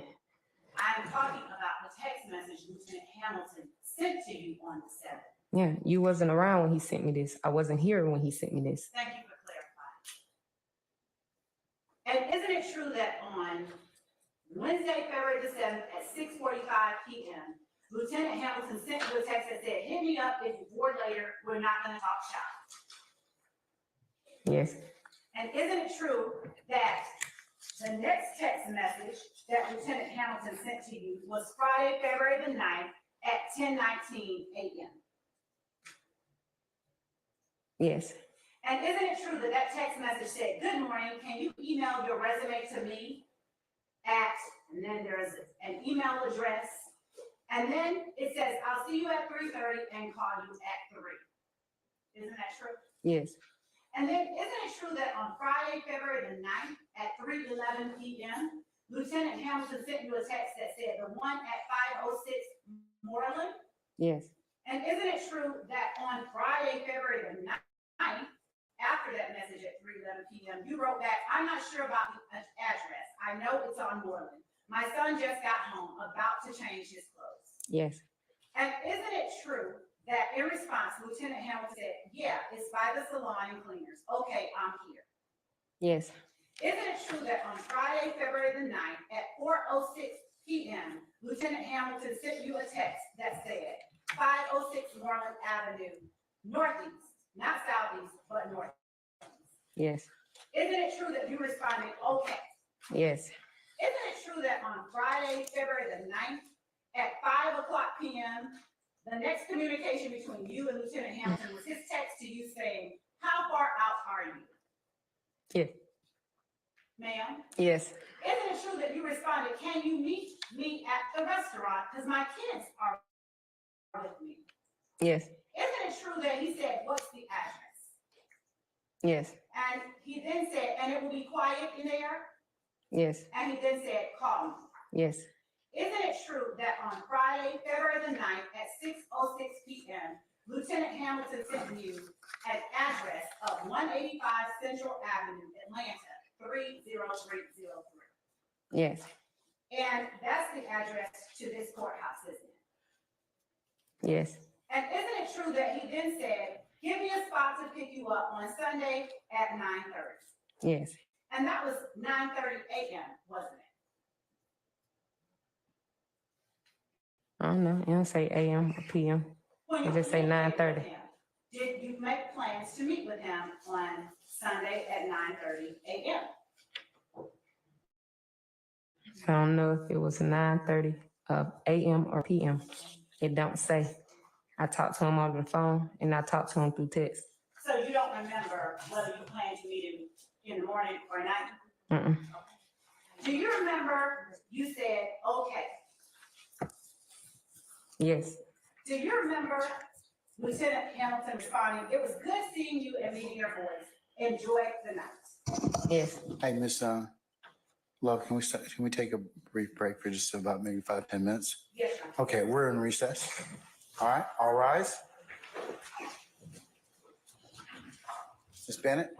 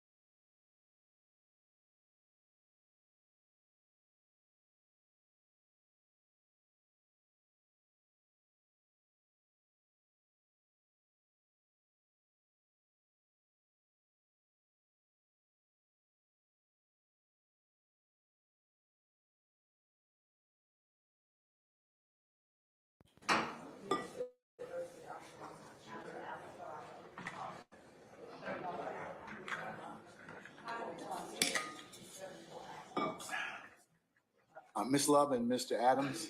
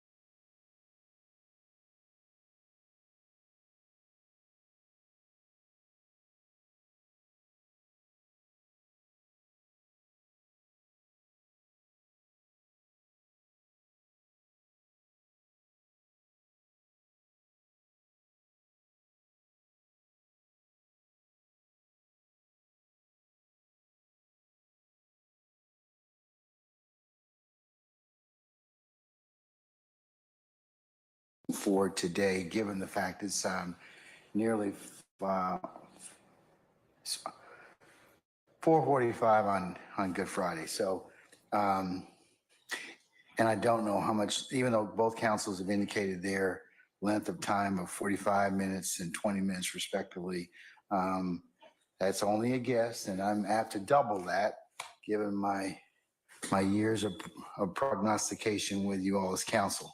So we're not going to finish this evening, and what I'd like to do is just go ahead and recess for now. The other thing that we discussed was the issue of our status of our witness, Ms. Bennett, and I'm going to call her in just a second and talk with her about modification of her current situation to potentially put on an ankle monitor and let her stay at her house. So that's what I'm going to do.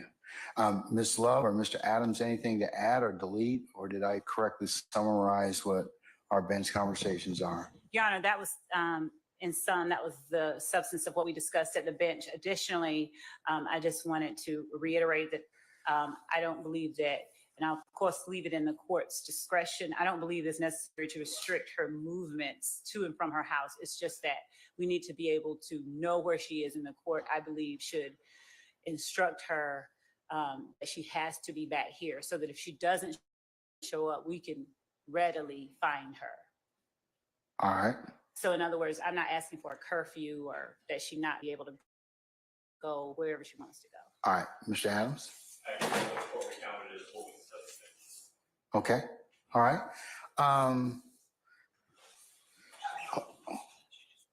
Right. Sergeant Brown, can you get Ms. Bennett for me, please?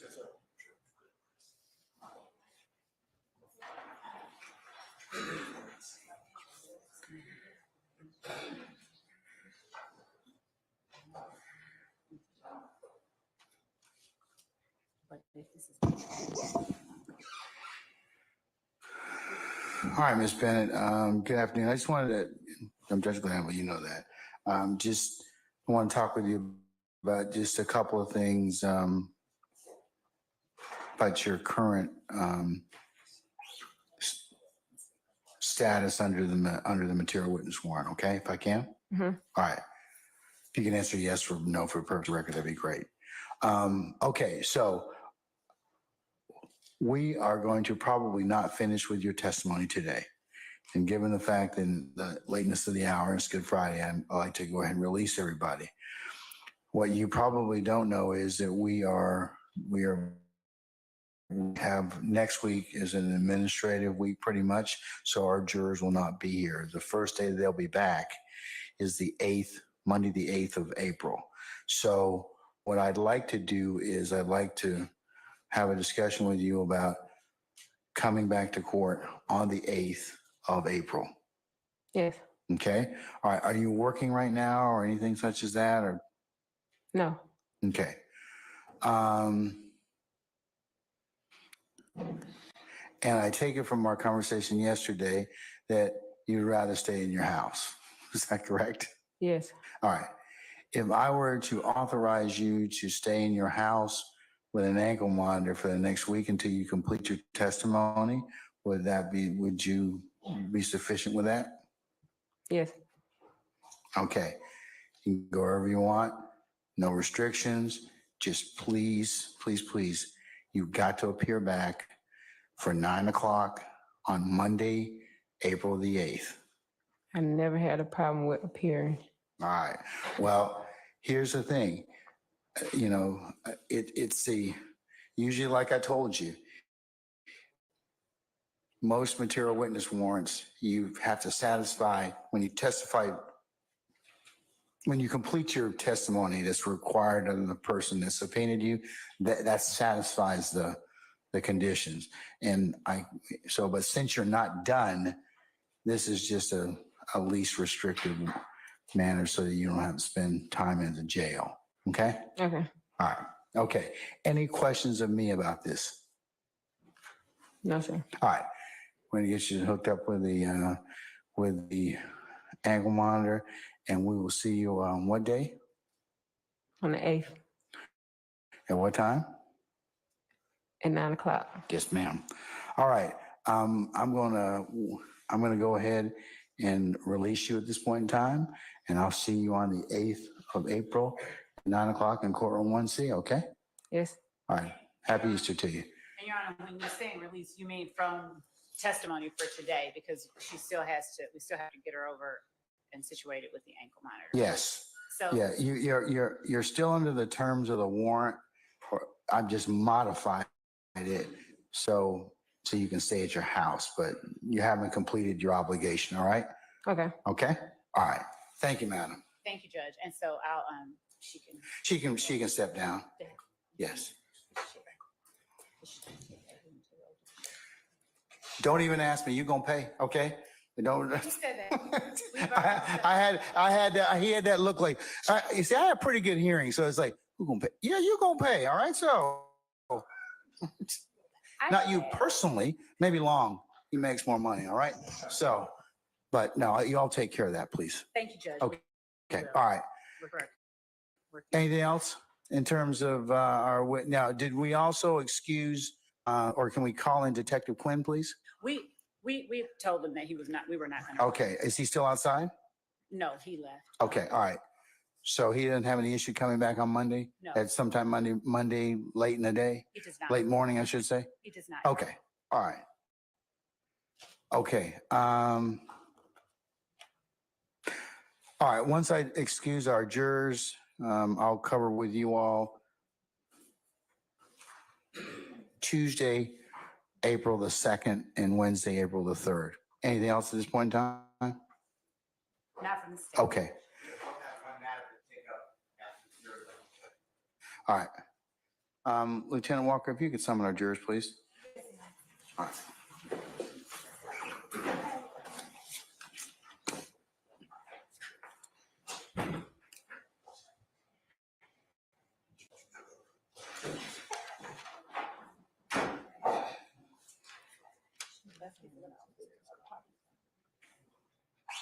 All rise for the jury.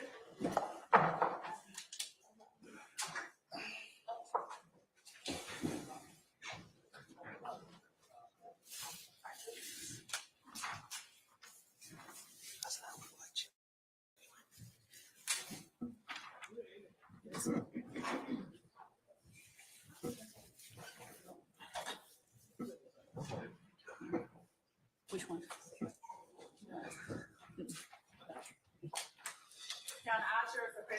All right, thank you, Lieutenant Walker. Ladies and gentlemen, please be seated. All right, ladies and gentlemen, as you can see by our timepiece on the wall, it is nearly 5 o'clock on Friday, on Good Friday, and I believe that it would be appropriate for us to recess for the weekend, okay, or for your time at this point in time. I am fully aware that next week is an administrative week for you, and you will be required to come back on the 8th of April, that's Monday, for 9 a.m. Okay?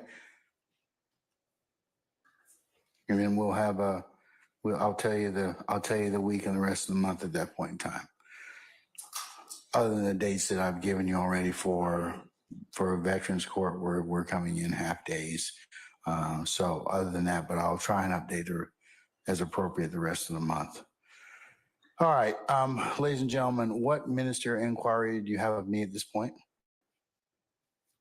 No, we're good. Say again? We're good. You're good? Okay, we're good? All right, okay. All right. Okay, then let's go through your admonitions, all right? Please leave your notepads in the basket, and we'll come and pick those up and secure them as Ms. Umana does at the conclusion of each day. Take a juror sticker with you. And then remember not to discuss the case at all amongst yourselves in ones and twos or wherever you may be waiting for your transportation or you going to your places of residence. Remember, it would be a violation for you to talk about the case, start to preview any witness testimony or take up any deliberative process in your headquarters, at your deliberation room, or in any other places where you may gather as in small groups or in larger groups. Remember, once this case is finished, then I will tell you how and when you are to begin your deliberative process. But you can't, as I would call it, recap testimony of each witness as it's going along, or discuss it amongst yourselves in any way until I tell you that it is appropriate for you to do so. Very important that you adhere to that. You know, I haven't said this in a long time. How are these violations unearthed? Somebody will tell on you, or you'll tell on yourselves. So don't post anything.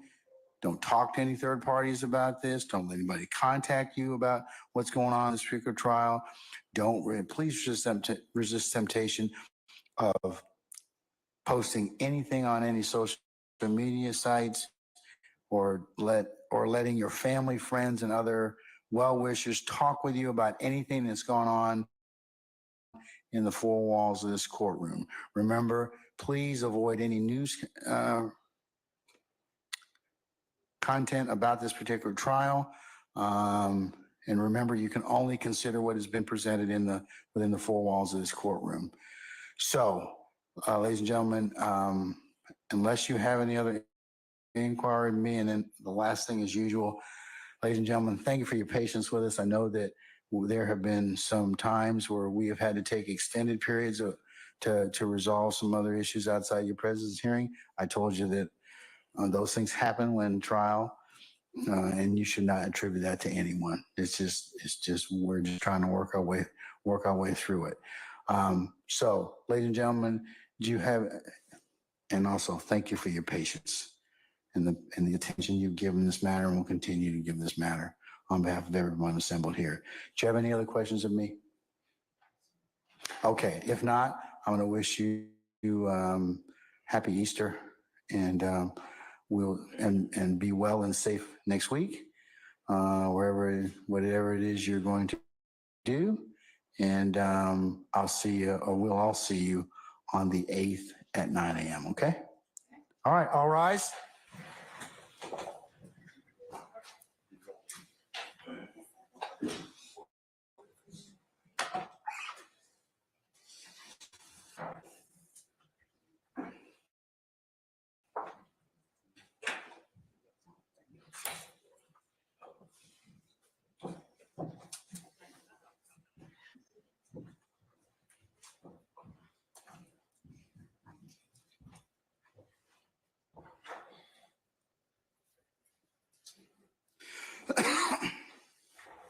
All right, ladies and gentlemen, please be seated.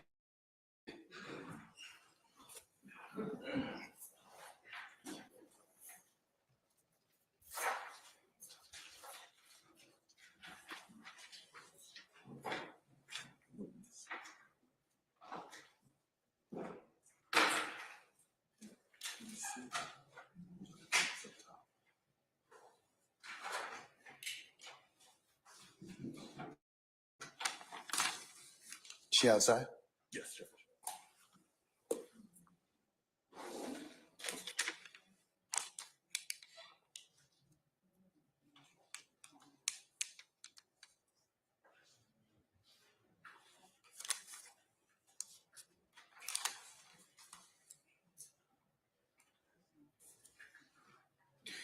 All right, I've been handed a note from our witness, Ms. Bennett, who it indicates is okay that I go, and she references time, April the 1st to April the 5th, to a location that is out of state with her family.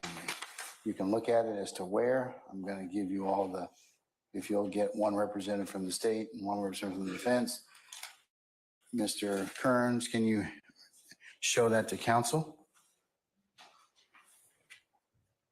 Your Honor, and just so the court is aware, the state has no objection to her being allowed to visit. We just ask that she give to the Fulton County Sheriff's Office exactly where it is that she's going, and that she understand that because the court has personal jurisdiction over her, the court can Can I and have will that?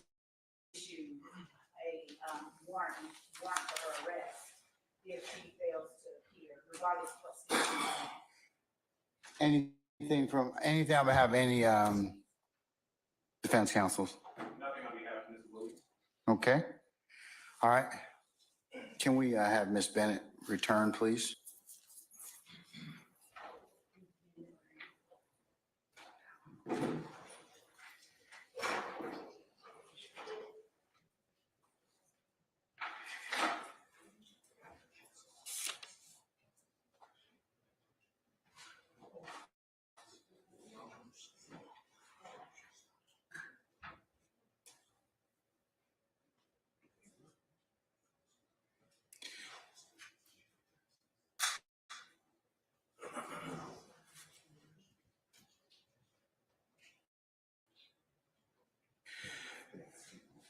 Ms. Bennett, have a seat. You could ask me this while you were in here, but No. okay, but that's fine. I'm sorry, Judge. That's all right. I have shared your note with all counsels. The court does not have an issue with you, and I have not said where you're going. Okay. Okay. All right. But in return for this, and because you're still under the auspices and the court or under instruction from the court, you need to disclose what address you're going to in Tennessee. I'm sorry. Out of state, to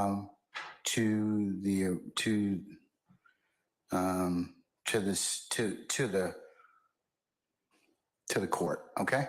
Okay. All right. Yes. Can you do that? Yes. All right. You don't need to put it on record, but I just need to. Now, here's the thing. If you don't come back, I will issue process for you. I just want us to be very clear about that. Are we good? We good with that? Judge, I ain't never ran for court. I ain't never had to Okay. be picked up for court. This just was the first time, but it was because of an incident. If you telling me to do something, sir, I'm gonna respect your wishes and I'm gonna do what I'm supposed to do. Well, madam, like I said, this is a pretty drastic measure. So the fact that I had to do this, they submitted an affidavit to me. I had to make a decision on that. I apologize. You had to do that. Okay. Well, but we find ourselves in this particular situation. That's why. So I don't mean to be rude, flip, or otherwise glib about any of this, but I'm just telling you. So we'll have no problems, you and I, as long as you return and we're good. Okay. How much you won't have no problem with me, sir? Okay. All right. Okay. Well, leave us with your, in fact, I'm going to give you a pen. You'll just write on the bottom of this court exhibit the address. I got to get the info. Huh? I got to get the info. Sure, you can get it. Okay.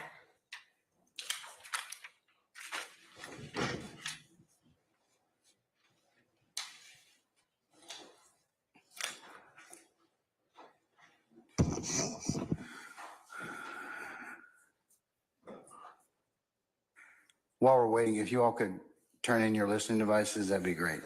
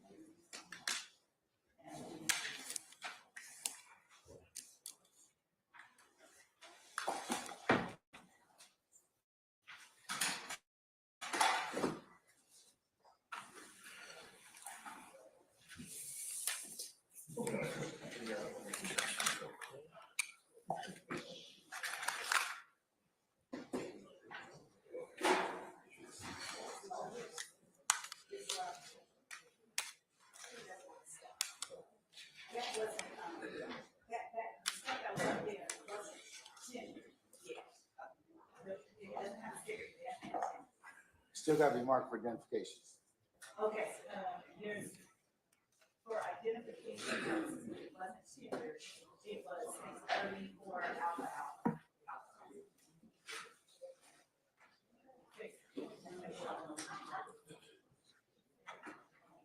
Hold on. 34 alpha alpha.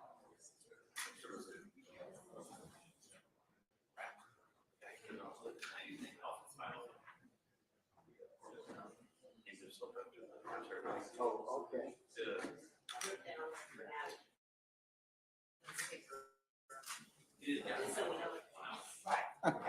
He was a one-hit wonder, so to speak.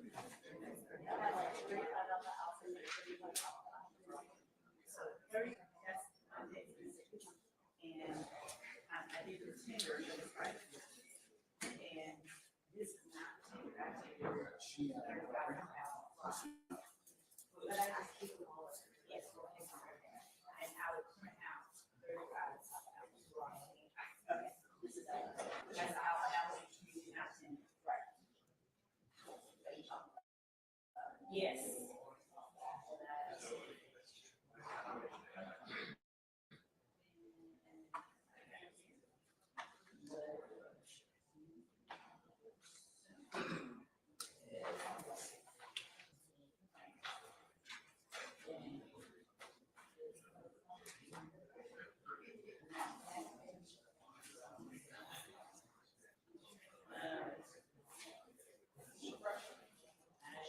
She needs to come back in.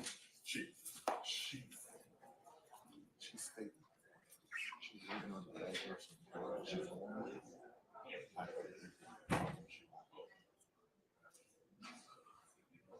Just need address. She just knows.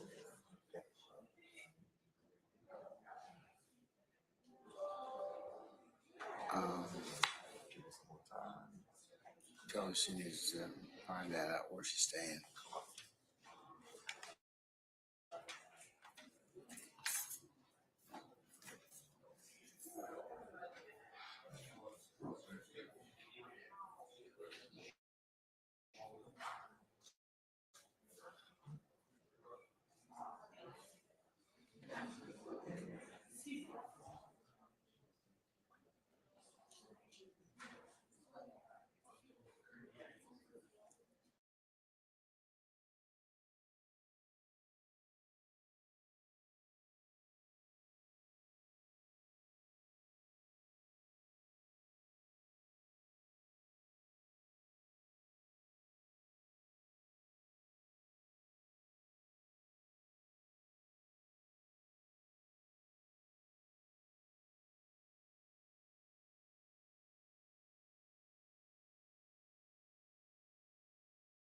At the earliest opportunity for the court to consider.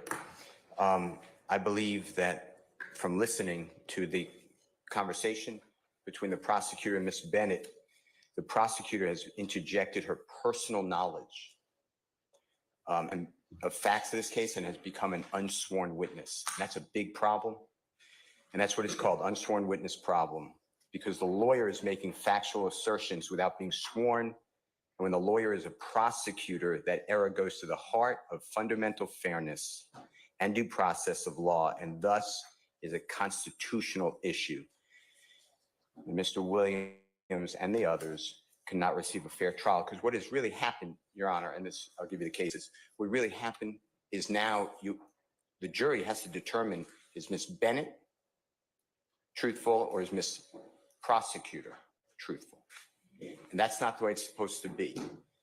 A lawyer shall not assert personal knowledge of facts and issue except when testifying as a witness, from acting as an advocate at trial, where the lawyer is also becoming a witness. There is no doubt that assertions of fact from counsel as to the content of prior conversations with a witness have the effect of making a witness of the lawyer and allowing his or her credibility to be substituted for that of the witness. This practice is improper. And Your Honor, in Turner TUR-NER versus Louisiana, that's 379 US 466. It's at 472 through 473. It's 1965 US Supreme Court. In a constitutional sense, trial by jury in a criminal case is necessarily implies at the very least that the evidence developed against the accused shall come from the witness stand in a public forum with full judicial Not yet, not yet. with full judicial protection of the accused's right of confrontation and cross-examination by counsel. It's also a bar rule, and it's Georgia Rule of Professional Conduct 3.7 comment 2, and as well as a Georgia Rule of Professional Responsibility and Conduct 8.4A1. A lawyer cannot do indirectly what it cannot do directly, meaning the lawyer can't take the witness stand and become the advocate, and that's exactly what happened now. There are private conversations that we have not heard about between Ms. Bennett and the prosecutor. Ms. Bennett alluded to that on 2 occasions and said, you breached your word to me because it's supposed to be private. I don't know what those conversations were, except one is definitely dealing with a parent, it sounds like. There were several series of questions by the prosecutor. Isn't it true you told me? And then a separate section was, isn't it true that I told you? And whatever it is, And here, the prosecutor at issue repeatedly and specifically referenced conversations between herself and Ms. Bennett in a vehicle and on a courthouse bench, with the prosecutor repeating the statements. The prosecutor relied upon her own unsworn repudiation or statement of what the witness's statements were, and we cannot confront her. In United States versus Locascio, L-O-C-A-S-C-I, and that's 6 F3rd 924 at 934, Your Honor. It's a Second Circuit 1993 case. Your Honor, this is the John Gotti case.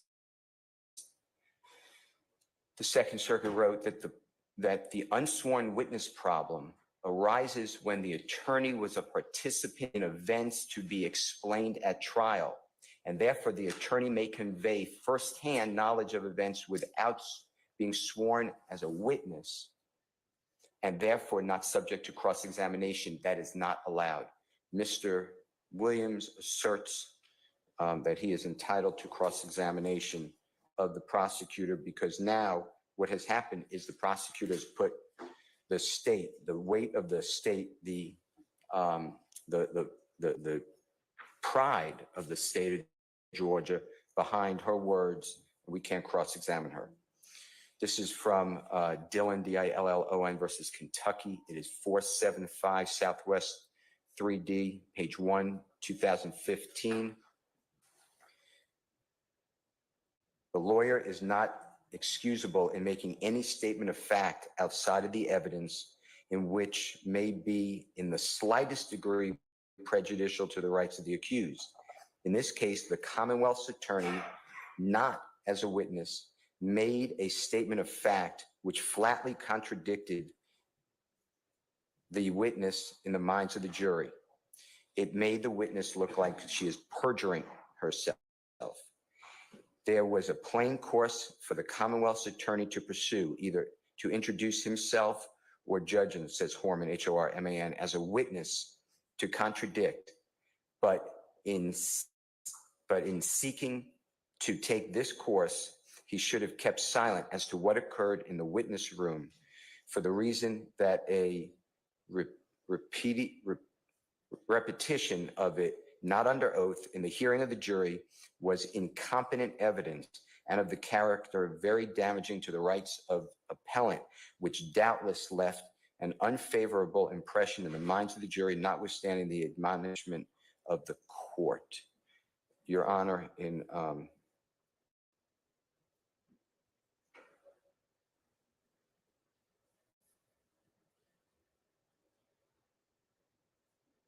the Rule 3.7, comment 2, a lawyer shall not in a trial assert personal knowledge of facts in issue except when testifying as a witness. Generally, a lawyer must be prohibited from acting as an advocate at trial where the lawyer is likely to be a necessary witness. I'm raising that early. This is a very serious issue, but here, I don't know how we got here, but all I know is I sit there and I see text messages between the prosecutor and a witness that are now in evidence, and the prosecutor saying, "Didn't you tell me," etc. I'm not going to repeat, of course, but that is my motion. And my motion is that for whatever reason that was done, the state of Georgia has caused one of their prosecutors that now has to be lifted from this case. If not, I am moving for a mistrial because I cannot cross-examine an unsworn witness. Lastly, Your Honor, this is a separate issue. I would like the phone of Ms. Bennett to be returned to her, because I believe, based upon what I'm hearing, that there is exculpatory information on that phone. That phone is being held by the Fulton County DA's office. I have not seen the process that this court ordered, but I did see a video, and I will tell you that according to the video that I saw, I may be wrong, but according to the video I saw, Ms. Bennett did not have her phone on her when she's arrested, so it should not have been put in property, and it's not in property, it's with the DA's office, and I'd like to look at that phone if Ms. Bennett allows me. I don't have any other way to do it, but without having it, I can't ask her for it because she doesn't have it. So those are my issues. I want to raise them today because they're ripe, and I don't know how we're here, But that's my issue.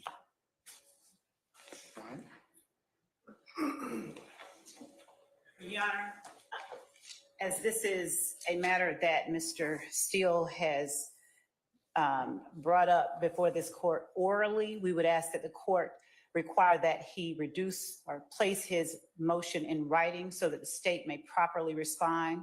We would ask that the court require that Mr. Steele, in his written motion, provide any legal support he has for the assertions he is making to the court, regardless of the fact that he said, I just wanted to put the court on notice. He has moved this court. I believe that this is not a proper motion to be made orally, that it is one that should and necessarily needs to be, and the state given the proper opportunity to respond in writing with legal support for the state's position. And I'd ask that the court allow us to properly address this motion before this honorable court, either on next week while the jury is in recess or at any other time that the court deems proper. Mr. Steele, can you reduce it to writing by Monday? And Your Honor, I'd ask that we be allowed to and required to provide the court with a brief in support of our respective. You got till Wednesday. Thank you. That is Wednesday, perfect. Mr. Steele's going to turn in his written product to or file it by the 1st of April. You'll need to turn in yours by the 3rd. Thank you, Judge. And he will be briefing his argument. I need a written motion. I concur. I agree with the state that it needs to be put in writing. Your assertions and allegations, Mr. Steele, and then I'll let the state respond to that, and then I'll hear argument on that issue appropriately and enter an order to that effect. All right, that's the first thing. That covers that, the counsel's witness issue. All right, what about the Miss Bennett's phone? I think the same thing, Mr. Steele, is probably going to need to be put in writing. At this point, what I could do is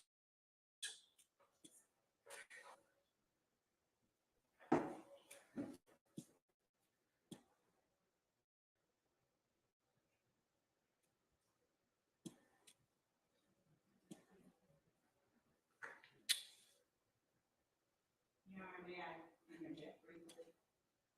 Because the state has no objection to, since the court is releasing essentially Ms. Bennett on a recognizance bond. I was going to say, Her phone back. We are not at all about to turn it over to Mr. Steele, but we would have to. well, what I would do is, because the search of one's phone requires a warrant, and you're not, so she can have her phone back, and if she wants to let anybody look, I mean, if the state wants to use the process authorized by law for, to do that, that's your course. I think then, but the defense, the only thing they can do is just ask Ms. Bennett if we can take a look at what's in her phone. That's her call. So, but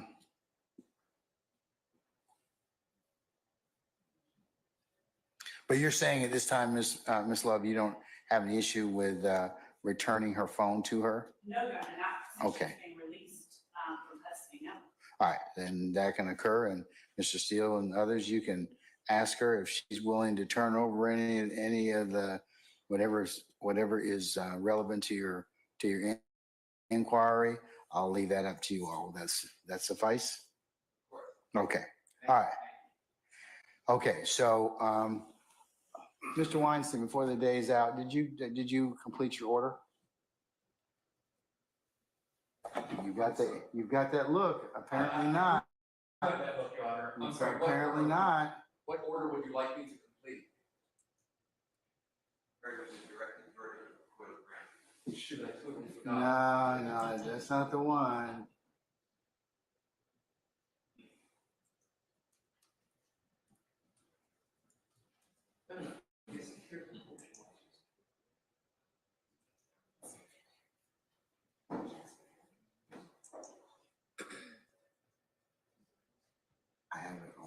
days. Hold on. I'm looking right now. Let's see.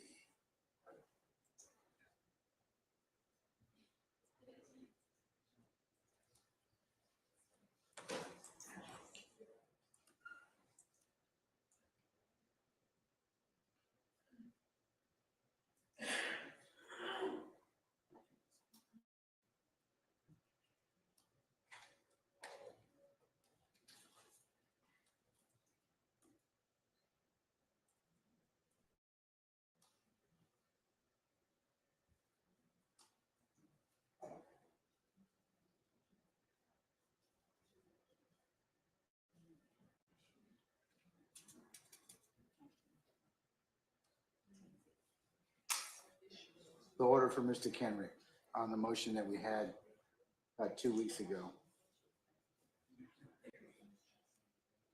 The Jackson Deno. Oh, I believe that has already been submitted to the court and entered by the court. I can double check that, Your Honor. Your Honor, my memory is that, Mr. Weinstein did in fact, at least he sent to the state his proposed order, and the state, responded with its requested amendments to that order, and I believe that the order was entered. All right. Thank you, sir. You're welcome, Your Honor. Okay. All right. Don't scare me like that, Your Honor. Please. All right.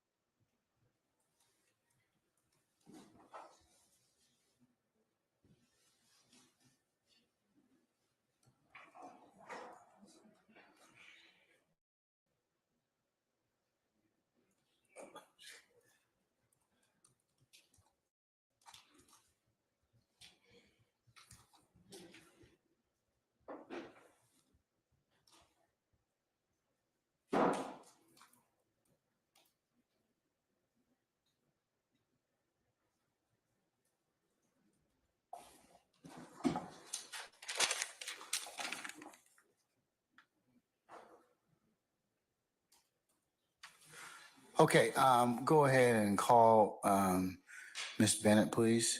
Just have her stand inside the door.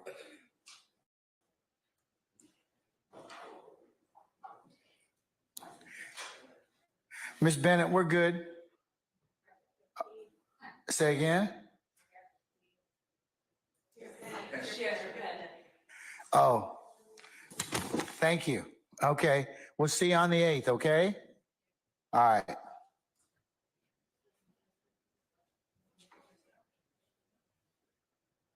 All right, you should tell her that she's going to get her phone back. We will? Okay, all right. Okay, is there anything else I need to take up with you all? Other than the schedule for Tuesday will be, and that's Tuesday, the 2nd of April.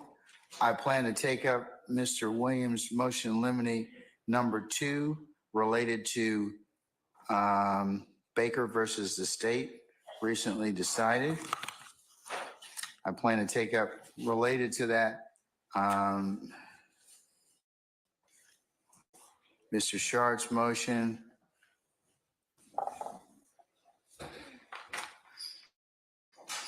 on behalf of Mr. Stillwell, similarly situated.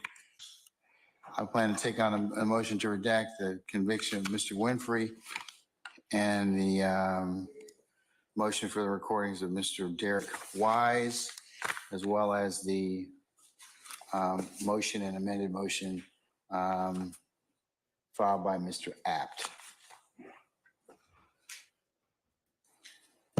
All right. Do you want to renew my motion for severance based upon prejudice? And another 105 instruction? And a 105? Okay, all right. Okay. This this is an unindicted act that we are now going forward with for a number of days and will continue to go forward for a number of days. The prejudicial spillover is enormous, Judge.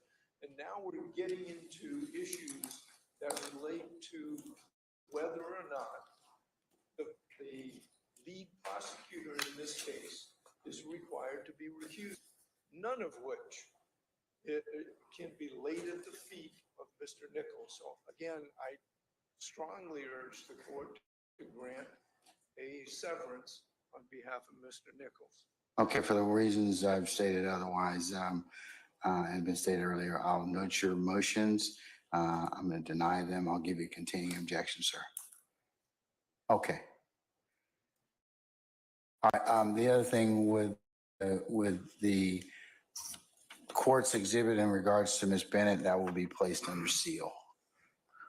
All right. Is there anything else I need to take up with you all before I release you all for until Tuesday the 2nd? Tuesday the 2nd.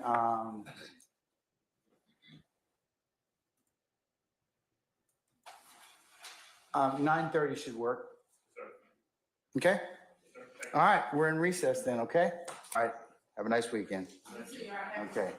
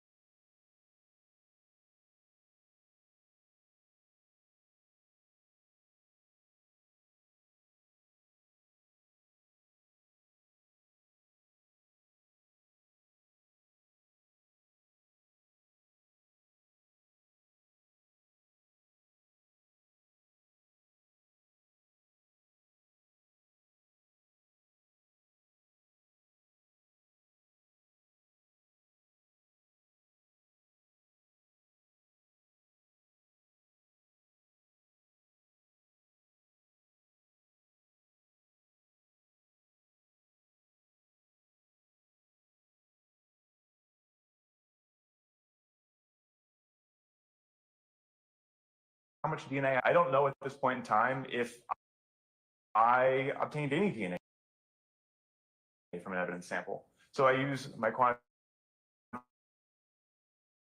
step to determine whether or not any DNA is present on the evidence.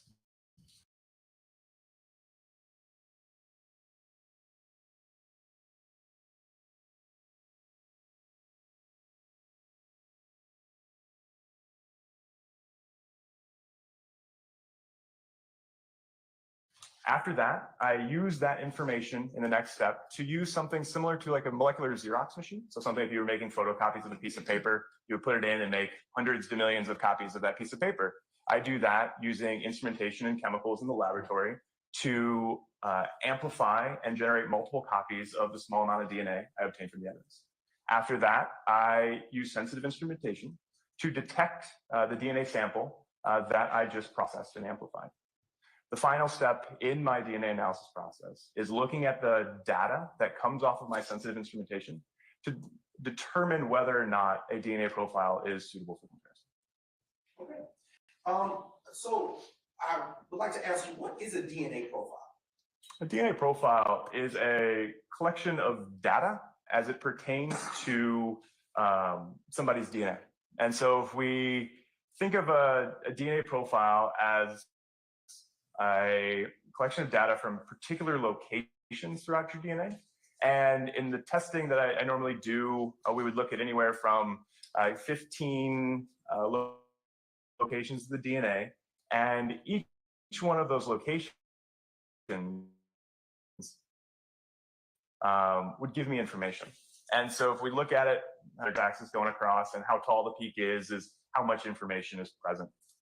At each one of the locations of DNA that I look at, if we go back to the definition of DNA, you get half from your mother and half from your father. I can expect 2 pieces of information, one from each individual that donated DNA to your life. And sometimes those are separate and sometimes they're stacked if the same information came across from both parents. And so that collection of data, the number of peaks, the size of the peaks,